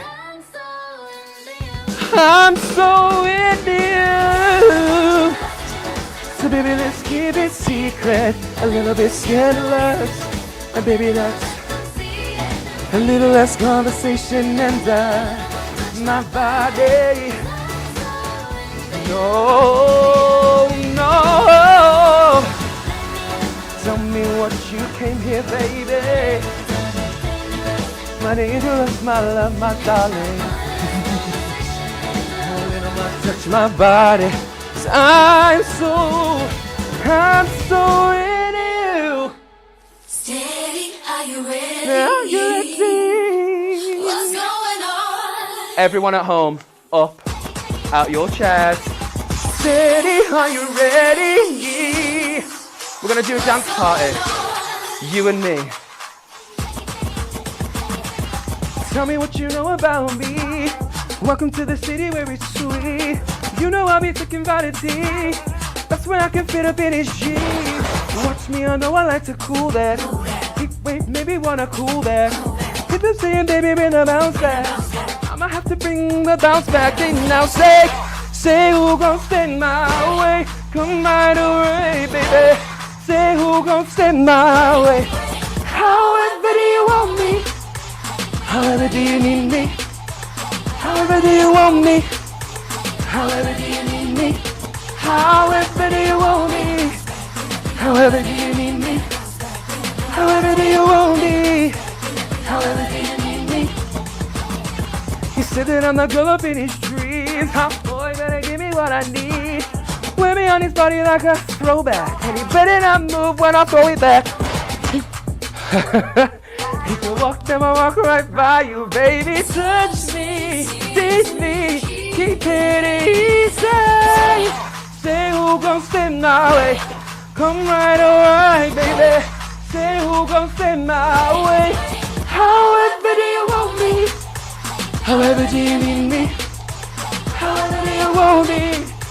However do you need me? However do you want me? However do you need me? However do you want me? However do you need me?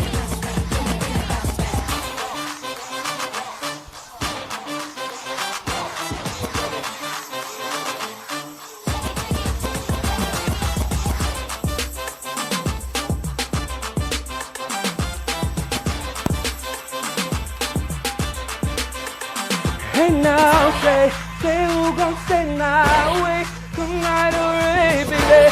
Say who gon' stand my way? However do you want me? However do you need me?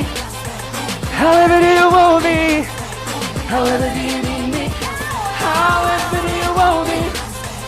However do you need me? However do you want me? However do you need me? Bring the bounce back. Are you drunk enough not to judge what I'm doing? Are you high enough to excuse that I'm ruined? 'Cause I'm ruined. Is it loud enough for you to come and stay over? Because we're free to love, so tease me. No, I made no promises. I can do golden rings, but I'll give you everything. Magic is in the air. There ain't no science here. So, we need to remember that we are everything. 100% of the time, all day, every day. So, magic is in the air. There ain't no science here. Tonight. Because we're what? Say it with me. You're everything tonight. Is it loud enough? Because my body is calling for you. It's calling for you. I need someone to do the things that I do.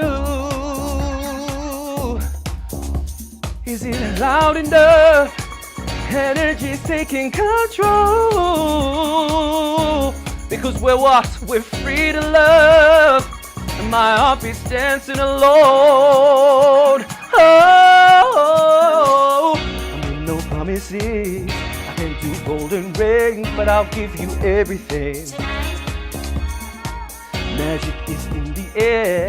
There ain't no science here, so come get your. I make no promises. I can do golden rings, but I'll give you everything. Magic is in the air. There ain't no science here. Oh no, tonight. And again, because we're what? We're everything tonight. The biggest thing that we can do for ourselves, for everybody that we love, is to love ourselves. We make that choice, and everything becomes so much easier. It becomes harder for people to stop us. It becomes harder for people to break us, because we are 100% ourselves. We live in our truth, we live in our authenticity. We matter. I see you all at home. I see you all in this room. I love you. You love me, clearly. I make no promises. I can do golden rings, but I'll give you everything. Tonight, magic is in the air. There ain't no science here. Oh no, I make no promises. I can do golden rings, but I'll give you everything. Magic is in the air. There ain't no science here. So come give your everything tonight. Because we're what? We're everything tonight.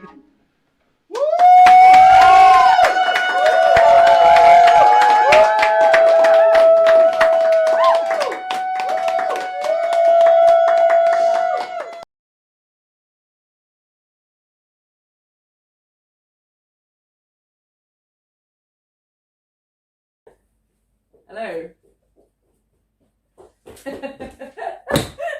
We've been Jack Rabbit. My name's Robin. My pronouns are they, them. I have brown hair in a high bun. I'm wearing a white t-shirt, ripped jeans, and out of shot, big black boots. And next to me is Piper, who is wearing navy pinstripe trousers with a matching blue top, curly brown hair, pink lipstick. Piper's pronouns are she, they. Piper plays the guitar. I am playing the cello. I'm going to play some songs for you. All six of them. A 1, 2, 3, 4.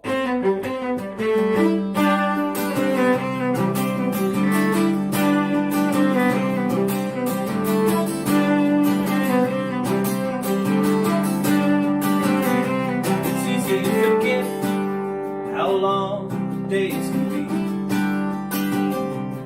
Years worth of regret rises up like seaweed. And I can find the feel my feet and walk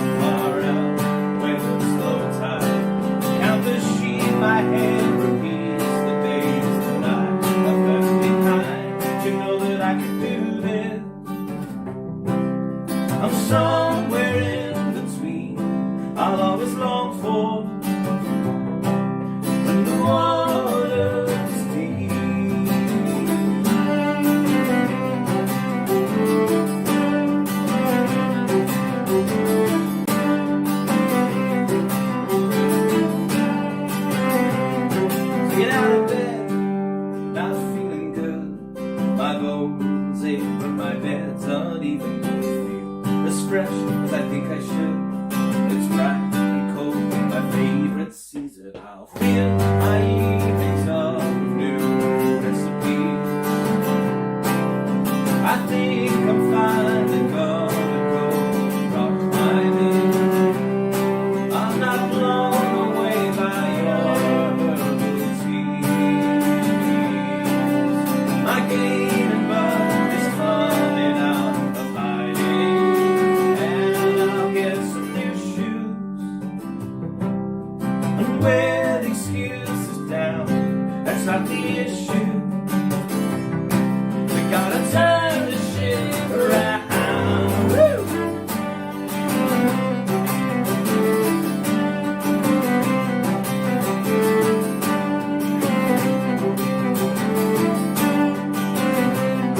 Well, there's gotta be more life than this, she said. There's many things. Without you, how can I enjoy anything? It takes 3 weeks to break a habit. What does it take? I don't think I have it. It takes 3 weeks to break a habit. What does it take? I don't think I have it. I don't think I have it. I'll get some new shoes and wear the excuses down. It's not the issue. Gonna turn the shit around, but I can do this. There's somewhere in between I'll always long for, where the water's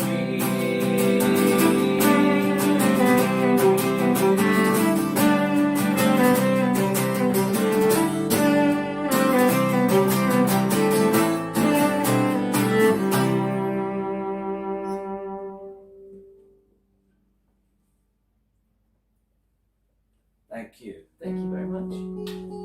If you're there. Give us a sign.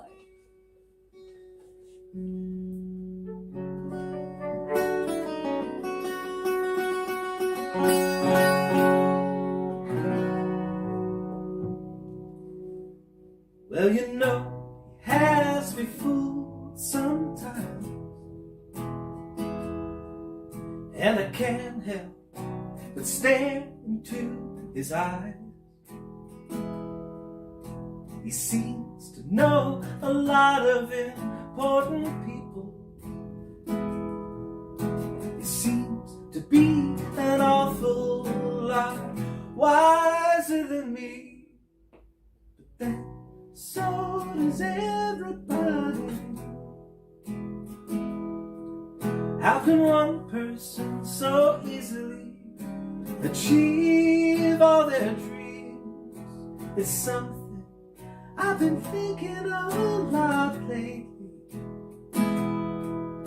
The lights are only on in there when somebody's watching, but I think the way he's treating you is a little unfair. But I was frozen somewhere between St. George's and Proud Cabaret.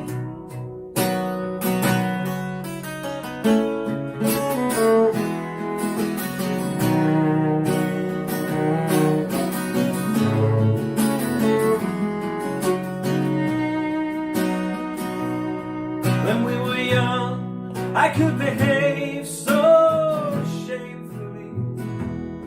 I could be pulled in by people like I was joining a cult for what I did. I couldn't blame you if you hated me. But him, he's a fully grown adult. But you were always so kind-hearted, and you've only gotten better with age. And it feels like you're just getting started.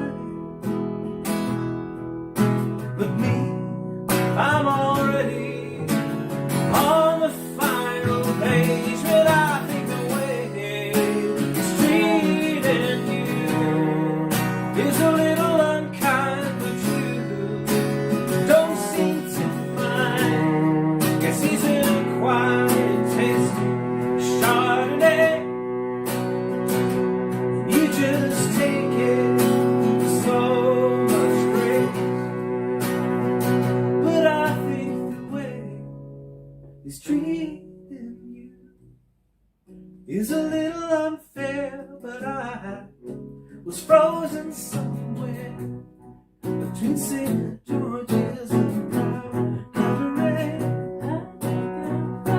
Between St. George's and Calgary. Between St. George's and Calgary.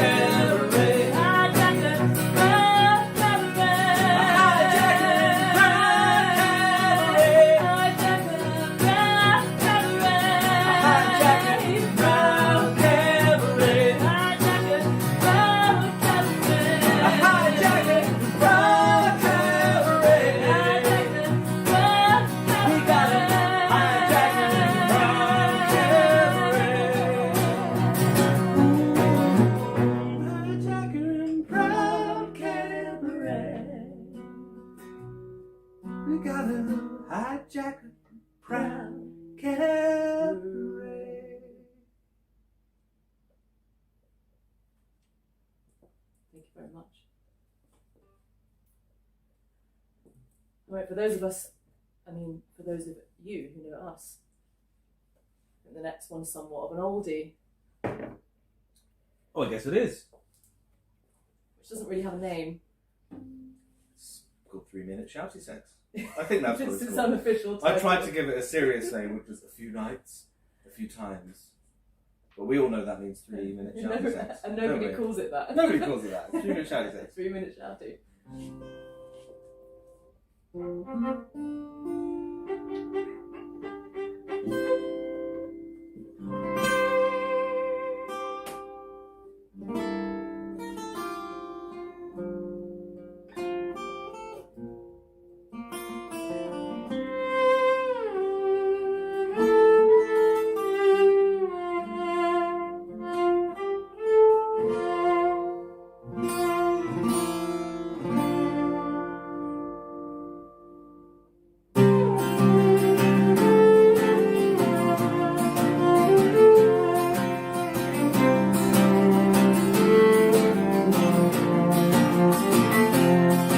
Your house was around 2 miles away from mine. I've been round. We played dress up and said maybe next time. How about we do it next time? How about we do it next time? See, I've been everywhere but here before. My friends have beat me to it, and I was as excited about trying every shade on this stick.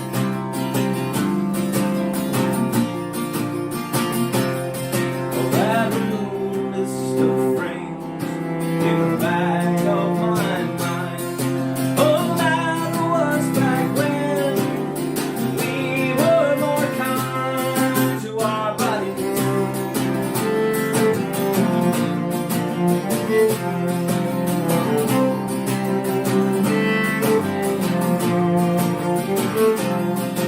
I remember every record on the shelf, and all the one was playing at the time. Spotlight. But of course I thought only of myself, and I swore I'd do it better. Second, third, fourth, maybe fifth time. Oh, I remember the whole layout on the couch where I'd slept before and stared down at the mess on the floor. Oh, it's me postcoding out the window. The Chrissy parents didn't know which side of town was the door. Oh, that room is still framed, and I can see every inch of it. I've seen movies and passed out, and I've been drunk, and I've won the dress, and you should see me dance.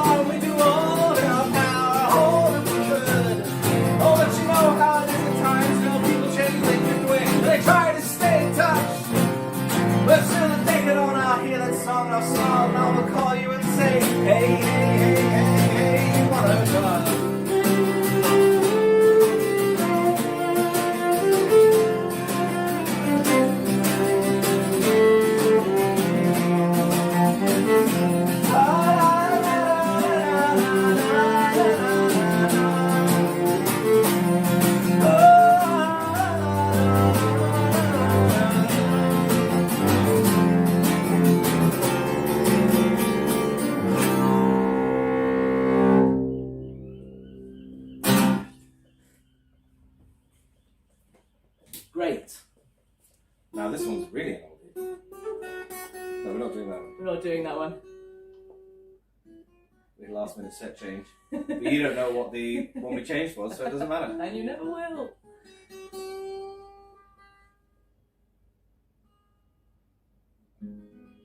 Oh yes, I remember. So we decided on another golden oldie, if not quite as old. If you somehow manage to find our EP that isn't under our name, then you'll know this one. It's a wild goose chase. But it will be available as a reissue under the B and Jack Rabbit Really? name. Yeah, fuck it. Why not? But if you want to get a head start on finding out what on earth we're talking about, you can follow us on Instagram at B and Jack Rabbit. That's BEE and ANDJACKRABBIT. You happy? Yeah.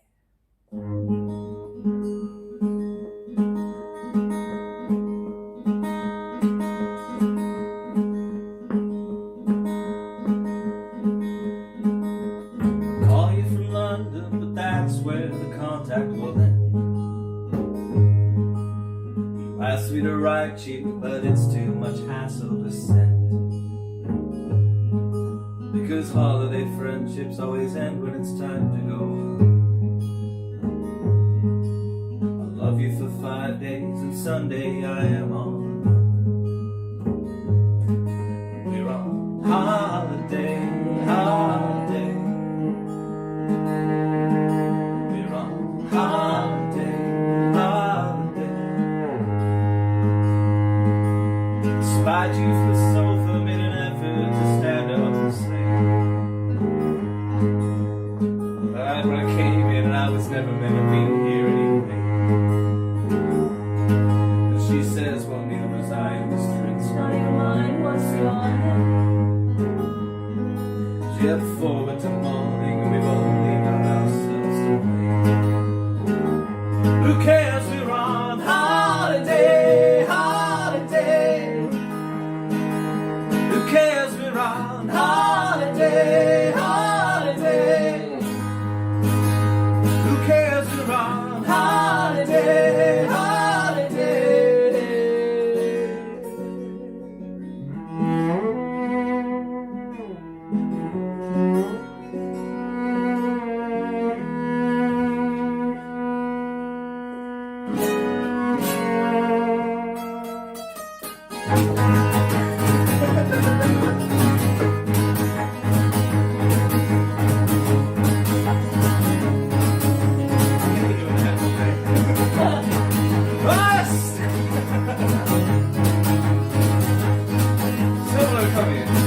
Well, somewhere on commune with hippies and painters and all. You see, I just joined my first band. I was an artist and I needed it all. And I said, you guys are so cool and you're exactly what I've always wanted to be. And she says, well, sure, man, it's a great life. And we're prepared not to be. But I swear it ain't no holiday, holiday. I swear it ain't no holiday, holiday. It's just over a decade later, and perhaps she was partially right. I got a job, a few paid gigs, a few compliments, and I eat to smile. There ain't much to spare, always warm what's over there, but it's alright. It's just long as you're losing and blah blah blah blah that keeps me up all night. I swear it ain't no holiday, holiday. I swear it ain't no holiday, holiday. I swear it ain't no holiday, holiday.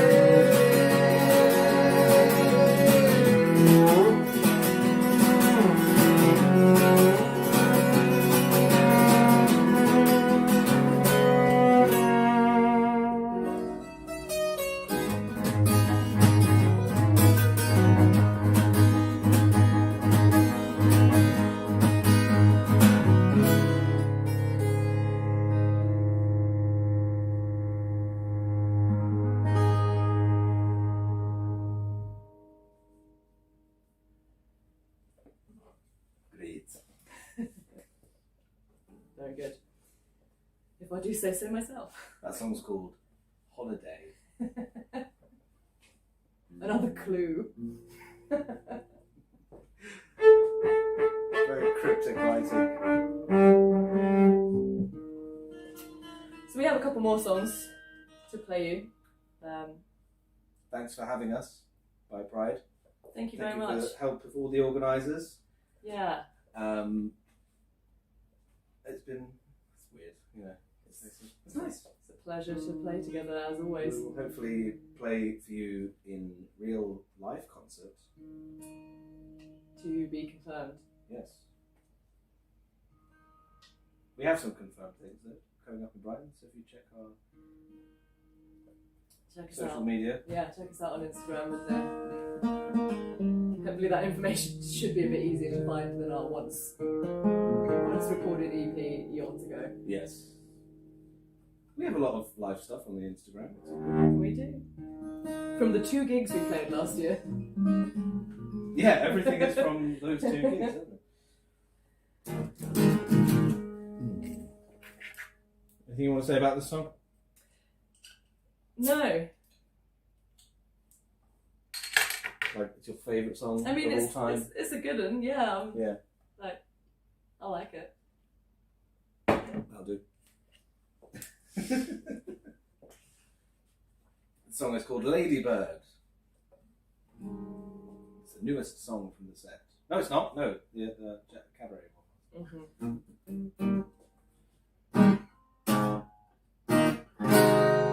It's not a tune at all. That's okay. No, it is. I'm just playing it wrong.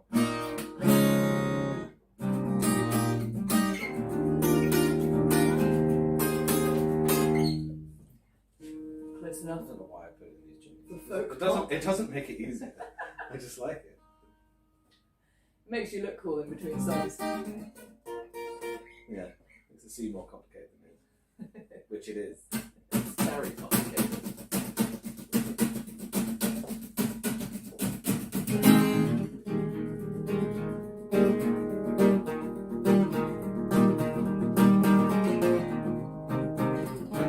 You're going to do it to me now. That's fine.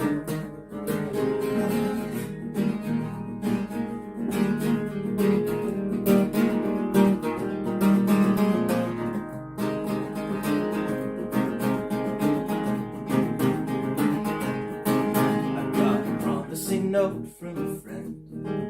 Sometime he would come to an end. The town had run out of things to give. It's no longer a place she'd like to live anymore. Had a perfectly fine kitchenette. You were leaving your elevated bed, and it was raised on stilts with room underneath. You can have that office you want, or a den of geek. And you'll feel like Francis, but it's hard. You will be fine.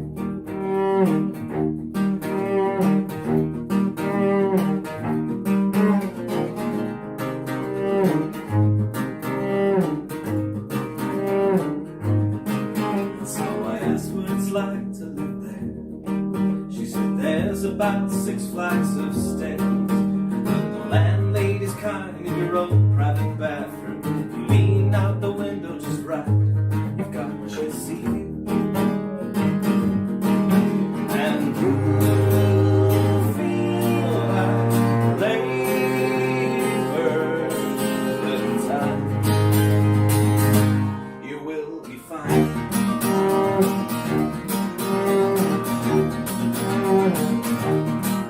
So I guess I got some thinking to do, and nothing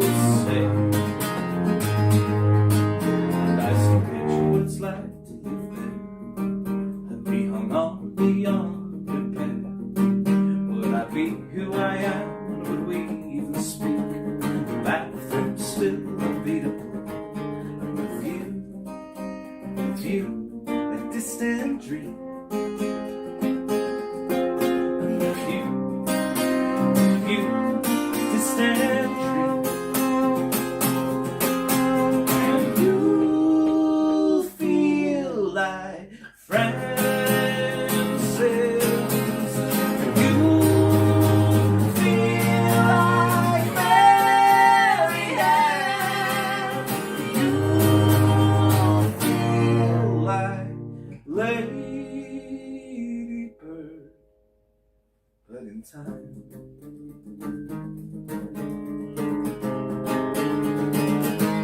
You will be fine.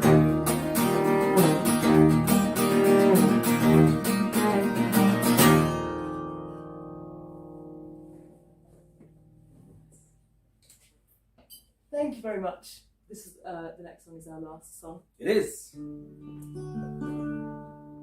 So thank you so much for watching. It's been a pleasure to be playing. I hope to see you in the future in real life. And yes, happy Bi Pride. Happy Bi Pride. It's a pleasure to be recognised, isn't it, Robin? Certainly is. It's all he needed. Recognition. Oh, I've worn purple. That's the Bi Pride colours. Oh, have you? I thought it was blue.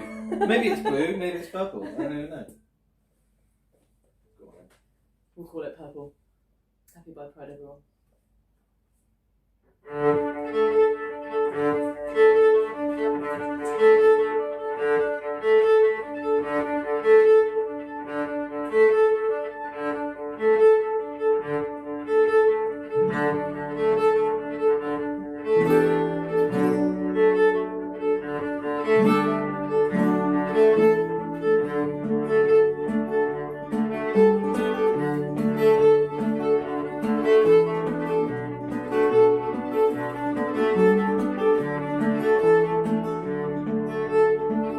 Hey, this might be a dream house, a place that doesn't make sense. You know, this might be a dream house, they spare no expense. Must have had a dream spouse, covered the walls with your favorite things. The trouble with a dream house, it reminds you of other things. It's driving me.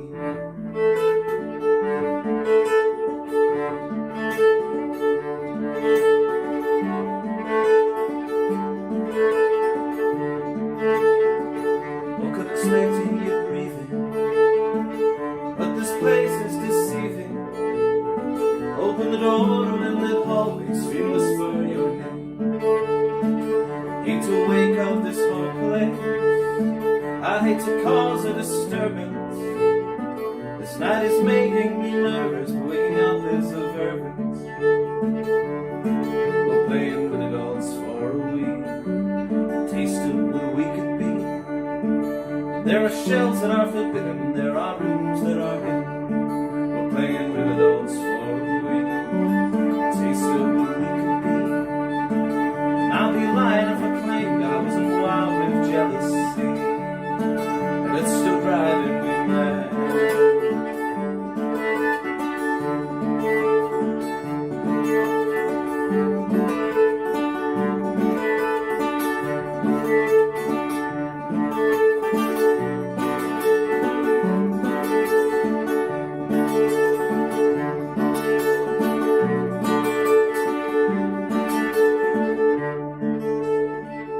Hey, this might be our dream house, place that doesn't make sense.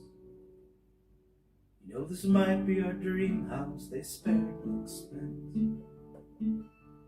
Must have had a dream spouse, covered the walls with your favorite things. The trouble with a dream house reminds you of other things. Trouble with a dream house reminds you of other things. Trouble with a dream house reminds you of other things. We're playing with adults for a week, a taste of what we could be. And there are shells that are forbidden, there are rooms that are hidden. We're playing with adults for a week, a taste of what we could be. And I'll still lie if I claim that I was wild with jealousy. Yes, I'll be lying if I claimed I was wild with jealousy. Yes, I'll be lying if I claimed I was wild with jealousy.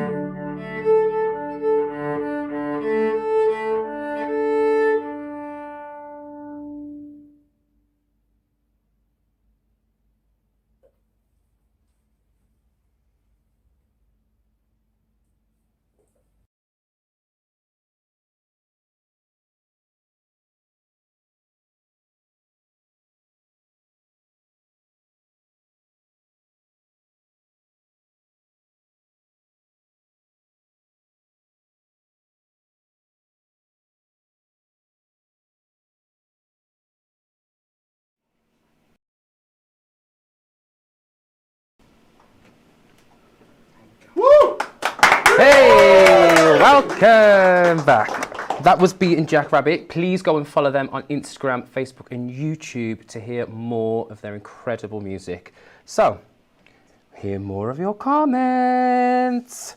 So at BradHave25 on Twitter says, every year I take a virtual trip across the pond for @Bi Pride UK, and it is consistently the best bi community event of the year. If you aren't watching their panels on non-binary identity and M-spec men, then you are really missing out. Thank you so much for joining us today. At Police Lou Zoe on Twitter says, been loving today's @Bi Pride UK panel talks. Amazing what it does for you to hear familiar feelings expressed by your people. #Bi Pride UK 21. At Camellia Sins, also on Twitter, says, absolutely love the fact that every panellist starts not only with their pronouns, but a physical description of themselves. How is this not common practice? #Bi Pride UK 21. #accessibility. I couldn't agree more. I think I'm going to start doing it. Just describing what I look like all the time. So, next up. Are you still there? Are you still using the hashtag? Are you following? Are you liking? Are you subscribing? Are you ringing that bell? Are you interacting? Are you carrying on the conversation? I think you should be. So next up we have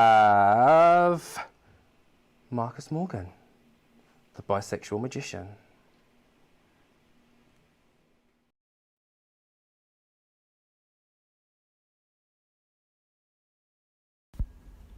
Hello, I'm Marcus Morgan. My pronouns are they, them, and I'm the UK's only bisexual activist magician. In the clip that's about to play, I'm wearing a grey check suit with a white shirt.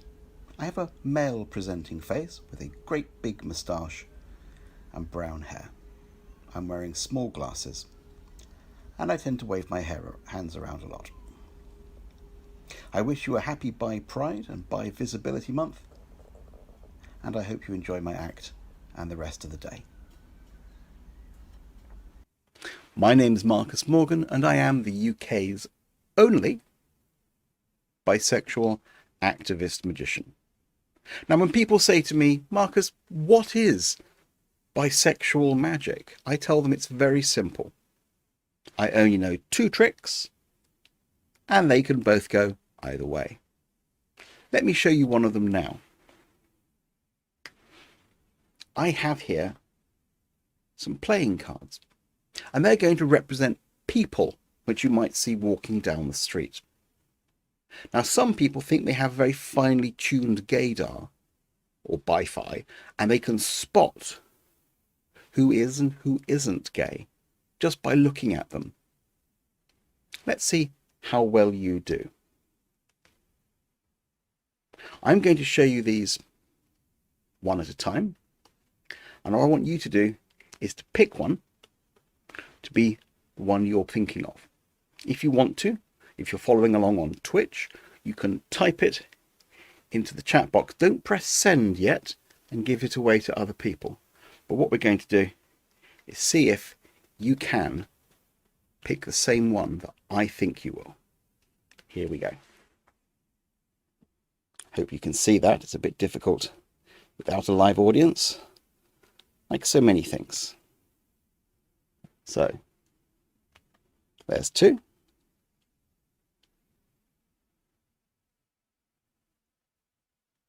Three. Tilt that up a bit. 4. 5. Looking on my monitor, I can see all of those there. Just pick one of those to be your chosen card. The person that you've spotted in the street that you think might be gay or bisexual. Maybe that's wishful thinking. Maybe that's based on visual clues. See, I'm not sure there is such a thing as gaydar. I think what people have instead is confirmation bias and stereotypes. And what you have instead of an ability to spot gay people is no real way of knowing when you were wrong. Now, one of these is the card I think you've picked. I don't know if you can guess which one it is, but I'm going to start by saying I don't think it was the Jack of Spades. That guy was definitely straight. And walking past you, the Queen of Diamonds didn't look very bisexual. The Queen of Clubs, on the other hand, well, very nice. Very gay? Probably not. But the vibe you got, the one you picked, is one of these two. Okay. You got it typed into chat. Get ready to press the return button, because I don't think it was the Jack of Hearts. And that only leaves one person that would have been the bisexual person. Could this be the card you've picked? Hit return now. Okay. Huh. Well, you've all picked different things, but here's the interesting fact. There is no such thing as gaydar, in my opinion. I think what we just do is hope. Hope that we can spot another bisexual person. But bisexual erasure makes that very, very difficult for us to do.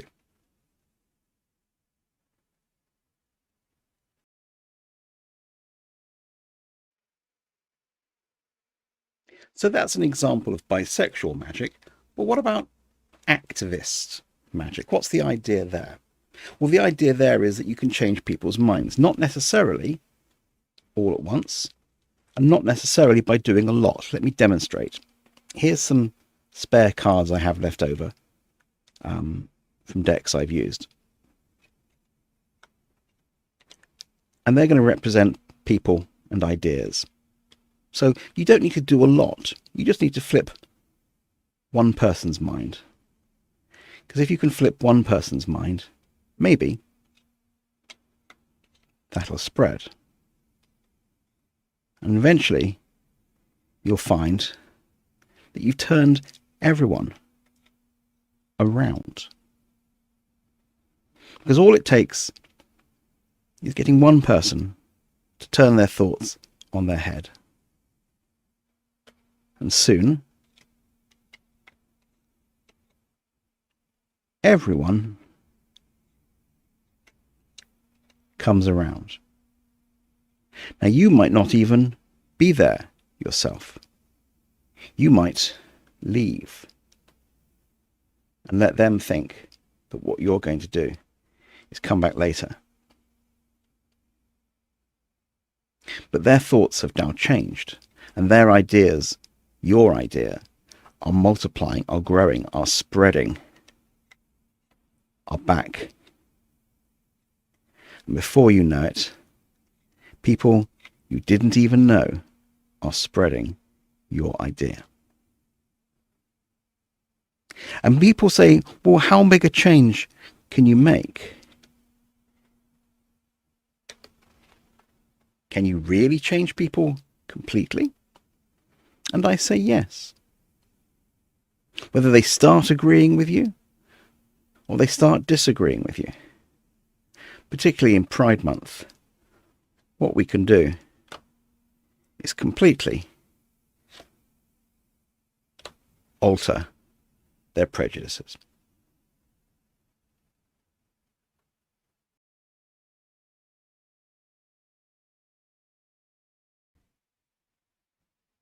One of the things all magicians are accused of doing is having something up our sleeves. In my case, it's arms and an extensive sexual history. But to avoid these sort of suspicions, I thought I'd now use some cards I definitely can't hide anywhere. Now, I can't get you to pick a card and then me find it somewhere. So what I'm going to do is try and tell a story and do a little bit of improv for you. Now, this may or may not work particularly well. We'll see how we get on. I may make it to the end of the deck. Wish me luck. So once upon a time there was a guy called Jack. Jack Diamond.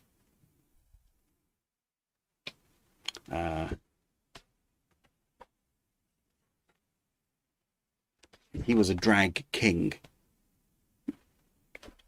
He found himself unexpectedly free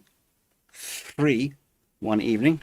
And so he rang his partner, Queenie, a non-binary drag queen. And they agreed to meet at the local bar, the Pear Tree Club, at 9. That was an easy one. Queenie was quite hungry and said, "It's time we ate." Jack had a stew,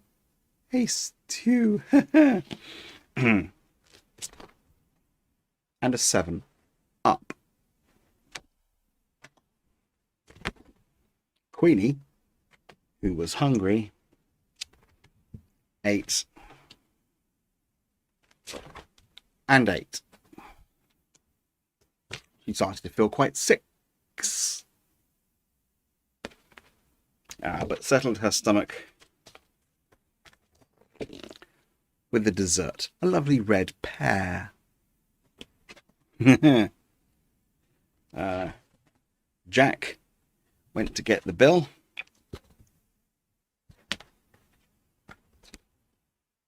And started freaking out,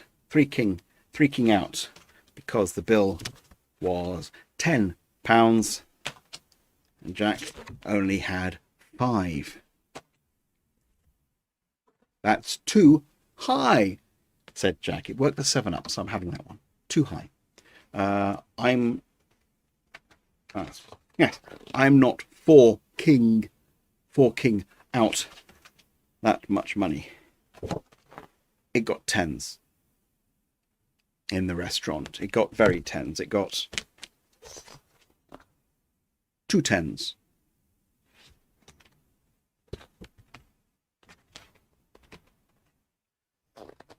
Everyone was at 6s and 7s. The waiter decided to take matters into his own hands. He noticed that Queenie had a diamond necklace on with 5 diamonds, and he made a grab for it. Don't you 310 her. Don't you it's either threaten or it's frighten. Vote now. Don't you 310 her, said Jack, who was also a bit of a drama queen. Jack pushed the waiter to the floor. Jack and the waiter fought. Yes, Jack and the waiter fought on the floor. The manager had had enough. He called 9. 9 called the manager, who was from Germany, and his name was Joe Kerr. And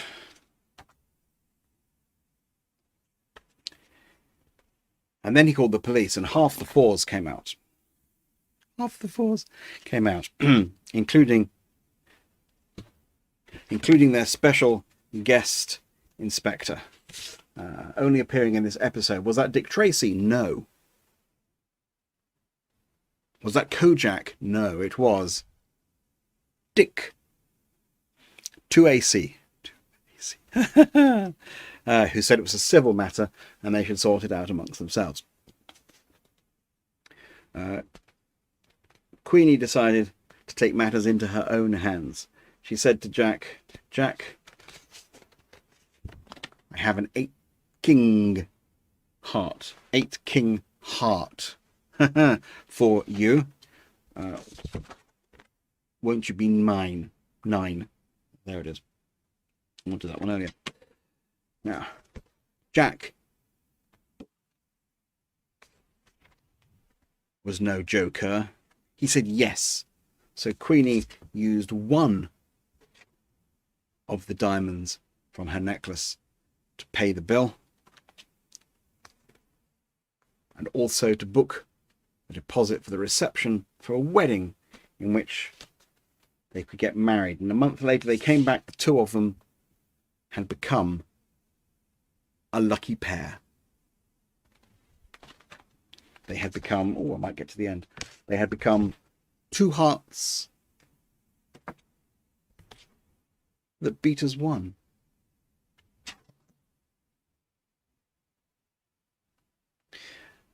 And after the reception, they drove off to a motel. They drove off into a beautiful sunset to the motel where they had mad, passionate sex.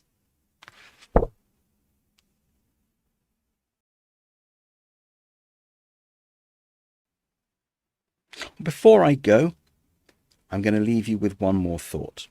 A lot of people look at the LGBT community and think that those 4 letters represent all the people that are there. They don't. It's a bit bigger than that. But they also look at the LGBT community and think that it's self-contained. They think of it as being bigger than its constituent parts. Of course it is. LGBTB is just 1/4. We must be a much smaller group. But I don't think that's true. I think there's a lot of bi people outside of the LGBT community. And if you look at it more closely, you see what I did there? Then it suddenly appears to be much bigger. And whereas before we looked smaller, I think if we look bigger, closer up, and you start to spot there's bisexual people in all walks of life, then you realise that maybe we actually outnumber the LGBT community. Maybe we are the larger community and they are the smaller one. But this is just a way of looking at it. Because I think what's more important than whether one is bigger than the other is that we all treat each other equally.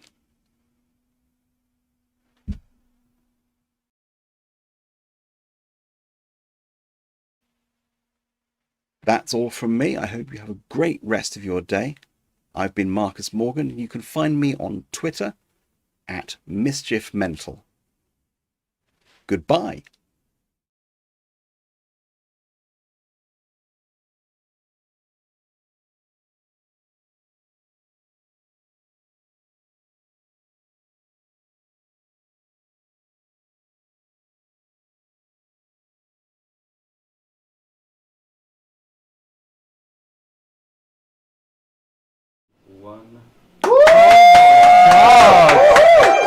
How cool was that? Everybody loves magic. Oh my God, that was an incredible performance by Marcus Morgan, the UK's one and only bisexual activist magician. That is insane. I love magic. Do you love magic? How big were those cards though? If you liked his act, please follow at MischiefMental on Instagram and Twitter, or visit their website, www.mischiefmental.co.uk. And now, I want to re-thank the following sponsors. So I want to thank Aviva, Sky, the Environment Agency, GSK, Auto Trader, Clifford Chance and Credit Suisse. We thank you for making Bi Pride UK 2021 possible. Thank you so much. But next up, we have LGBTQ plus hoop and circus performer Clo La Hoop.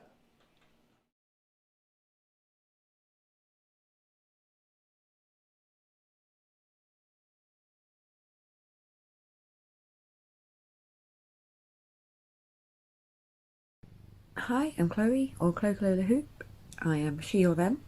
In this video, I am wearing a blue, pink and silver sparkly bodysuit. I have blue tights and rainbow socks, and I am using an LED hoop with a rainbow pattern.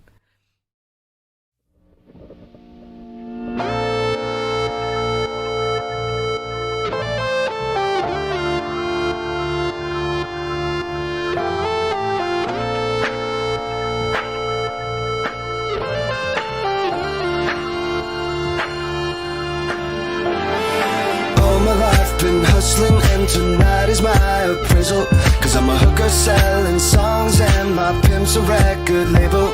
This world is full of demon stocks and bonds and Bible traders, so I do the deed, get up and leave a climber and a sadist, yeah. Are you ready for the sequel? Ain't ready for the latest?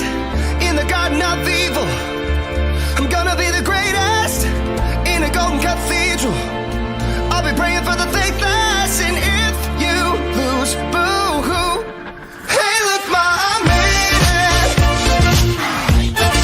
Hey, look, ma, I made it. Everything's coming up places, places. If it's a dream, don't wake me, don't wake me. I said, hey, look, ma, I made it. Friends are happy for me, or they're honeysuckle phonies. Then they celebrate my medals, or they wanna take my trophies. Some are loyal soldiers, while these other thorns are rosy. And if you never know who you can trust, then trust me, you'll be lonely. Oh, are you ready for the sequel? Ain't ready for the latest? In the garden of evil, I'm gonna be the greatest in a golden cathedral. I'll be praying for the faithless, and if you lose, boo-hoo. Hey, look, ma, I made it. Hey, look, ma, I made it.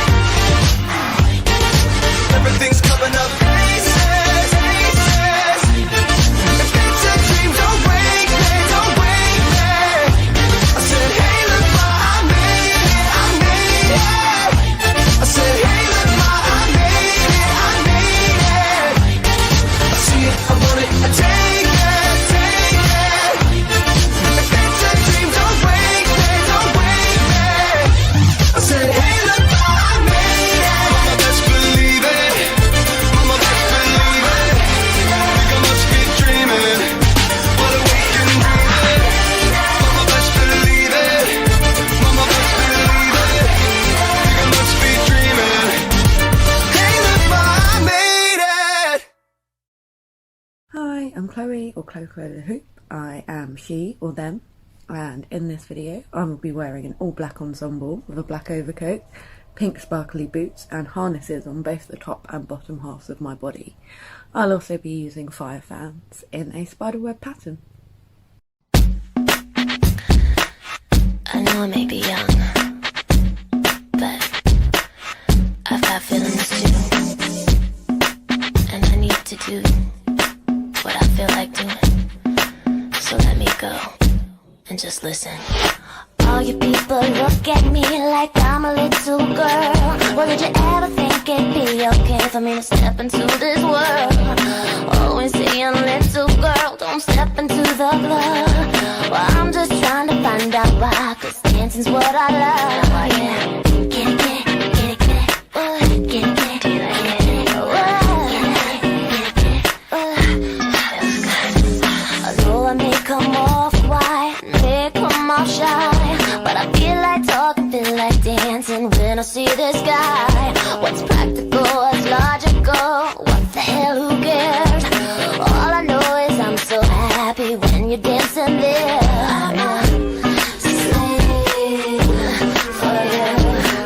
I cannot hold it, I cannot control it. I'm a slave for you.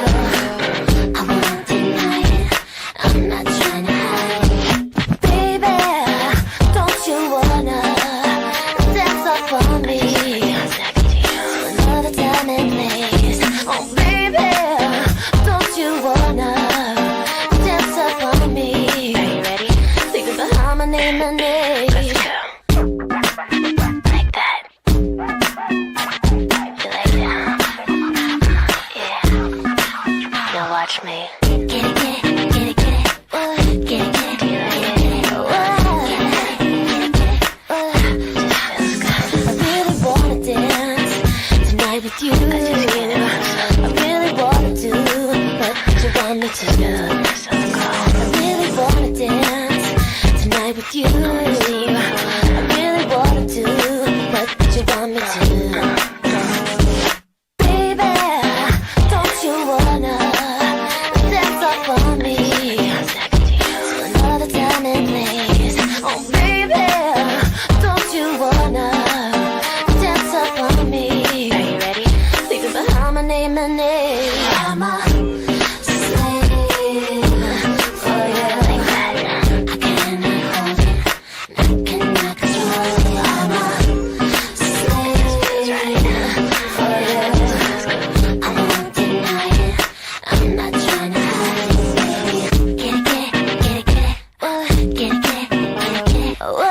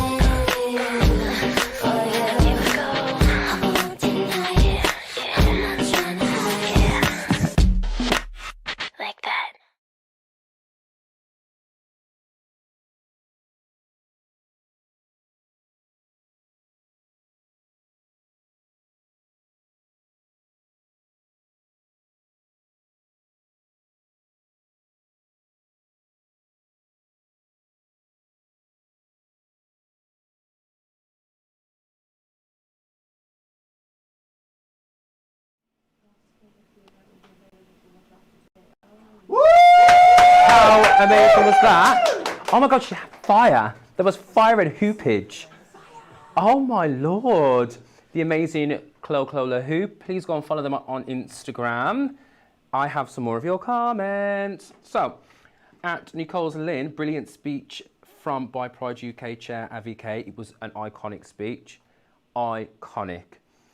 At SGem90 on Twitch says, these roller skates are iconic. Do you think? Definitely. Roller skating is so much easier than walking. Everyone needs to roller skate. Imagine if you just walked onto the street and everybody was just skating around. Brilliant. At Aspy Scott on Twitter, sorry if I'm pronouncing that wrong, says, hi there, loving the day even though I tuned in late from Perth in Scotland. Looking forward to the evening. We have still got a jam-packed evening for you, so please stay tuned. Make sure that you are liking, subscribing, ringing the bell, sharing, commenting, using the hashtag, keeping the conversation going. And the last one here I've got is at MB on YouTube says, loving these two, and that one was directed to B and Jackrabbit, so thank you so much. Next up, we have singer-songwriter Tara Vowles. Enjoy.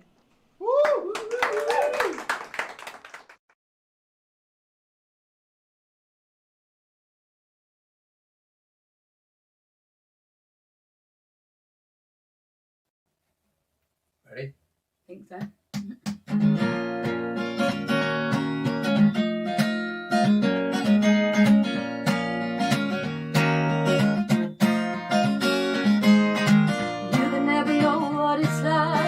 Like when it freezes just like ice, and the cold rolling light that shines from you. You're winded like the wreck you hide behind that mask you use. And did you think the school could never win? Look at me, I'm coming back again. I got a taste of love in a simple way. And if you need to know why I'm still standing, you just fade away. Don't you know I'm still standing better than I ever did? Looking like a true survivor, feeling like a little kid. I'm still standing after all this time. on my mind. I'm still standing, yeah, yeah, yeah. I'm still standing, yeah, yeah, yeah. Once I never could have hoped to win. You're starting down the road, leaving me again. The threats you made were meant to cut me down. And if our love was just a circus, you'd be a clown by now. Don't you know I'm still standing better than I ever did? Feeling like a true survivor, feeling like a little kid.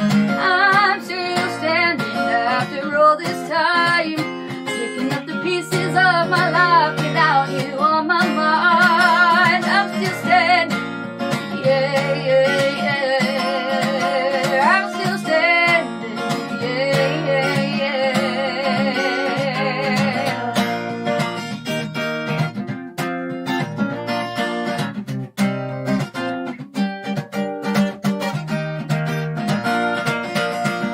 Don't you know I'm still standing better than I ever did? Looking like a true survivor, feeling like a little kid. I'm still standing after all this time, picking up the pieces of my life without you on my mind. I'm still standing, yeah, yeah, yeah. I'm still standing, yeah, yeah, yeah. I'm still standing, yeah, yeah. I'm still standing, yeah, yeah.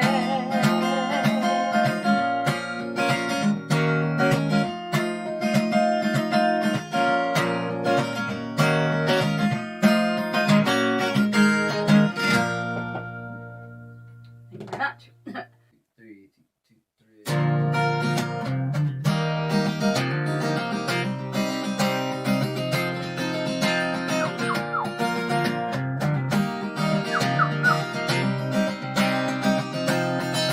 Empty glass on the table, now I'm feeling able to try and go outside. I had every intention, but neglected to mention I don't know how to feel alive. Look after your health and love yourself, but obviously not too much. 'Cause we must conform, just stick to the norm and attempt to stay in touch. But I am an aunt, I don't know what I want, and baby, we know it's not you. This world is a mess, so I guess I'm depressed. What else are we gonna do? I'm feeling lonely and I'm dying slowly, and everything is a joke. I'm losing life's great punches straight to my face. I'm sure they've been revoked. And please don't impose, you are getting too close. I'm too tired to run away. 4 p.m. is my morning, this is your warning. Decide if you want to stay. But I am an aunt, I don't know what I want, and baby, we know it's not you. This world is a mess, so I guess I'm depressed. What else are we gonna do?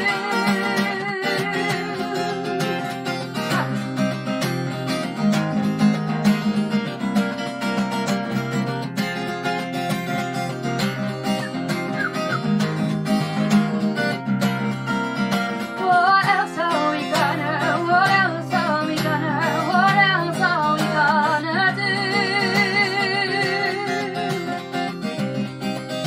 What else are we gonna do? What else are we gonna do?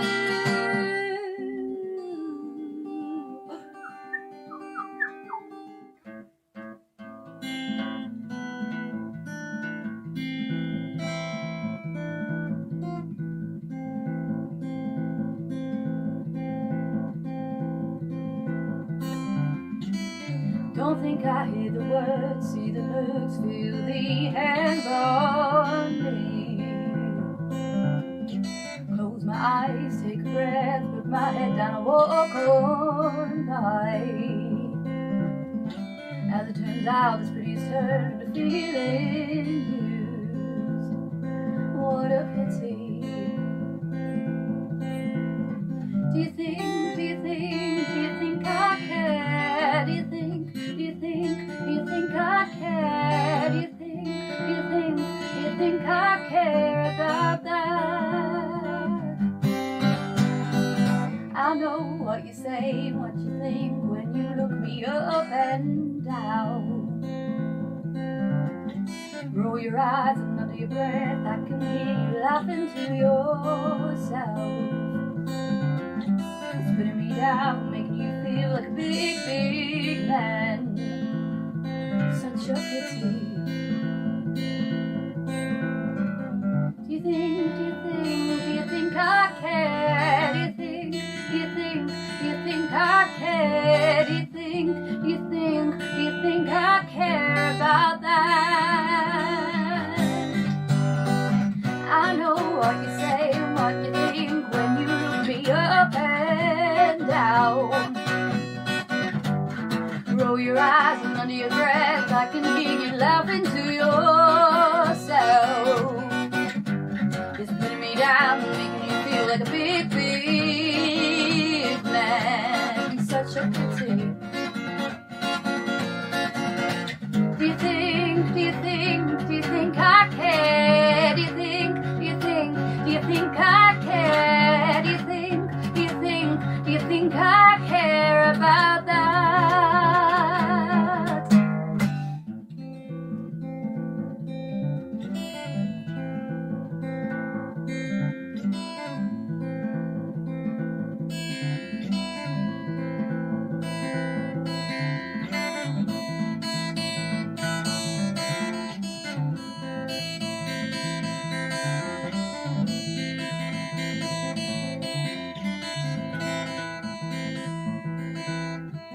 Do you think I care? Do you think I care? Do you think I care about that?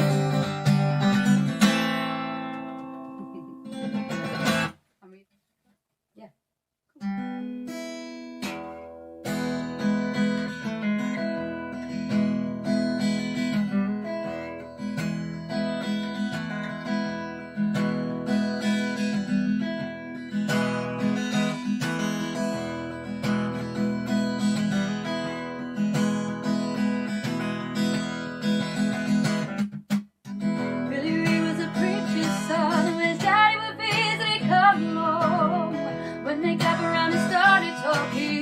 That's when Billy would take me walking through the backyard. We go walking, then he'd look into my eyes. Lord knows, to my surprise, the only one who could ever reach me was the son of a preacher man. The only boy who could ever teach me was the son of a preacher man. Yes, he was. He was. Oh, yes, he was.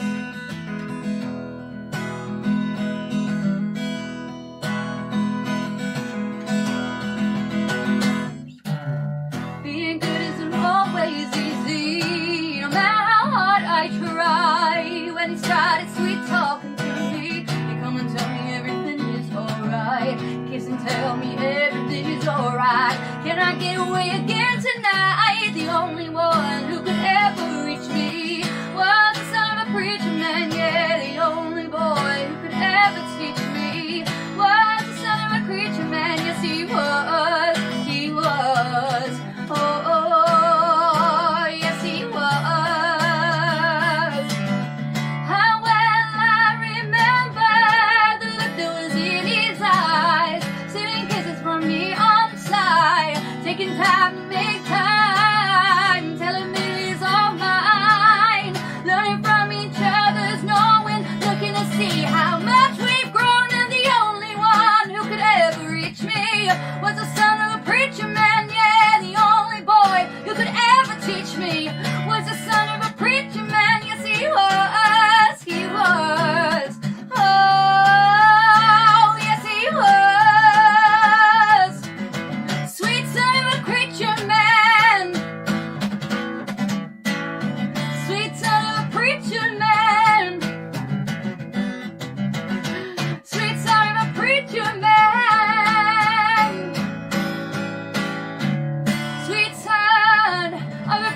fashion man.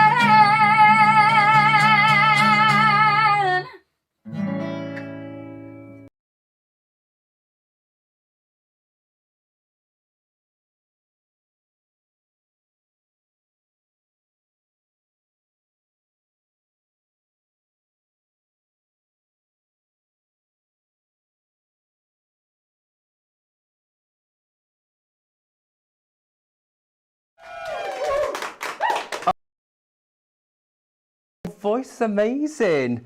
Oh, wow. If you enjoyed her singing, and I'm pretty sure that you did, please go on Instagram and follow her to see more of her content. But now, I would like to draw your attention to the merchandise from By Pride UK. From the online store. Models, are you ready? Yes. Models, enter. Here we have some lovely merchandise. We have an arrangement of t-shirt prints. This is the pan bolt. Thank you so much. Thank you, thank you, thank you. Give me a twirl, give me a twirl. Ooh, you can get them all on www.byprideuk.org. We have hoodies. We are visible in a hoodie. Yes, you better work, turn and spin. Oh my Lord. And, right, so let's have a route. What do we have in here? A lot of things. Oh my God. Oh, we have wristbands, we have badges, we have postcards. Now this is a bundle. So what I need you to do is to open a new tab on your browser. I need you to go to www.bypride.org. I need you to go to the online store and look through this bundle with me right now. I'm here dealing with your orders.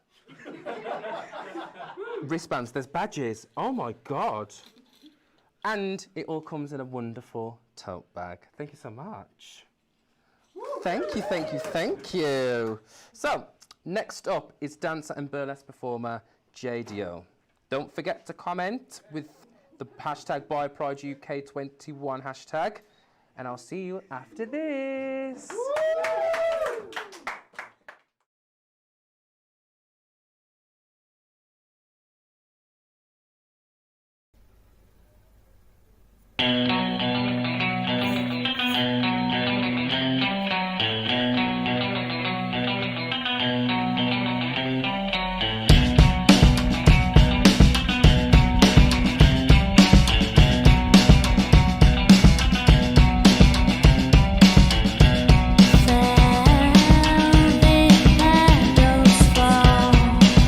Children of a flourishing spring,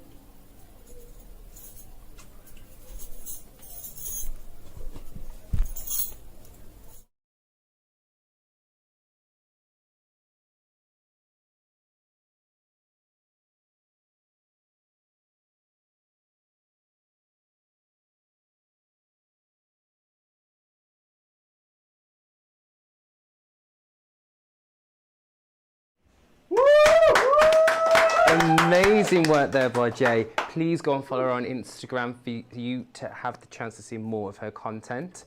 Right, next up, Susie Blue.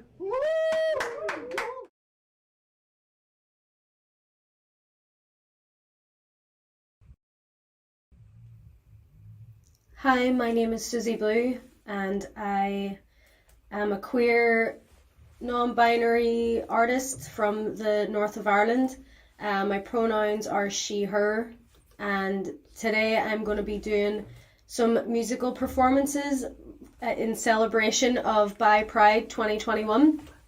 And in this video you're about to watch, I have short hair that is kind of like a grown out mullet. It's curly, and I am holding a blue Yamaha Pacifica guitar, and I'm standing in my living room, and I have purple and white light on me, and I'm wearing a green and blue tie-dye shirt and a t-shirt underneath it. And I hope you enjoy the songs that you hear, and thank you so much for having me, and enjoy your Pride.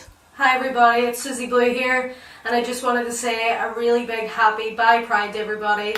It's so amazing to see a Bi Pride happening because of the erasure that happens within the LGBT plus community, and just love yourself, and just I hope everybody has a great, safe day.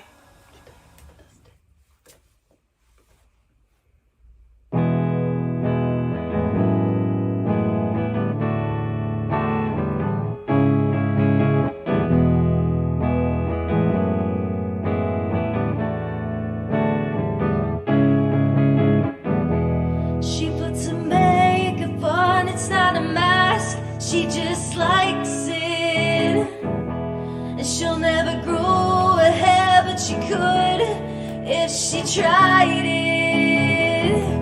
And she only shaves her legs when she has to. It's just something society has made her do. She's not cool, she invented it. And she's not ready, but she's waiting. And she's not steady, but she's patient. She's a keeper, she's a keeper.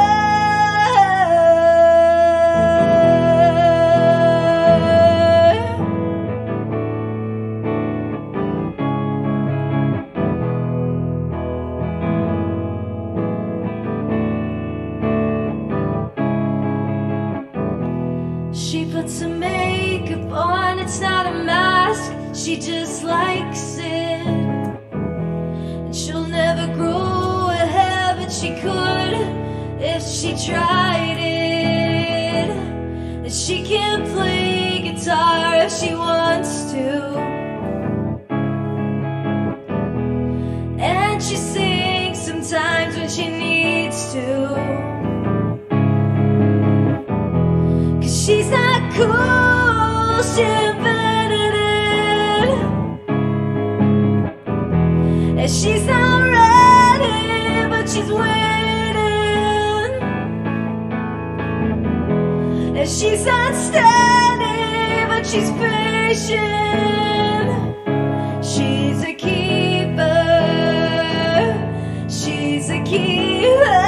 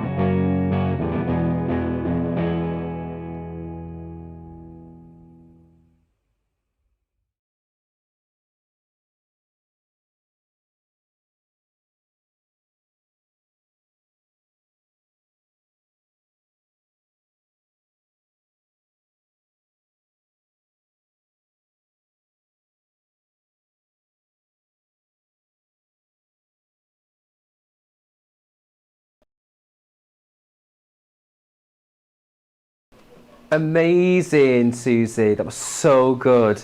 If you want to see more of Susie Blue's content, then please go and follow them on Instagram at Susie Blue Official. Thank you so much. So now I'm going to be joined by Tess.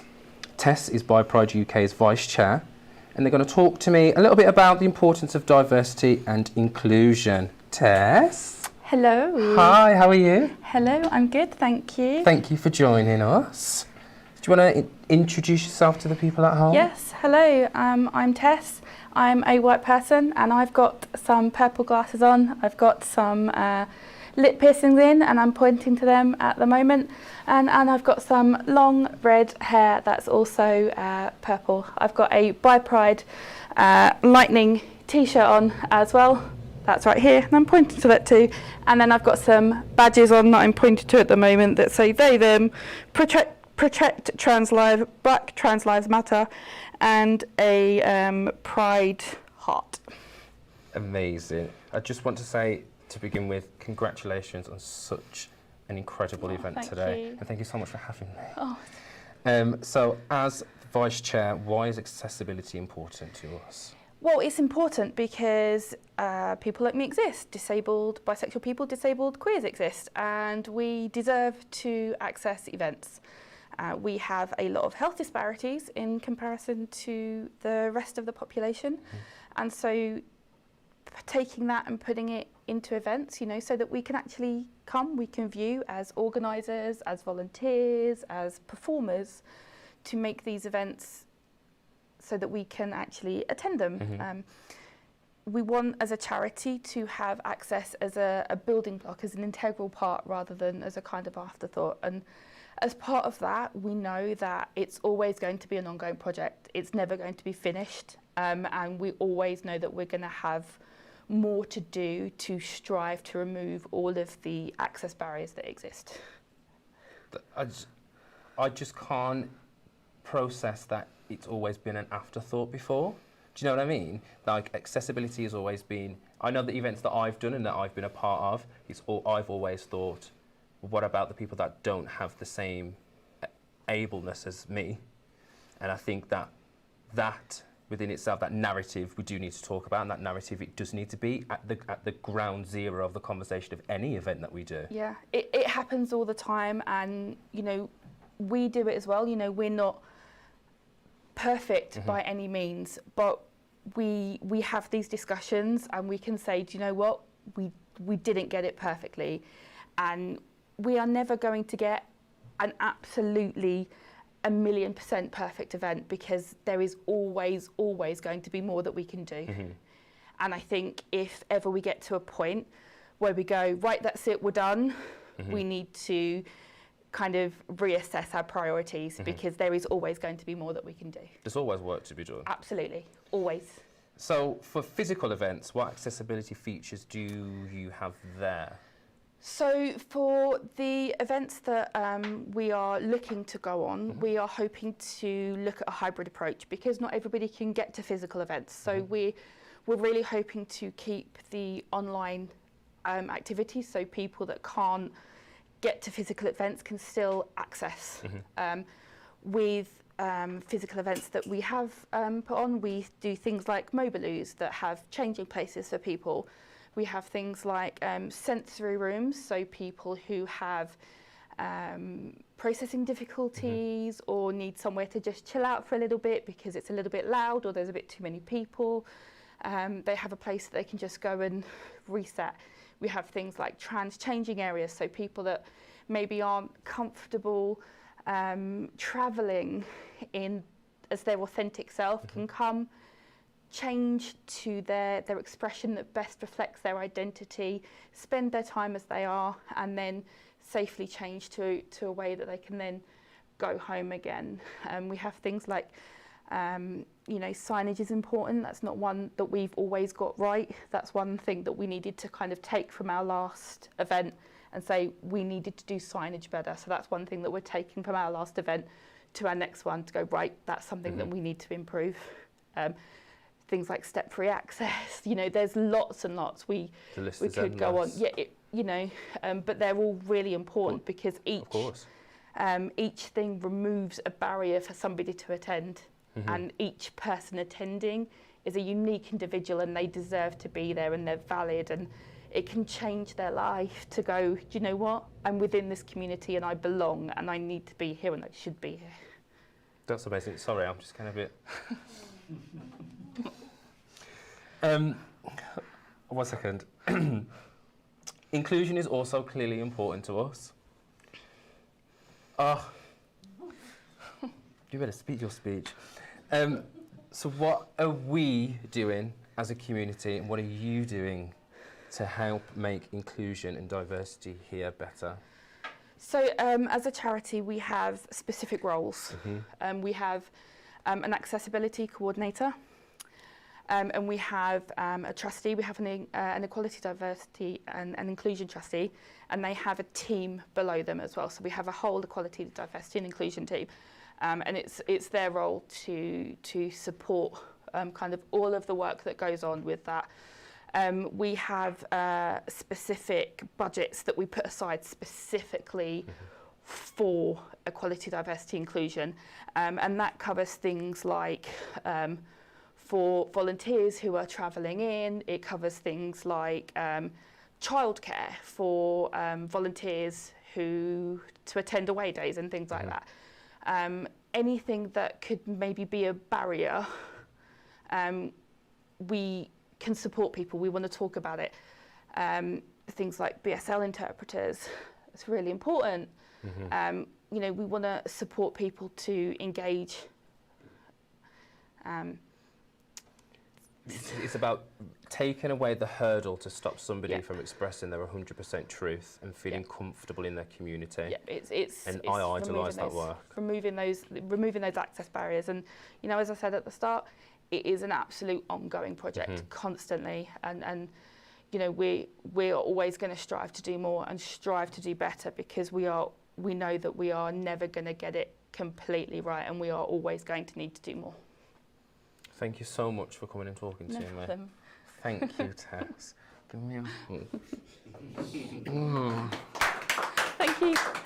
Thank you so much for making this event so inclusive and so accessible to everybody within the building, within the room, and everybody at home. It's been an honour to be here today, and it's been an honour to stand next to you and talk to you.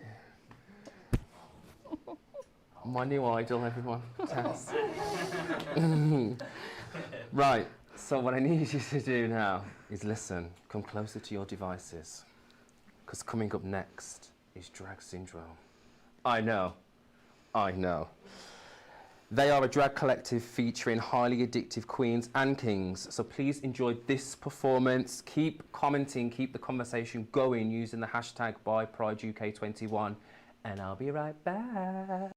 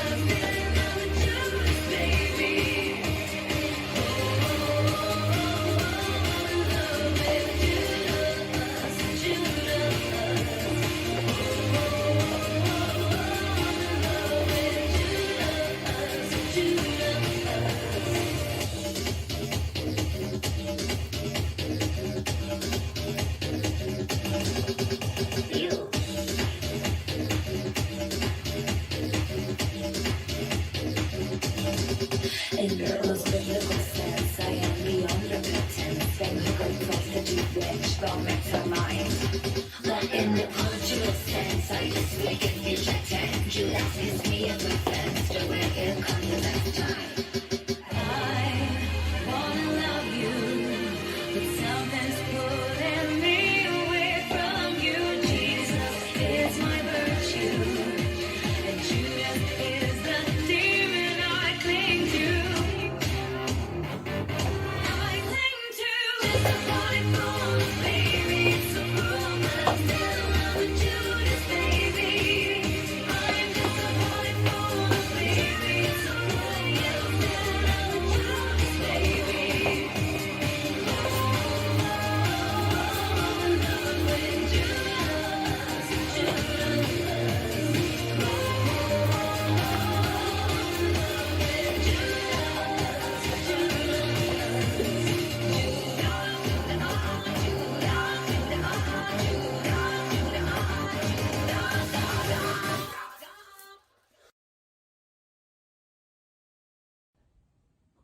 Never made it as a wise man.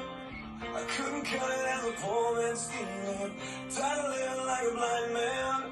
I'm sick aside without a sense of feeling. And this is how you remind me. This is how you remind me of what I really am. This is how you remind me of what I really am. It's not like you to say sorry. I was written on a different story. It's not my mistake. For letting you up for breaking. I've been wrong. I've been down to the bottom of every bottle. It's like what's in my head. Still on the other foot.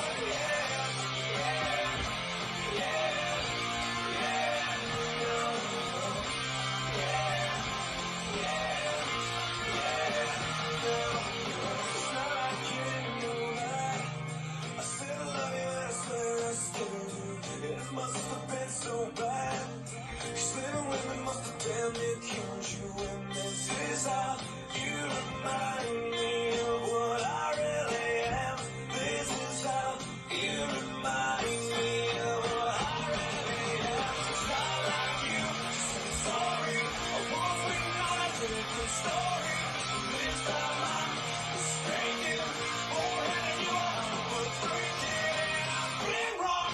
I've been down to the bottom of every bottle. It's like what's in my head. Scream on me out of fun, yeah.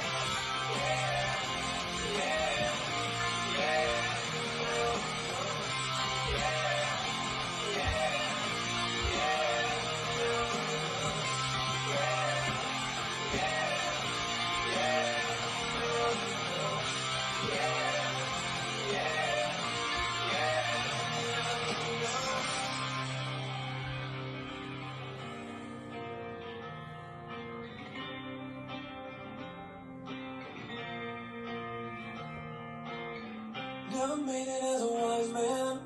I couldn't cut it as a poor man stealing. And this is how you remind me. This is how you remind me. This is how you remind me of what I really am. This is how you remind me of what I really am. It's not like you to say sorry.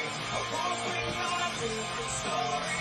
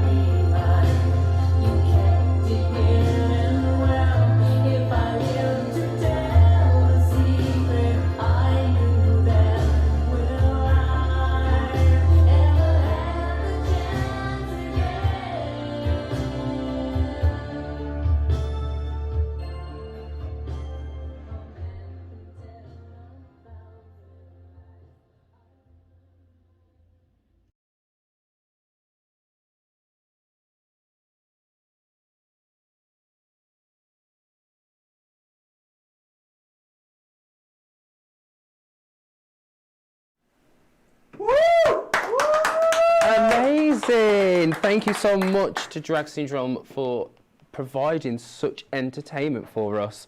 Now, it's an inspiring drag collective, and they are all with Down syndrome, and I think it's inspiring work that they are committed to the arts, they are committed to themselves, and they are doing it and turning it out. Thank you so, so much.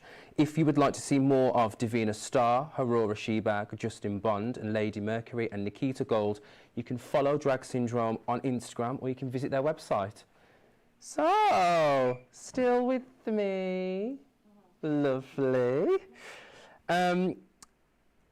There is somebody that's on the stream, an iconic lady, Libby from Biscuit, at Monstrous Femme on Twitter. We see you, you see us. And she posted, "We love Mischief Mentor." So do we. Magic is everything. Magic is everything. Magic makes the world go round. So, carrying on with our jam-packed lineup. Next up is a Glaswegian stand-up comedian, Rashawn Kenny. This next one is rated PG. There are some naughty words in here, so you might just want to put your hands over your kids' ears. But stay with me on this. It's going to be amazing. See you after this.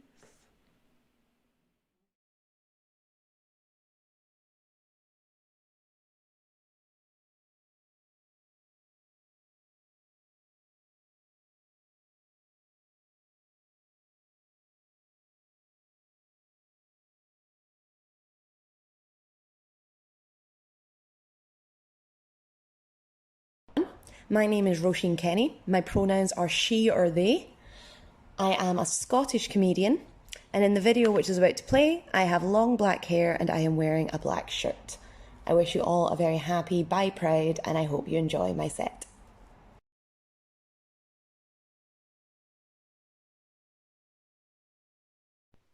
Hello everyone! Wow, it's really nice to be here. I hope everyone's doing good.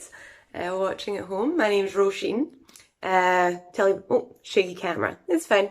My name's Roisin. Tell you a bit about myself. I recently found out that I have something called resting nice face.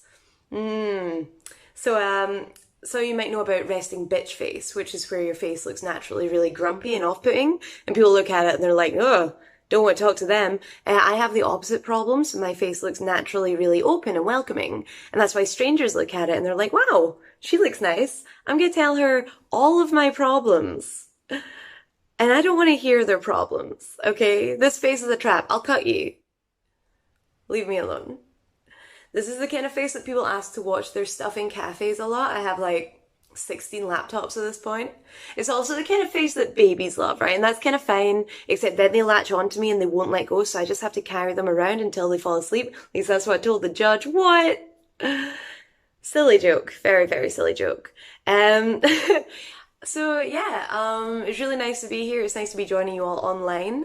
Personally, I am phoning in from Edinburgh, a little flat that I have in Edinburgh. It's a nice place. If you haven't been to Edinburgh, you should know it is a city made entirely from Harry Potter shops and Airbnb flats, both of which died in the pandemic. So yeah, it's been a strange year. It's been a weird time. But I'm not from Edinburgh originally. I'm actually from Glasgow. For those who don't know Glasgow, well, I'm from a part called Govan, okay? And Govan is known for its shipbuilding, low life expectancy, and good old-fashioned sectarian violence. Yeah, it's a great place. I really like being from Glasgow. My favourite thing about Glasgow is I love how it's got this total duality in how it wants to be perceived, and it simultaneously wants to be known as the friendly city and also the stabby city. So like the big statistic that always gets quoted about it is in the same year, it was voted the friendliest city in Europe, and it was also found to be the stabbing capital. And I was there just a couple months ago, just as things were opening up, and I had an interaction there that was just, I just beautifully summed this up, right? So I was in the Merchant City, I was walking down the street, I looked across the road, I saw this little old man outside a pub, right? He's looking around. He looks over at me, he goes, "Alright pal, you having a good day?" And I was like, oh my god, that is so nice. That's just that classic, friendly Glaswegian spirit. "Yeah man, I'm having a good day." He went, "Aye, well you better fucking be." So now I live in Edinburgh, where they keep that rage inside, let it fester into middle class entitlement. But yeah, it's been an interesting year, interesting 18 months. I feel as though lockdown, it was a real time for people to really like learn about themselves, like time for self-reflection. Unfortunately, what a lot of people learn is that they fucking hate their family and loved ones. Yeah, a lot of my friends broke up during lockdown. I was in a relationship in March of 2020, and we actually had quite a strange sort of situation, because before this whole thing kicked off, I actually went traveling for a bit. So I work in tourism. I'm actually a tour guide in Edinburgh. So I do walking tours, I do new town tours, old town tours, things like that. I do Harry Potter tours. Sorry. During my life, I've had to come out as both non-binary and bisexual, and nothing compares to coming out to other queer people as a Harry Potter tour guide. Yeah, it's bad. It's real bad.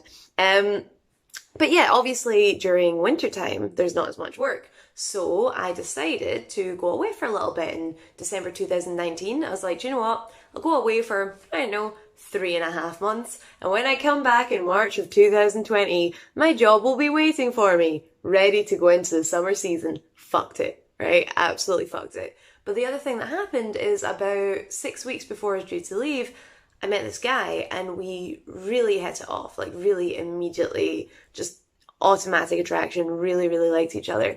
And that meant that we had 6 weeks together, 3.5 months of long distance, and then I came back and bam, lockdown, right? It was immediate within a couple of days.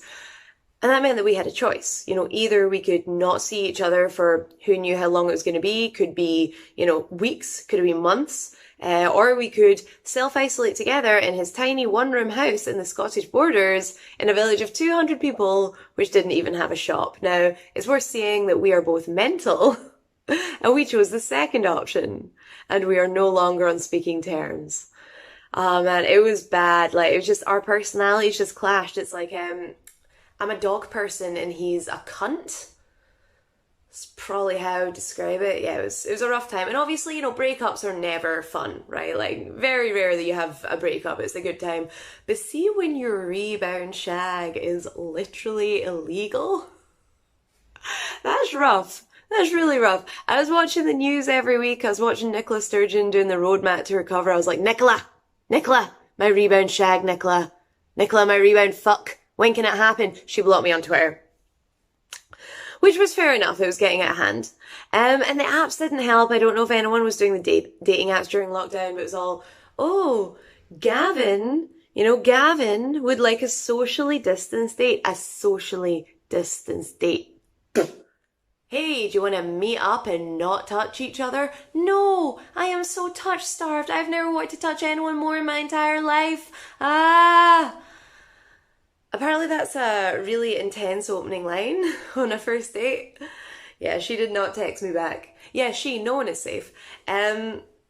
Luckily, thanks to the pandemic, I do have a whole bunch of friends with benefits. Yeah, loads of friends with benefits. PIP, universal credit, housing benefit, you name it, they got it. But yeah, no, it's great. It's great doing, I really like doing shows like this. I obviously didn't get to do that many during the pandemic, but I always really like doing specifically like queer shows because it means there's other types of material, other things I can talk about.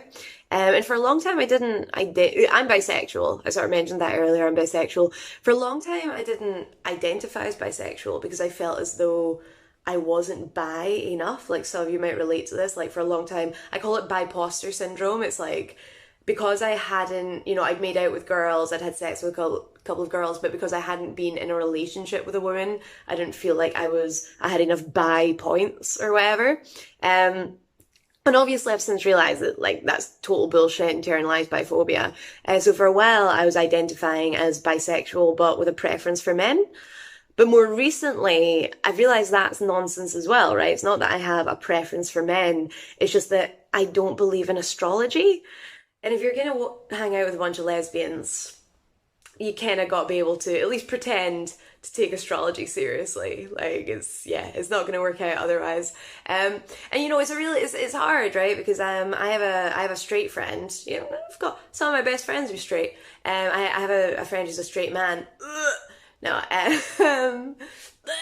he's cool. But he was telling me recently that thing that he really likes to do, right? This is fucking beautiful. The thing that he likes to do is he likes to, if he's on a first date with a girl and they're walking home, and if it's a nice, clear, beautiful night, he likes to look up at the starry sky and he'll find the brightest star in the sky and he'll point at it and he'll go, look, that's Venus. And I was like, oh my God, that's such a good move. But I couldn't do that if I was on a date with a girl, because if I pointed at the brightest star that I could see in the sky and I was like, look, that's Venus, she'd be like, what are you talking about? Venus is over there? Like, that's Cassiopeia. Like, what's going on? But it was always dumb of me for like thinking that I wasn't bisexual enough, because actually the first person that I ever had any attraction to was a girl. This was when I was really young. I met this girl. She was a neighbour of mine. Her name was Sophie, and she was absolutely my type, right? Older than me, dark hair, blue eyes, did not know I existed, completely what I'm into. I was in love. I was 6. And, you know, I really fancied her, but I didn't really know how to interact with her, because obviously I didn't really have role models which told me how to interact when you're a girl that fancies another girl. I didn't even know that was an option, you know. This was 1996. Buffy the Vampire Slayer wasn't going to be out for another year, so I had to sort of work things out myself. So 2 things happened. One, I started identifying as a prince, because in my 6-year-old head, that was the 2 genders. You had woman and prince. And the other thing was that I started looking to and sort of trying to emulate masculinity, because that was the only way that I knew how to flirt with women. Now, it so happened that at this point I had just started in after school, and the big film that everyone was watching all the time in after school, the really popular one, was Grease. So Grease, the 1970s, Danny DeVito, John Travolta. You can see why I made that mistake.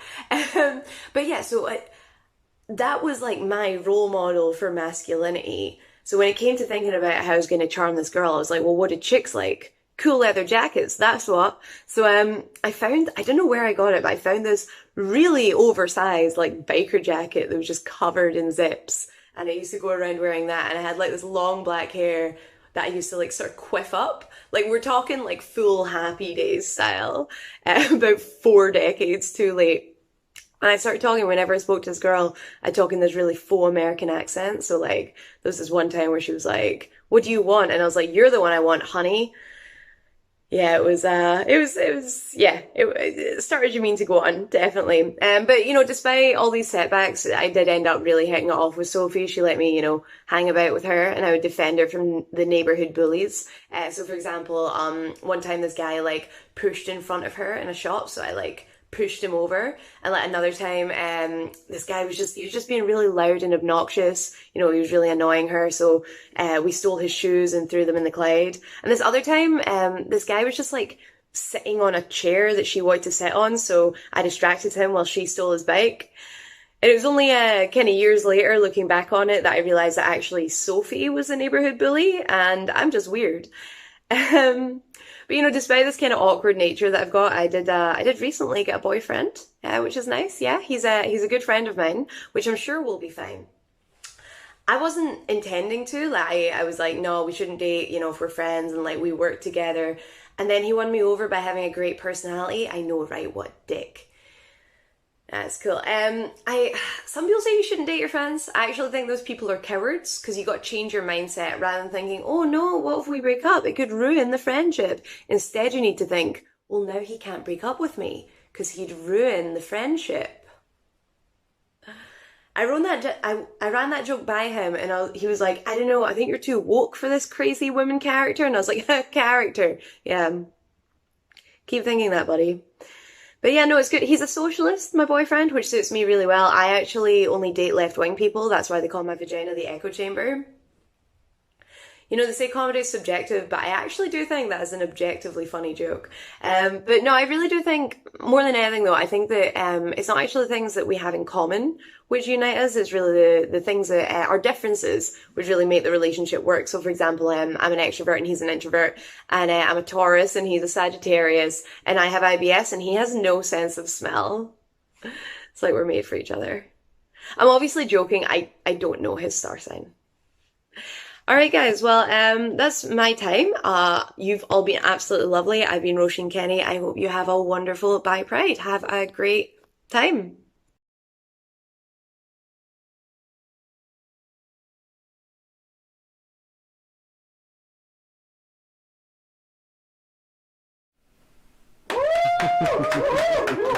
How funny are they? Roisin and Kenny. Be sure to go to their Twitch TV and their Instagram to follow them and to get their latest content. Thank you so much. Okay, so now I want to take this time to thank you all for joining us today, for watching and celebrating Bi Pride with us. As a charity, Bi Pride UK works hard to ensure that people who experience attraction beyond gender deserve to be celebrated, deserve to be able to celebrate their truth and their identities publicly, visibly and proudly in all spaces without fear of ridicule or harassment, and to support something as iconic as Bi Pride UK with its work. You can donate on biprideuk.org today. So I need you to go and do that now. But wait, there is more great content. Woohoo! So next up in our lineup, we are very excited to present Banana Overdose, a bisexual rapper, singer, songwriter from Ethiopia. Enjoy.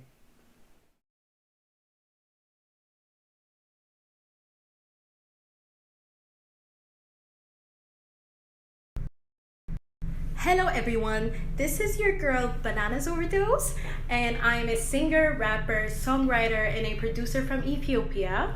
My pronouns are she and her, and I identify as a bisexual. In the video that you're about to see, that's in black and white, I am wearing long blonde locks, and I have 3 different outfits for each track. The first one is a robe, the second one is a baggy jacket, and the third one is a bra. And I just want to wish everyone a happy Bi Pride.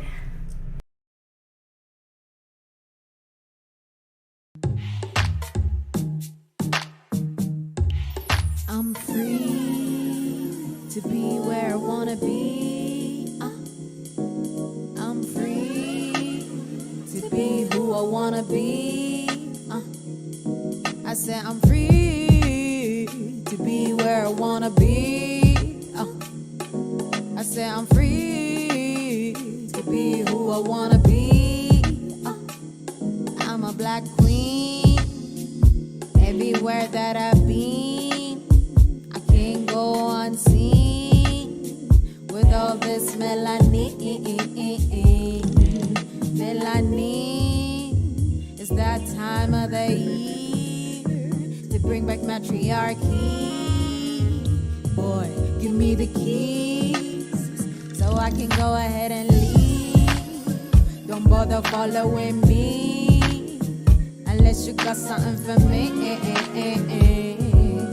For me, you know exactly what I need.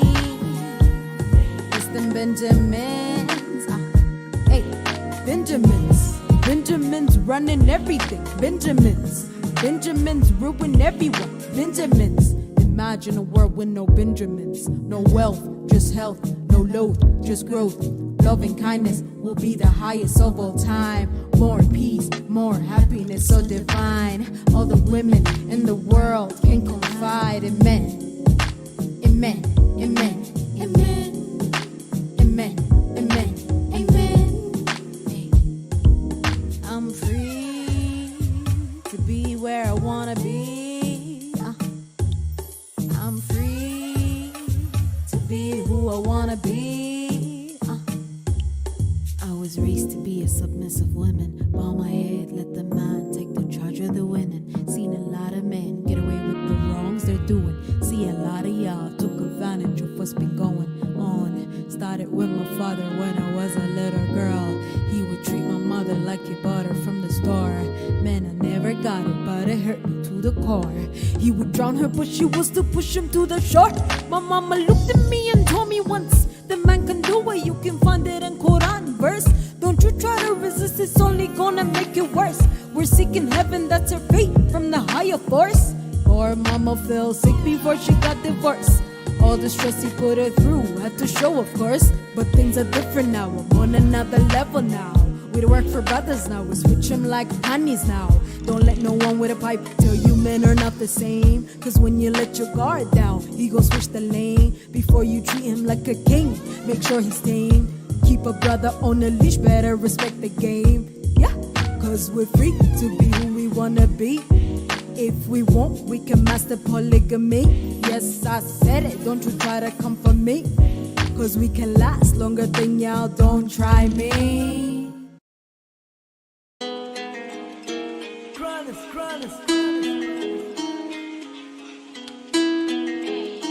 Come on in, baby, light my fire. Everything you be posting is tired. Music is supposed to inspire, so how come we ain't getting no higher?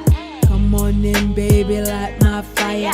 Everything you be posting is tired. Music is supposed to inspire, so how come we ain't getting no higher?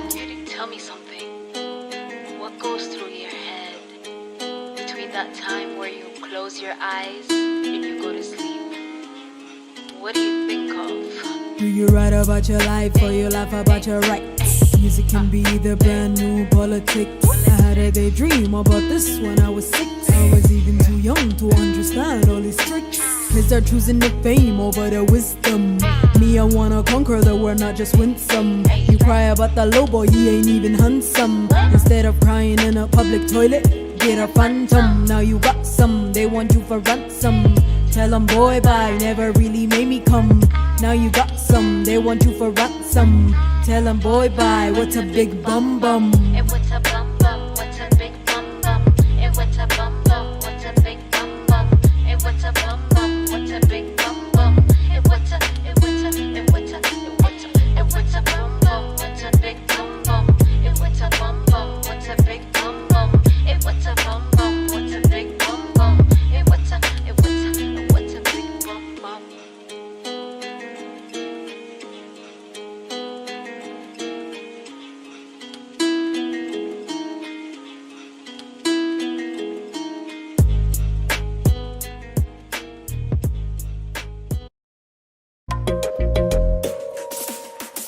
Release our bodies back to the jungle. That way we can struggle. Back to the humble. That way we can figure the keys to this table. You never been stable. Kept us blind and stable. Now we're watching cable. We know everything you do. It doesn't seem like voodoo. It's nothing like what we do. What we have is magic. You try make it look like tragic. What you have is tragic. You're blowing all of my magic. My mama told me don't mess with no races. I'm not apologizing for the way that I was made. My gender don't matter cause I got the same brain. So it's my sexual orientation. We all just human who came out of a woman. Why you think you can judge anything that I believe in? Why you make me feel uncomfy in the skin that I'm in? Does it matter if I say inshallah khair or amen? I am who I am. No, we're not the same. No, let me live my life. In the end, it's a game. There's no win or lose. Let me count my games. There's no win or lose. Please get away, get away, get away, get away.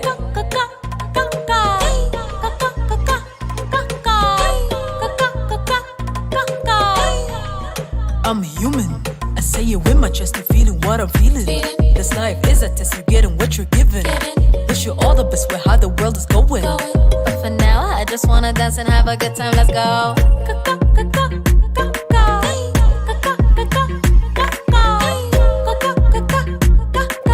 Now I just wanna dance and have a good time. Let's go.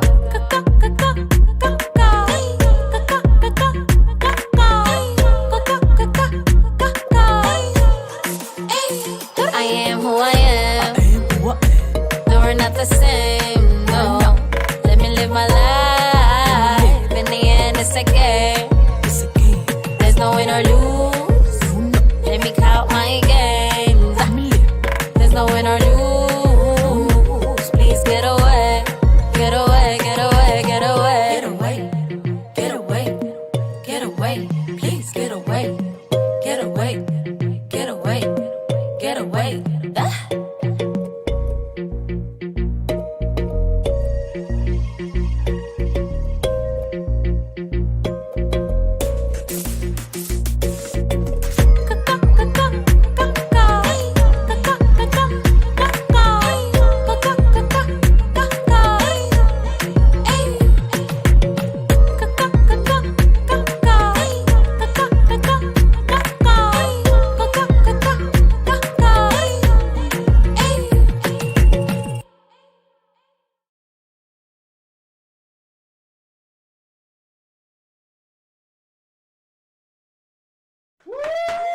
Amazing. Truly, truly amazing. We hope that you enjoyed that empowering performance from Bananas Overdose. Be sure to follow her on all of her socials, on Facebook, on Twitter, on Instagram, on YouTube, on Twitch, on TikTok, everything. Thank you so, so much. So sadly, we're now coming to the end of the programme for today, but we thank Bi-Pride UK for working so hard to ensure that people who experience attraction beyond gender can celebrate their identities publicly, visibly and proudly.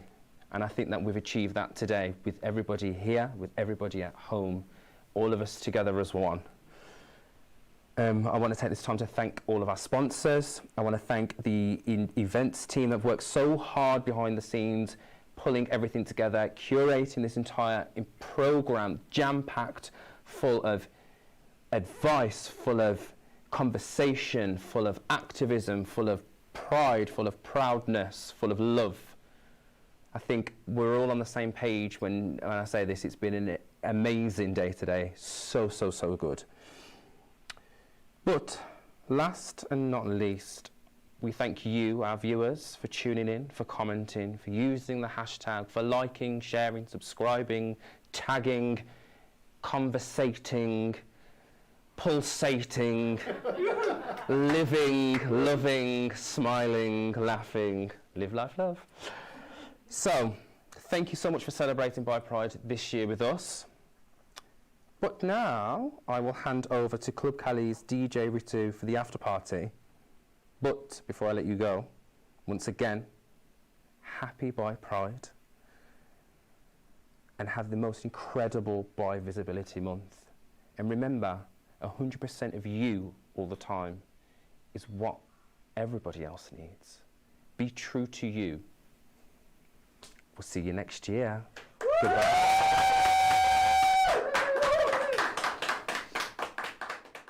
Hoping you're having a brilliant Bi-Pride 2021 so far. Hello, I'm DJ Ritu. My pronouns are she and her. I'm the co-founder of Club Cali, an LGBTQ plus night which has been around for 26 years. At the club, I play a selection of music which can only be described as Hollywood to Bollywood. It's completely East-West, and what I try and do with Club Cali and with all the projects I'm involved with is bring people together and have a dialogue through music, which is very much about cultural exchange. I'm also a broadcaster, and I'm in charge of a radio programme called A World in London, which is one of the UK's top global music shows. You can listen to that anytime you choose on Mixcloud, DJ Ritu. Today, I'm also surrounded by lots and lots of colourful, sparkly bits and pieces in my studio. There's the flashing disco lights, there's the flashing lights from my DJ setup, and there's a few glitter balls around too. I'm wearing a sparkly red top with an Indian Nehru collar. I've got a sparkly bejeweled red bangle to match it, and some red shiny headphones as well. But for luck, I've got my moonstone rings on. Hopefully I won't need them because you're ready to dance, dim the lights, and just absolutely let loose, especially for Bi-Pride 2021. Are you ready for the sounds of? Are you ready for the sounds of? Are you ready for the sounds of DJ Ritu?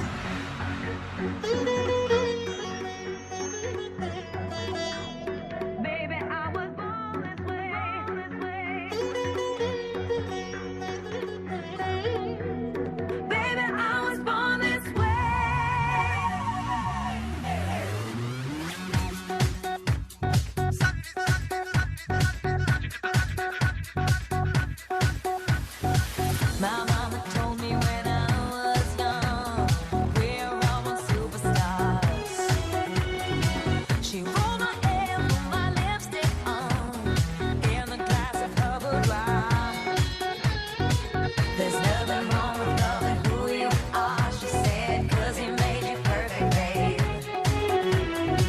So hold your head up, girl, then you'll go far.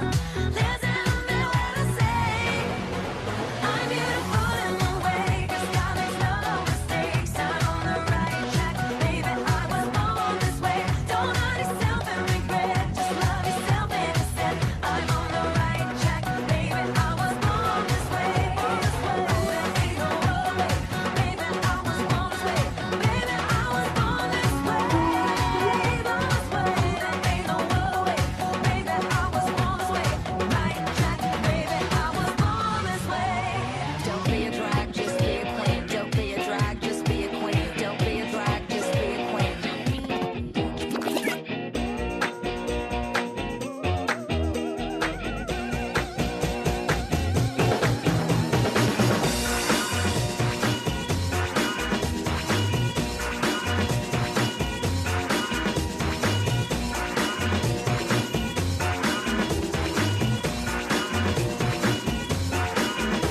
There's dancing behind movie scenes, behind the movie scene.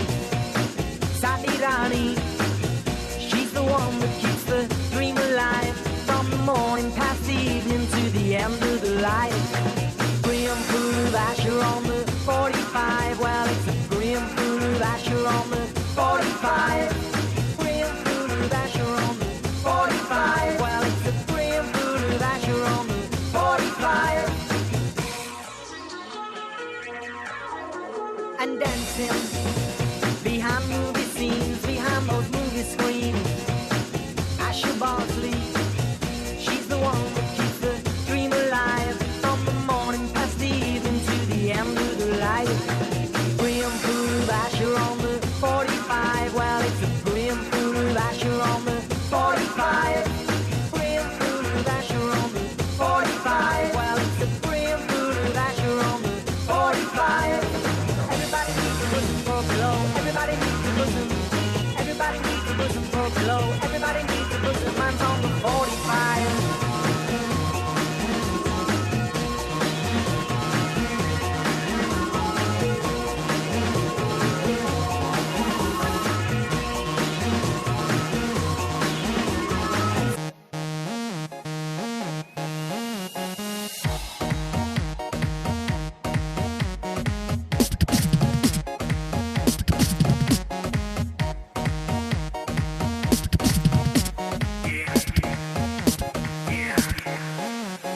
दरवाजे को कुंडी मारो कोई ना बच के जाने पाए डीजे को समझा दो म्यूजिक गलती से भी रुक ना जाए दगा दगा जो फील करे वो जाके दो रेड बुल गटक ले जिसको डांस नहीं करना वो जाके अपनी भैंस चराए बस आज की रात है कल से वही से आपे है जी भर के नाच लो ना घर वाले ना मापे हैं क्लब पे अपना राज है डरने की क्या बात है ये तो बस शुरुआत है ये तो बस शुरुआत है अरे अभी तो पार्टी शुरू हुई है अरे अभी तो पार्टी शुरू हुई है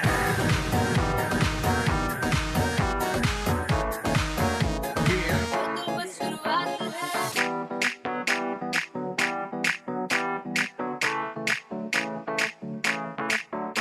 आज ब्लू है पानी पानी पानी पानी पानी पानी और तुम भी सानी सानी सानी सानी सानी सानी आ जाओ on the beach यार फोटो मेरी खींच टूटी किस्मत होगी तेरी कर तूने ये बात न मानी आज ब्लू है पानी पानी पानी पानी पानी पानी और तुम भी सानी सानी सानी सानी सानी सानी आ जाओ on the beach यार फोटो मेरी खींच टूटी किस्मत होगी तेरी पर तूने ये बात न मानी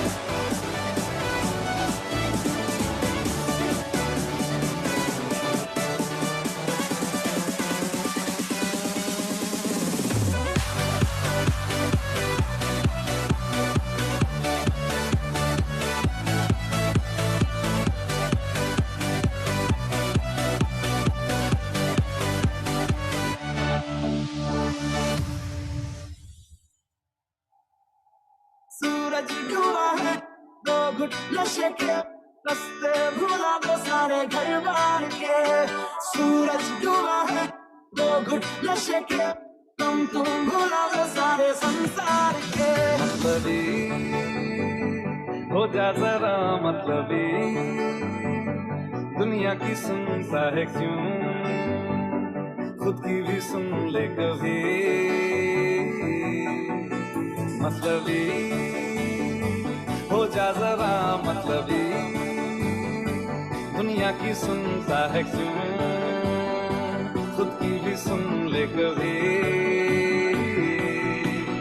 कुछ बात गलत भी हो जाए कुछ देर ये दिल भी खो जाए बेफिक्र धड़कने इस तरह से चले शोर गूंजे यहाँ से वहाँ सूरज डूबा है दो घुट नशे के रास्ते भुला दो सारे घर बार के सूरज डूबा है दो घुट नशे के तुम भुला दो सारे संसार के सूरज डूबा है यारो दो घुट नशे के मारो रास्ते भुला दो सारे घर बार के सूरज डूबा है यारो दो घुट नशे के मारो तुम भुला दो सारे संसार के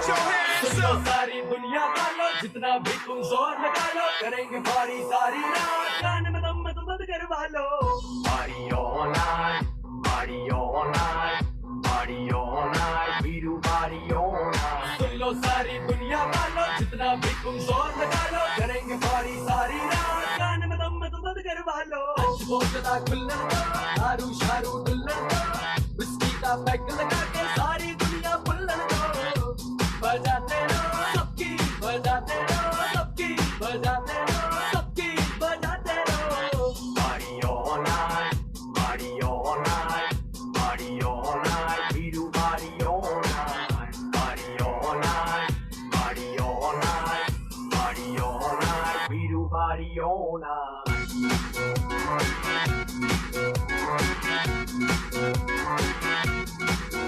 Yellow diamonds in the light. Now we're standing side by side as the shadow crosses mine. What it takes to come alive. It's the way I'm feeling, I just can't deny. But I gotta let it go. We found love in a hopeless place. We found love in a hopeless place. We found love in a hopeless place. We found love in a hopeless place.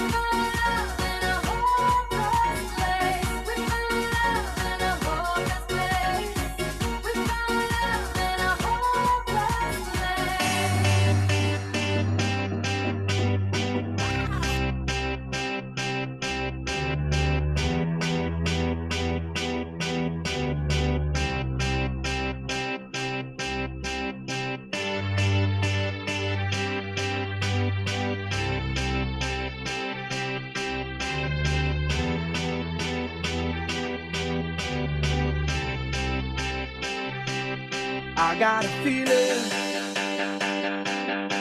that tonight's gonna be a good night. That tonight's gonna be a good night. That tonight's gonna be a good night. I feel it. That tonight's gonna be a good night. That tonight's gonna be a good night. That tonight's gonna be a good night. I feel it. That tonight's gonna be a good night. That tonight's gonna be a good night. That tonight's gonna be a good night. I feel it. That tonight's gonna be a good night. That tonight's gonna be a good night. That tonight's gonna be a good night.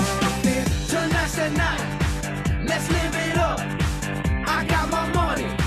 Let's spin it up. Go out and smash it. Like oh my God. Jump out that sofa. Let's get on. I know that we'll have a ball if we get down and go out and just lose it all. I feel stressed out, I wanna let it go. Let's go way out, spaced out and losing all control. Fill up my cup, Mazel tov. Look at her dancing, just take it off. Let's paint the town, we'll shut it down. Let's burn the roof, and then we'll do it again. Let's do it, let's do it, let's do it, let's do it, and do it, and do it. Let's live it up and do it, and do it, and do it, do it, do it. Let's do it, let's do it, let's do it. Cause I got a feeling that tonight's gonna be a good night. That tonight's gonna be a good night. That tonight's gonna be a good night. I feel it. That tonight's gonna be a good night. That tonight's gonna be a good night.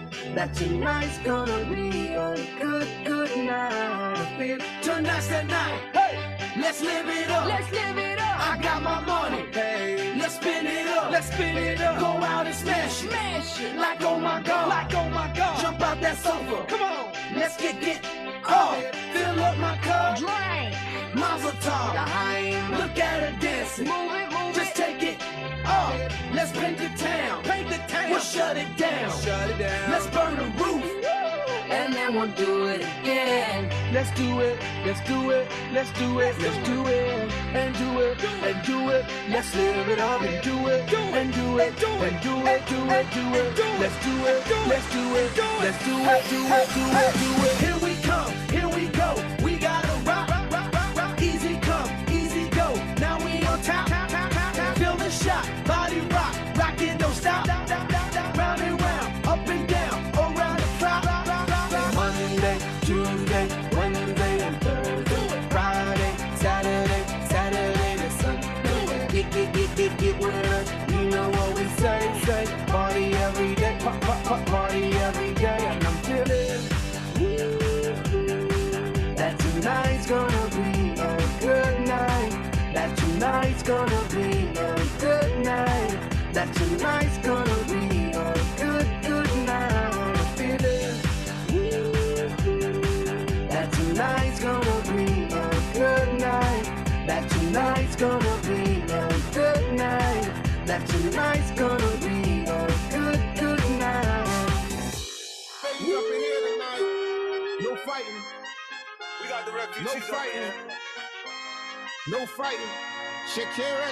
I never really knew that she could dance like this. She make a man wanna speak Spanish. Como se llama? Bonita. Picasa. Shakira. Oh, baby, when you talk like that, you make a woman go mad. So be wise and keep on reading the signs of my body. I'm on tonight, you know my hips don't lie, and I'm starting to feel it's right. All the attraction, the tension. Don't you see, baby, this is perfection. Hey, girl, I can see your body moving, and it's driving me crazy. And I didn't have the slightest idea until I saw you dancing. And when you walk up on the dance floor, nobody can ignore the way you move your body, girl. And everything's so unexpected, the way you right and left it. So you can keep on shaking it. Never really knew that can dance like this. She make a man wanna speak Spanish. Como se llama? Bonita. Shakira, Shakira. Oh, baby, when you talk like that, you make a woman go mad. So be wise and keep on reading the signs of my body. I'm on tonight, you know my hips don't lie, and I'm starting to feel you, boy. Come on, let's go real slow. Don't you see, baby, I see it's perfect. Babe, I know I'm on tonight, my hips don't lie, and I'm starting to feel it's right. All the attraction, the tension. Don't you see, baby, this is perfection. Oh boy, I can see your body moving. Half animal, half man. I don't really know what I'm doing. Just seem to have a plan. My will, self-restraint have come to fail now, fail now. See, I'm doing what I can, but I can't. So you know that's a bit too hard to explain.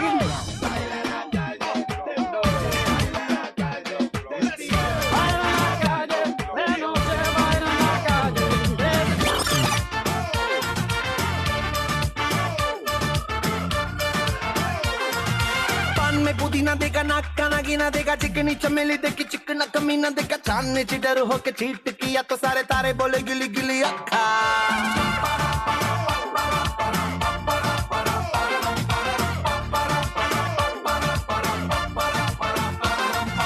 मेरी बात तेरी बात ज्यादा बातें बुरी बात थाली में कटोरा लेकर आलू भात मूड़ी भात मेरे भी जो किसी ने रिपीट किया तो साला मैंने तेरे मुंह पे मारा मुक्का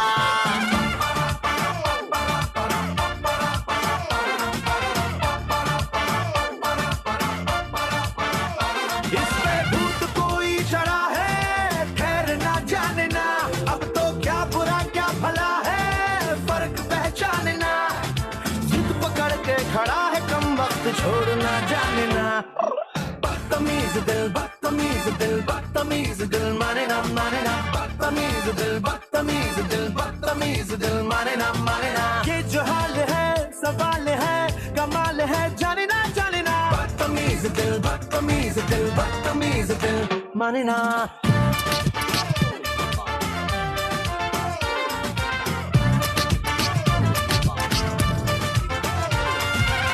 DJ Ritu. Mr. DJ, somebody replay. Mr. DJ, won't you turn the music up? All the girls on the dance floor wanting some more.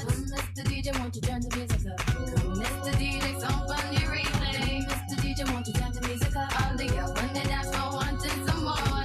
Mr. DJ, won't you turn the music up? It goes one by one, even two by two. Everybody in the floor, let me show you how we do. Let's go. Dip it low, then you bring it up slow. Wind it up one time, run it back once more. Come run, run, run, run. Everybody move, run. Let me see you move and rock it to the groove. Done. Shake it till the moon becomes the sun. Everybody in the club, give me a run, run. If you ready to move, say yeah. One time for your mind, say yeah, yeah. Well, I'm ready for it. Come, let me show you. You want to groove? I'ma show you how to move. Come, come, Mr. DJ, somebody replay. Mr. DJ, won't you turn the music up? All the girls on the dance floor wanting some more. Mr. DJ, won't you turn the music up? Come, Mr. DJ, somebody replay. Mr. DJ, won't you turn the music up? All the girls on the dance floor wanting some more. Mr. DJ, won't you turn the music up? Hey, Mr. Please, Mr. DJ, tell me if you hear me. Turn the music up. Hey, Mr. Please, Mr. DJ, tell me if you hear me. Turn the music up. It goes one by one, even two by two. Everybody in the club when we rockin' when I'm through. Let the bass from the speakers run through your sneakers. Move both your feet and run to the beat. Come run, run, run, run. Everybody move, run. Let me see you move and rock it to the groove. Done. Shake it till the moon becomes the sun. Everybody in the club give me a run, run. If you ready to move, say yeah. One time for your mind, say yeah, yeah. Well, I'm ready for it. Come, let me show you. You want to groove? I'ma show you how to move. Mr. DJ, somebody replay. Mr. DJ, won't you turn the music up? All the girls on the dance floor wanting some more. Mr. DJ, won't you turn the music up? Come, Mr. DJ, somebody replay. Mr. DJ, won't you turn the music up? All the girls on the dance floor wanting some more. Mr. DJ, won't you turn the music up? Hey, Mr. Hey, Mr. DJ, tell me if you hear me. Turn the music up right now. Hey, Mr.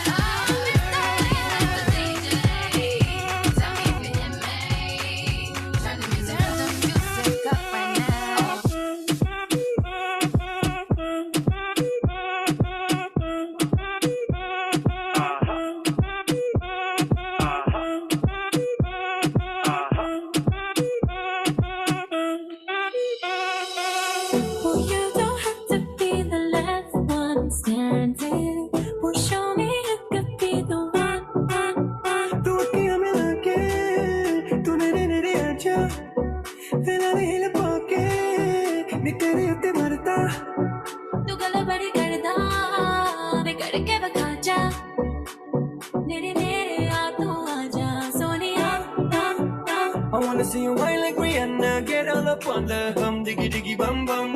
She burn it up like the summer. She turn me on with a bum, diggy diggy bum bum. You got me like crazy that you're calling With me a bum, diggy diggy bum bum. You got me like crazy that you're calling me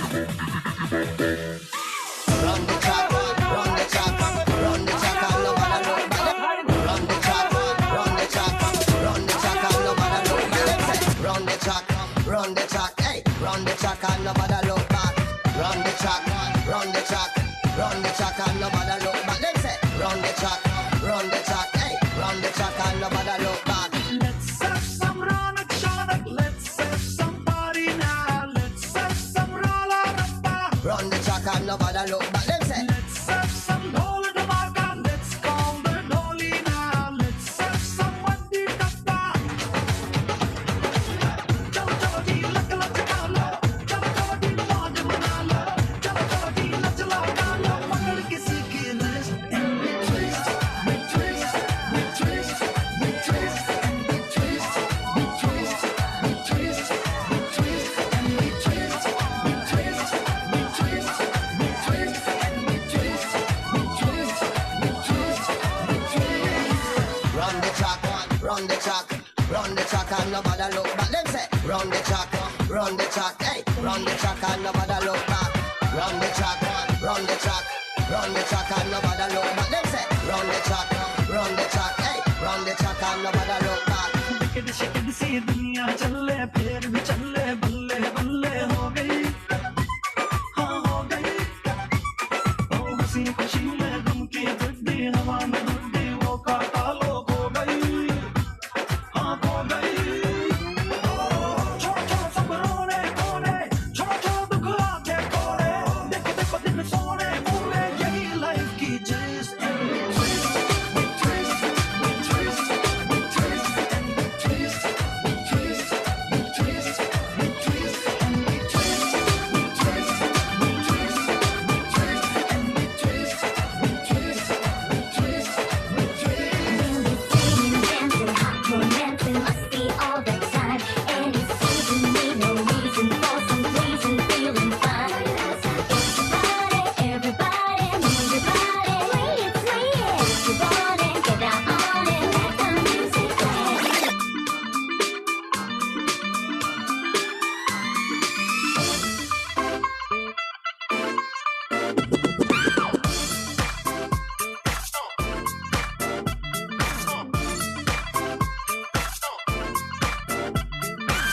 ਦੀਆਂ ਧੁੰਮਾਂ ਪੈ ਗਈਆਂ ਤੂੰ ਚੰਡੀਗੜ੍ਹ ਤੋਂ ਆਈ ਨਹੀਂ ਤੈਨੂੰ ਦੇਖ ਕੇ ਹੋ ਕੇ ਭਰਦੇ ਨੇ ਖੜੇ ਚੌਂਕਾਂ ਵਿੱਚ ਸਪਾਹੀ ਨਹੀਂ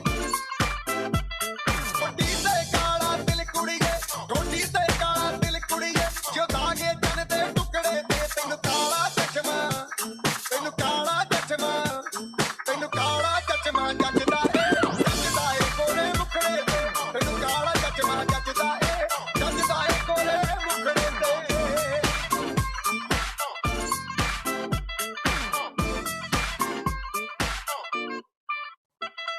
सड़कों पे चले जब लड़कों के दिलों में तू आग लगा दे बेबी फायर नकली से न करे तू करे जब देखे हमें झूठी लायर काला काला चश्मा जचता तेरे मुखड़े पे जैसे काला दिल जचता है तेरे चिन पे अपनी अदाओं से ज्यादा नहीं तो 10-12 लड़के तो मार ही देती होगी तू दिन में तुझ जैसे 36 फिरते हैं मेरे वर्गी और न होनी वे वर्गी और न होनी वर्गी और न होनी तू मुंडा बिल्कुल देसी है मैं कटदी ना तो सोनी वे मैं fed up हो गई हूं मुंडिया मैं fed up हो गई हूं मुंडिया सुन सुन के तेरे दुखड़े वे मैनू काला चश्मा ओ मैनू काला काला काला काला काला काला काला ओ मैनू काला चश्मा जचदा ए गोरे मुखड़े ते मैनू काला चश्मा जचदा ए गोरे मुखड़े ते जचदा ए गोरे मुखड़े ते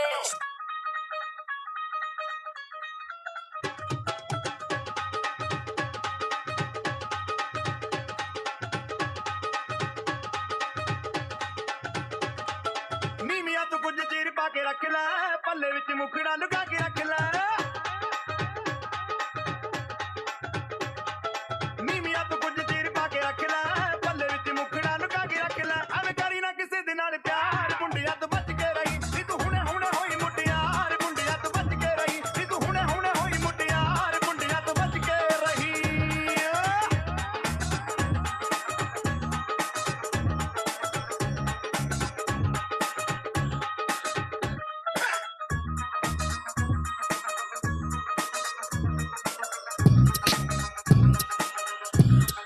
तेरा की कसूर जन शिले नैन हो गए सिख के अदामा शर्मीले नैन हो गए तेरा की कसूर जन शिले नैन हो गए सिख के अदामा शर्मीले नैन हो गए साहब के रखनी है जोब नी पटारी साहब के रखनी है जोब नी पटारी मुड़ मुड़ के नहीं आनी है बहार मुंडिया तो बच के रही नी तू हुणे हुणे होई मुटियार मुंडिया तो बच के रही नी तू हुणे हुणे होई मुटियार मुंडिया तो बच के रही Golden London, DJ Ritu. ਕਰਦੀ ਜਵਾਨੀ ਤੇਰਾ ਰੂਪ ਡੱਟ ਮਾਰਦਾ ਪਤਲਾ ਜਲਕ ਨਾ ਹੁਨਾਰਾ ਵੀ ਸਹਾਰਦਾ ਕਰਦੀ ਜਵਾਨੀ ਤੇਰਾ ਰੂਪ ਡੱਟ ਮਾਰਦਾ ਪਤਲਾ ਜਲਕ ਨਾ ਹੁਨਾਰਾ ਵੀ ਸਹਾਰਦਾ ਗੋਰਾ ਗੋਰਾ ਰੰਗ ਯੁੱਤ ਮਿਰਗਾਂ ਜੀ ਤੋਰ ਗੋਰਾ ਗੋਰਾ ਰੰਗ ਯੁੱਤ ਮਿਰਗਾਂ ਜੀ ਤੋਰ ਨਹੀਂ ਤੇਰੇ ਜਿਹੀ ਸੋਹਣੀ ਕੋਈ ਨਾਰ ਮੁੰਡਿਆਂ ਤੋਂ ਬਚ ਕੇ ਰਹੀ ਨੀ ਤੂੰ ਹੁਣੇ ਹੁਣੇ ਹੋਈ ਮੁਟਿਆਰ ਮੁੰਡਿਆਂ ਤੋਂ ਬਚ ਕੇ ਰਹੀ ਨੀ ਤੂੰ ਹੁਣੇ ਹੁਣੇ ਹੋਈ ਮੁਟਿਆਰ ਮੁੰਡਿਆਂ ਤੋਂ ਬਚ ਕੇ ਰਹੀ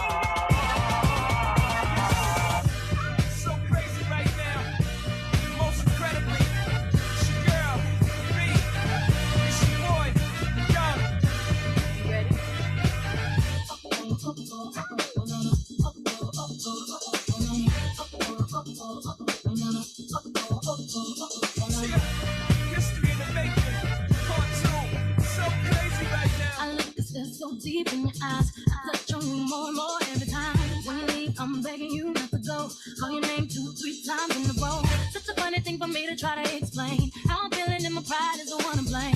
Yeah, cause I know I don't understand just how your love can do it, no one else can. Got me looking so crazy right now. Your love got me looking so crazy right now. Got me looking so crazy right now. Your touch got me looking so crazy right now. Got me hoping you page me right now. Your kiss got me hoping you save me right now. Looking so crazy, your love got me looking so crazy, your love.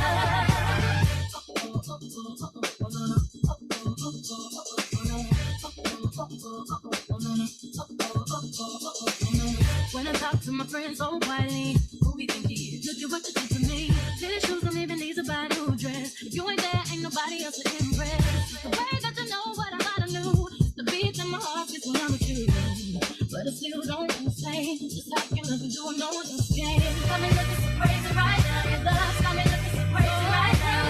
Got me looking so crazy right now. Your touch got me looking so crazy right now. Got me hoping you page me right now. Your kiss got me hoping you save me right now. Looking so crazy, your love got me looking so crazy.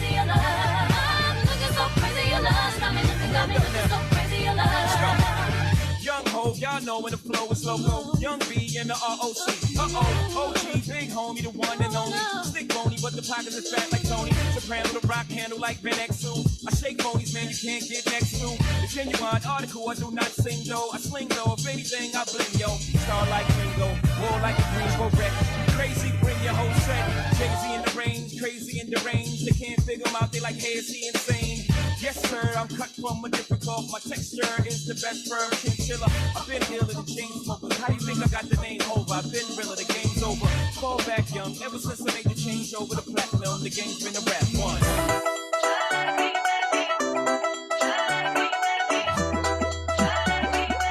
DJ Nick.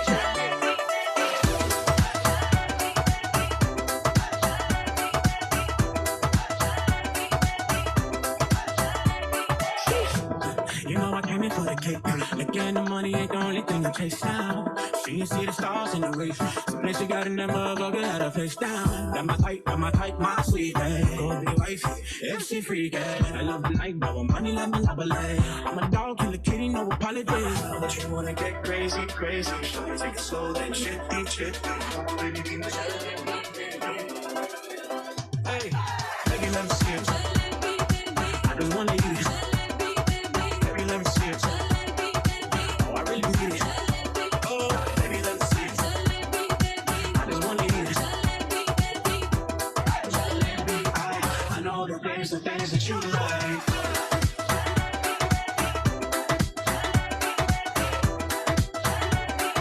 I know that there's some things that you like. Tell me how you feel.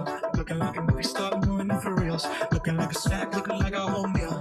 Jean Chanel with your red bottom heels. Ice grip like Bonnie. Barney dropped the nitty honey. Shawty bad, she might be Bonnie the Stunny. Light it up from Hollywood to Mohali. Dasher and Derulo, it's a worldwide party. I know that you wanna get crazy, crazy.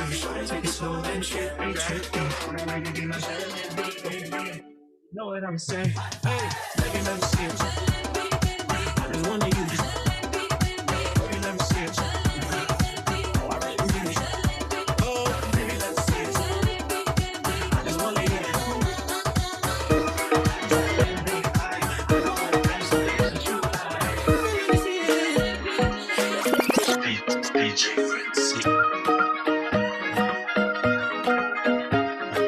Club isn't the best place to find the lovers, so the bar is where I go. Me and my friends at the table doing shots, tripping fast, and then we talk slow. Come over and start up a conversation with just me, and trust me, I'll give it a chance. Now take my hand, stop, and the man on the jukebox, and then we start to dance. And now I'm singing like, girl, you know I want your love. Your love was handmade for somebody like me. Come on now, follow my lead. I may be crazy, don't mind me. Say, boy, let's not talk too much. Grab on my waist and put that body on me. Come on now, follow my lead. Come on now, follow my lead. I'm in love with the shape of you. Push and pull like a magnet. Although my heart is falling too. I'm in love with your body. Last night you were in my room. Now my bedsheets smell like you. Every day discovering something brand new. I'm in love with your body. I'm in love with your body. I'm in love with your body. I'm in love with your body. Every day discovering something brand new. I'm in love with the shape of you. I'm in love with your body.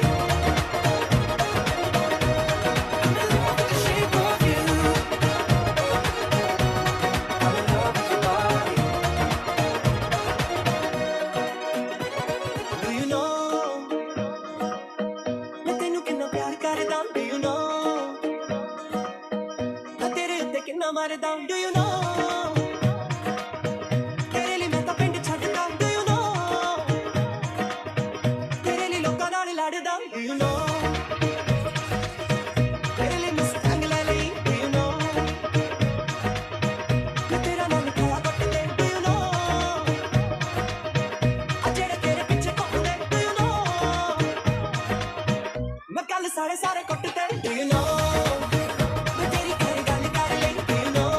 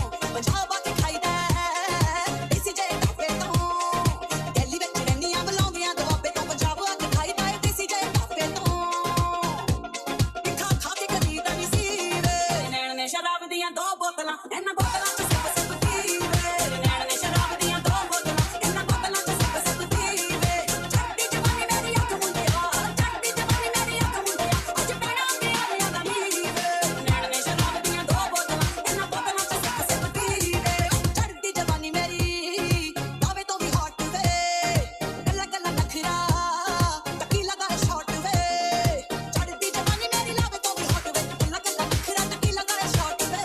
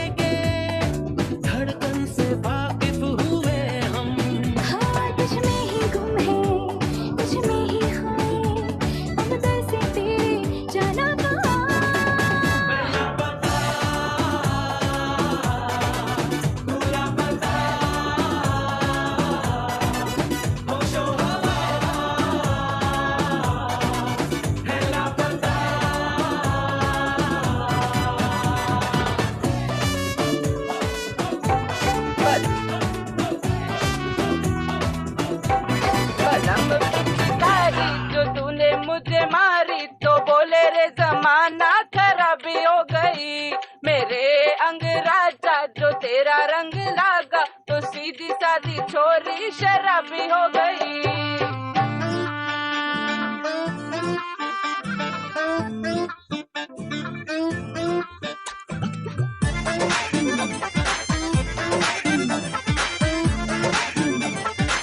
इतना मजा क्यों आ रहा है तूने हवा में भांग मिलाया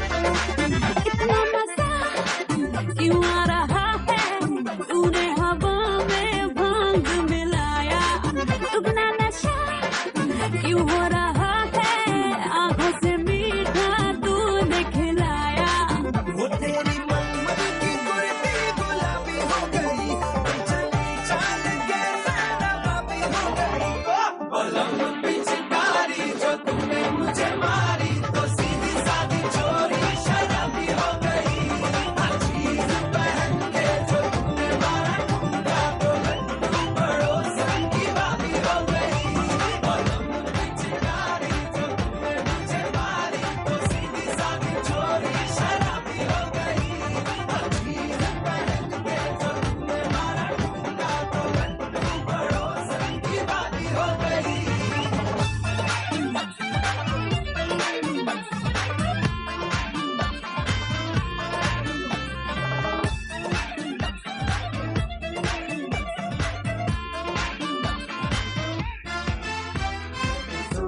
Saying and seeing tonight and we're feeling alright, yeah, we're feeling alright.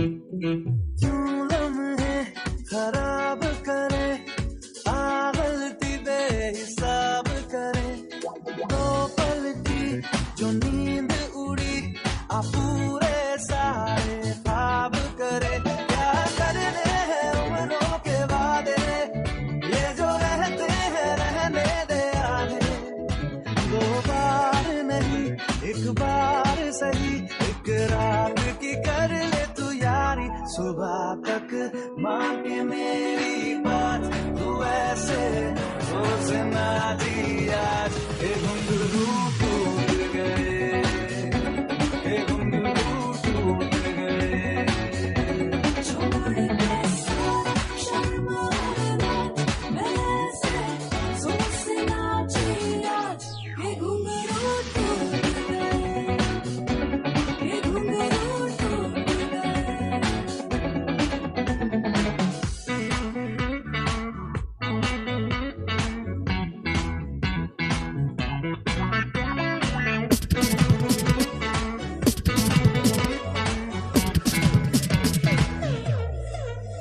by DJ Ritu. जरूरी नहीं है बातों के सिवा निभाते कहीं है कहीं से ज्यादा की ख्वाहिश नहीं है चाहे दोबारा ना मिलना कहीं मेरे सपने नहीं सीधे सादे है गलत फहमियां तो मिटा दे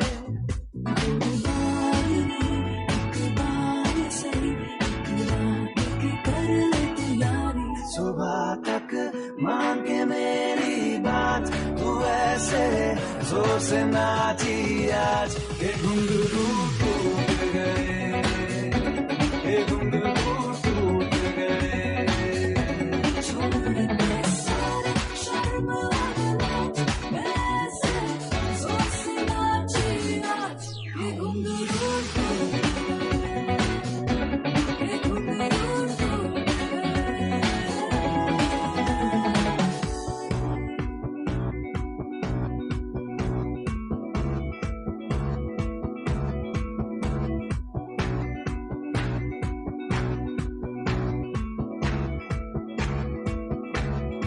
इश्क है आज बस कल करना भी नहीं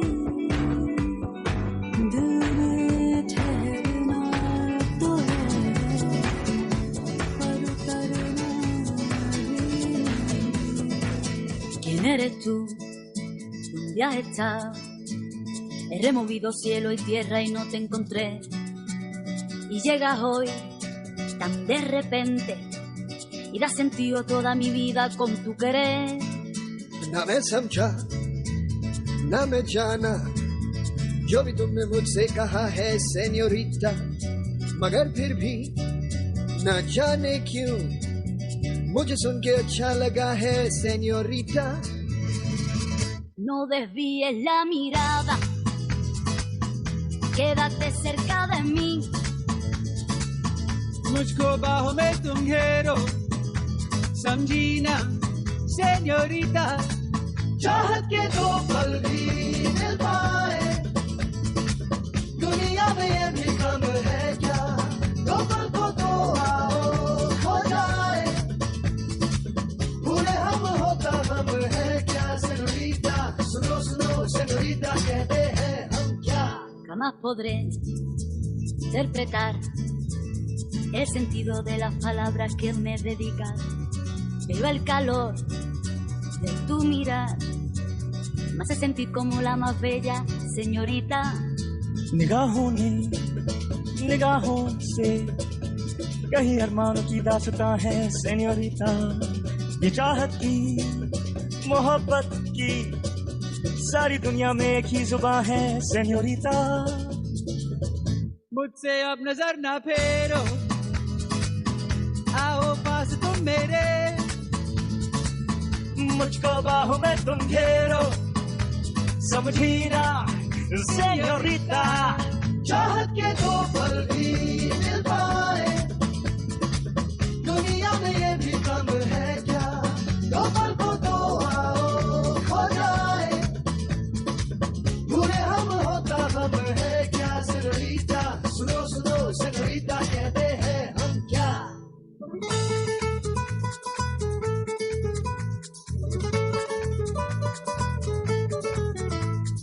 जो भी पल बीता हे सेन्योरिटा, हर पल तुमने है दिल जीता, बस इतनी सी तो बात है. No desvíes la mirada, quédate cerca de mí. मुझको बाहों में तुम घेरो, समझी ना सेन्योरिटा. चाहत के दो पल भी मिल पाए, दुनिया में ये भी कम है क्या? दो पल को तो आओ खो जाए, भूले हम होता हम है क्या? चाहत के दो पल भी मिल पाए, दुनिया में ये भी कम है क्या? दो पल को तो आओ खो जाए, भूले हम होता हम है क्या?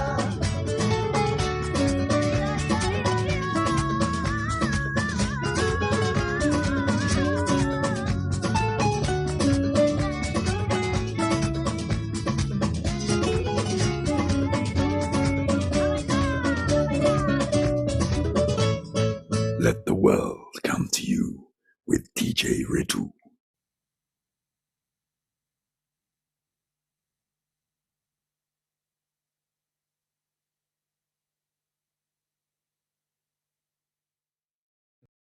Well, that's the end of my set and the end of Bi-Pride 2021. Thank you so much for joining us, and a big thank you to the organisers that put this fantastic event together. If you'd like to keep an eye out for anything else I'm doing, just check out my website, djrithu.com. In the meantime, I'd like to wish you a very happy Bi-Pride 2021 and Bi Visibility Month as well.